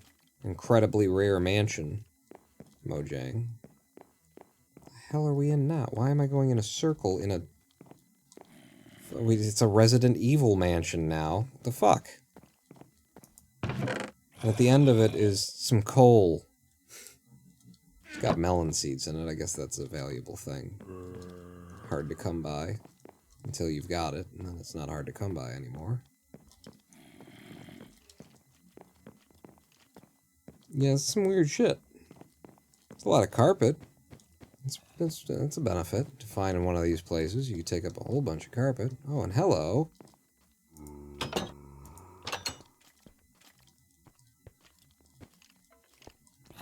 Hi.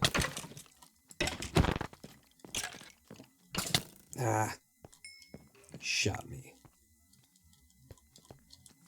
Oh, nope, nope.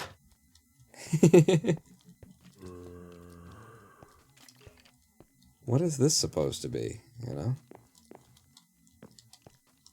It is a jail cell? Okay, they're definitely jail cells. And so this is supposed to be the shitter?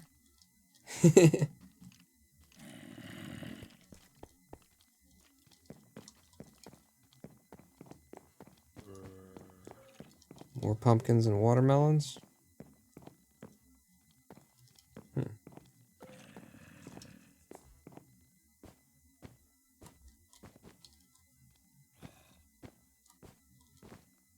Is this where we came from? I think this is where we came from. I think it turned back.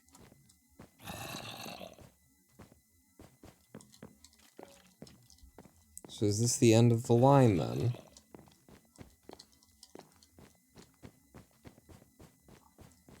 through this way. This is the weird thing that, yeah, okay, that's the end of the line. Well, that's weird, and then a mansion that just kind of, like, ends, it dead ends anyway. I'll go through that wall. That hole in the wall. Nope, not there, over here.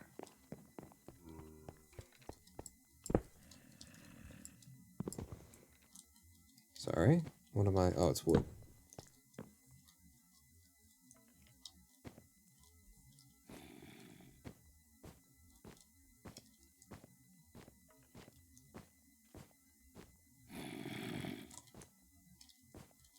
Oh, goodness.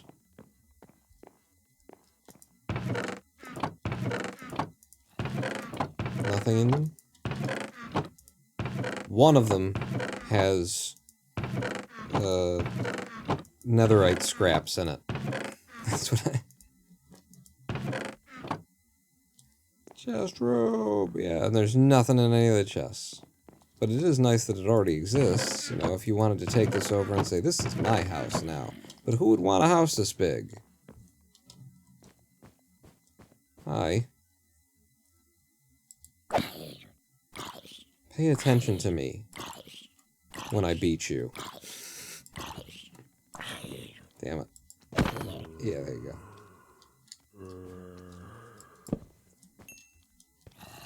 You never listen to me when I'm beating you. Okay.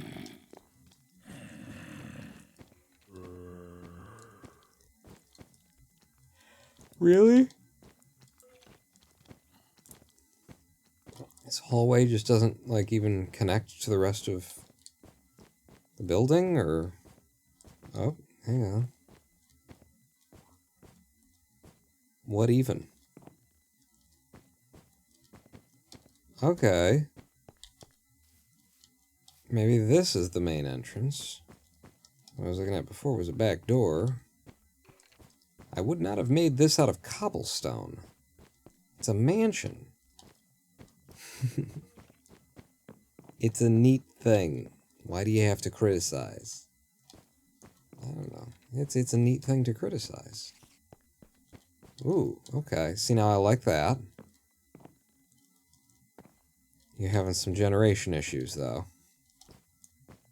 Oh, hello. Look at this. Huh? If you,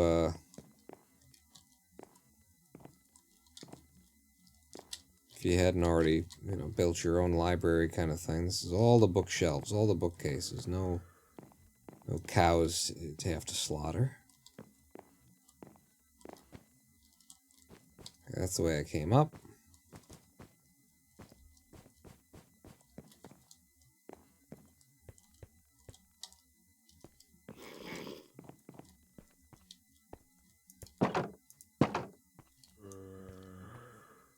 Is this fucking Thunderdome? Bring your friends in and they watch a couple of people fight. That's what this is, isn't it? This is supposed to be a... This is the squared circle.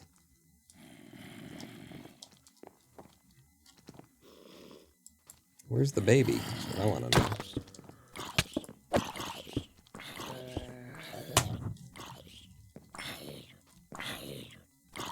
Nope. My keyboard's getting a little bit, needs to be smacked a touch. Inputs are being sticky on me. Hey, there's the baby. Not the baby. Not the baby. Where's the sex dungeon? Yeah, if there's rich people here, then there's definitely one of those.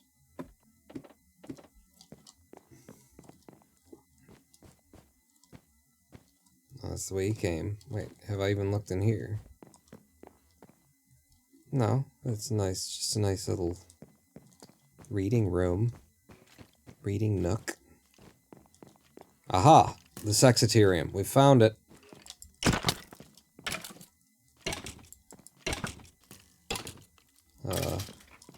Enough, you know, for multiple partners. You can push them together, push all the beds together, turn it into an Alaska bed. Isn't that what it's called? An Alaska bed, when you get like 4 king-size beds pushed together to make a giant bed.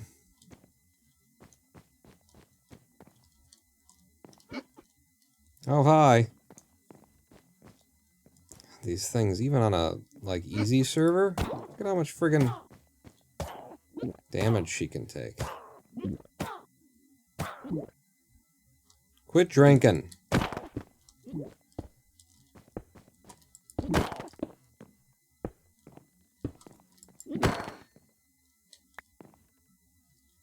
Picked up the redstone?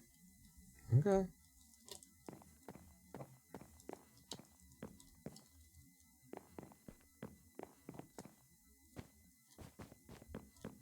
More Sexitarium.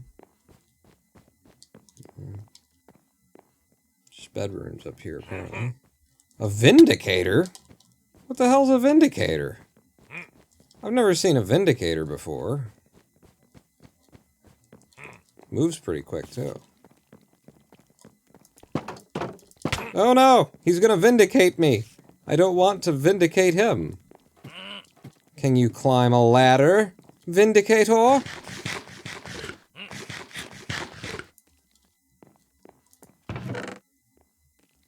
Yeah, well, might as well, I guess. I never... All this is news to me. An LA and a Vindicator? Fuck, Vindicator. Holy shit, Alaska bed is a thing? Yeah.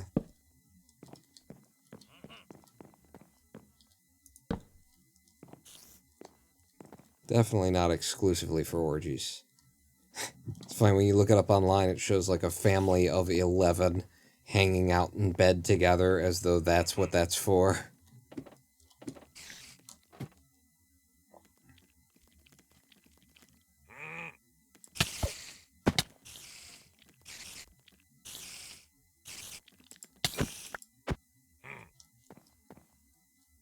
I have never seen a Vindicator before. Is this just a thing? People know about that there's Vindicators?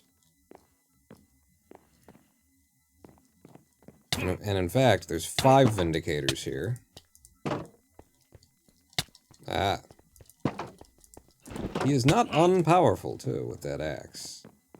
Follow me, follow me, follow me, follow me. I'm just trying to get him caught in the, you know, in here. He can probably open it. If he's got, like, a villager's qualifications. No? Okay. I have caught a Vindicator. Huh? I'm gonna go upstairs and look down on him. Maybe get a picture of him, because, it's a reference to The Shining? Oh, really? It's Jack? All work and no play makes 9 Vindicators a dull 9 Vindicators.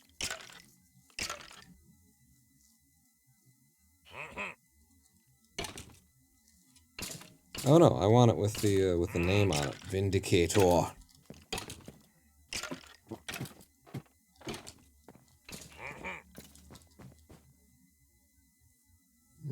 Which way was I going?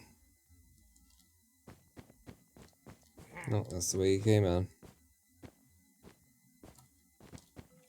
Well, actually, we might have gone all the way around. Yeah, I've been here. Wow, look at that. Here's a view. Here's a view for you. Ah!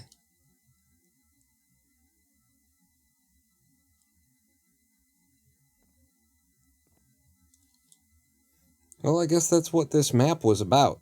Was, you know, you can go find a mansion if you go there. And we found it, and we've explored it, and now it's time for Tubbies to go bye-bye. My keyboard is stuck again.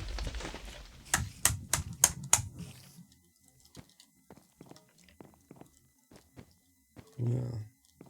Time for Tubby bye-bye. Time for Tubby bye-bye. Time for Tubby bye-bye. Time for Tubby bye-bye.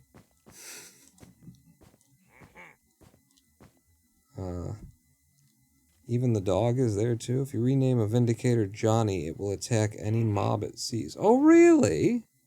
That's cool. So if I had a dog tag on me and you name it Johnny, that's cool.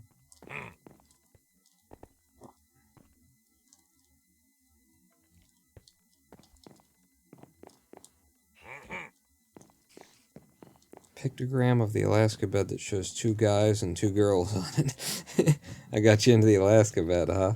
It's definitely a thing. I think, like, it's a rite of passage for, you know, on the internet to find out that an Alaska bed is a thing that exists, and then you have to spend a couple of minutes being like, are you fucking kidding me? Really?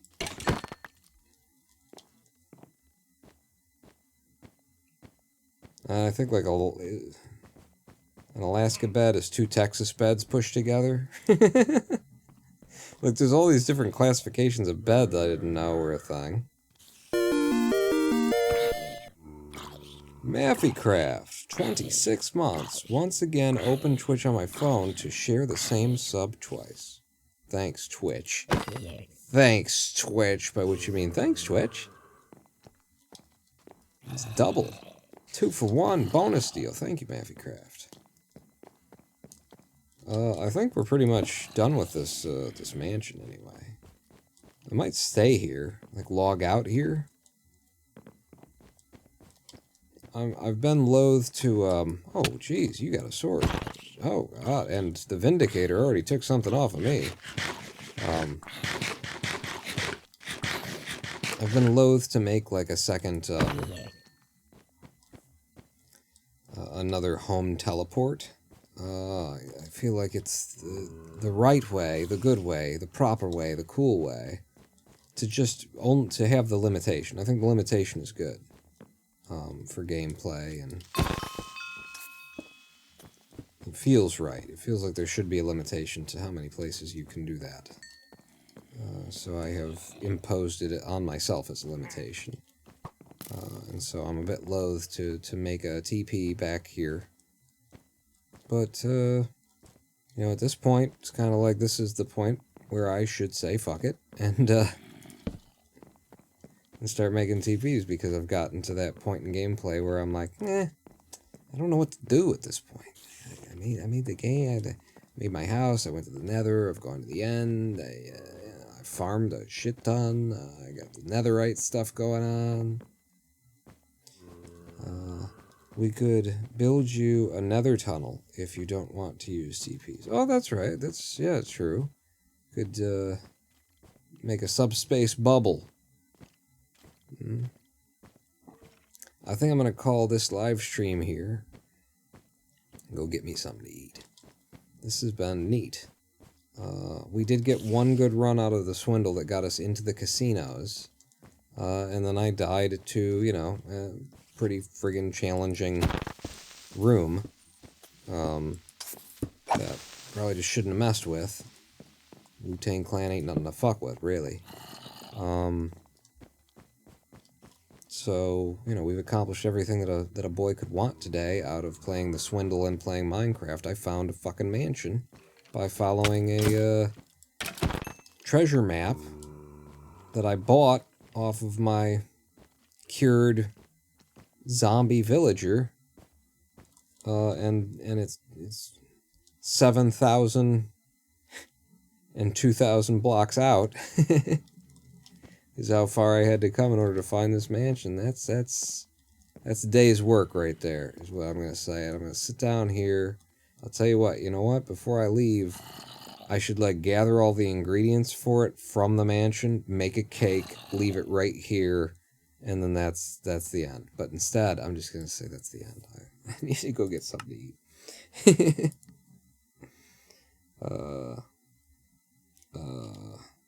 There we are.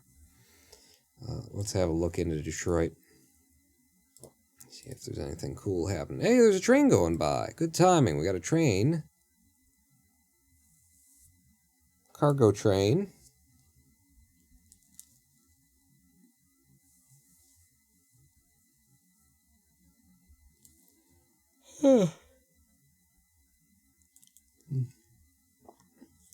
On the website to buy an Alaska bed, maybe you're polyamorous, or maybe you want epic family TV nights.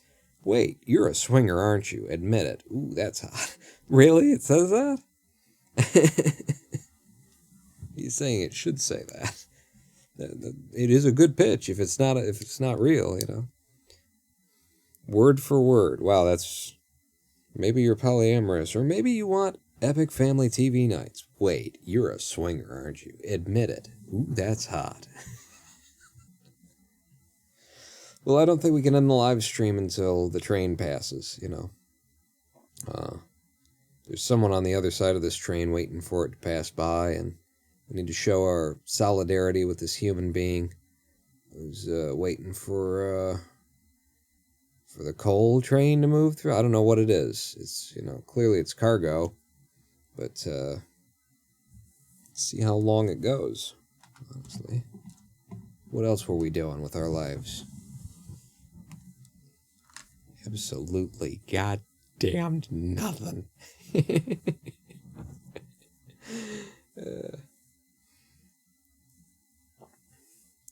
A cute shark, you should make it like your life's goal to own an Alaska bed. It's, you know, there's so many steps to owning an Alaska bed. Starting with, like, owning a house that contains a room large enough for an Alaska bed. So there's, like, there's a lot of gameplay. Many hours of life gameplay are involved in making your way to an Alaska bed.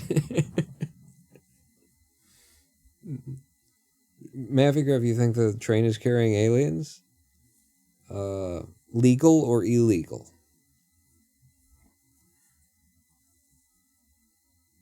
As long as you're fine with a house in Detroit, that's not that difficult. That's true. There are some 3,000 square foot plus homes, you know, here. Like, I might even say most. Like, there's a lot on the market is, you know, these foreclosed 3,000 plus square foot homes, massive mansion-like places that, you know, a family of 12 used to live in. That you can buy very cheaply because they're so big that they're kind of falling in on each other. You know, there will be, like, the upper story will have warped floorboards and stuff like that. They build them big, and they lasted for about 100 years, and, you know, now they're being twisted. And so you can absolutely buy a great big house for not a lot of money in this city. No south of the border for me. I wouldn't enter into America either. If I were out of America, I wouldn't want to accidentally end up trapped or anything. Thank you all for joining me on tonight's Swindle in Minecraft stream. I hope to, you know, be feeling good enough and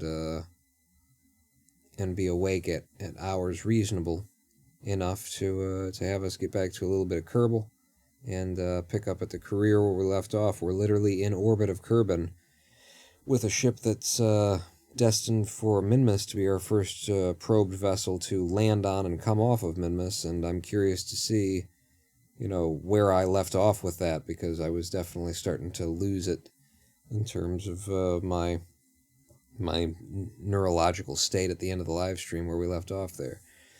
But I hope to see you back here on that day. Until then, I am the Ronin Pawn.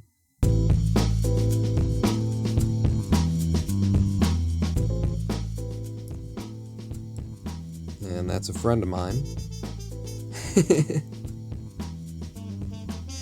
It feels so Peeping Tom-like to to just see somebody walking around in front of a, you know, public webcam kind of thing on their phone, whatever. You know, they're just gonna start scratching their testicles and picking their nose any minute now. I'm gonna go grab something to eat, and then I'm gonna get to sleep. I recommend everybody does the same, unless you're in a place where you probably just started your day instead of our ending it. I'll see you at the next live stream, everybody. Pawn out.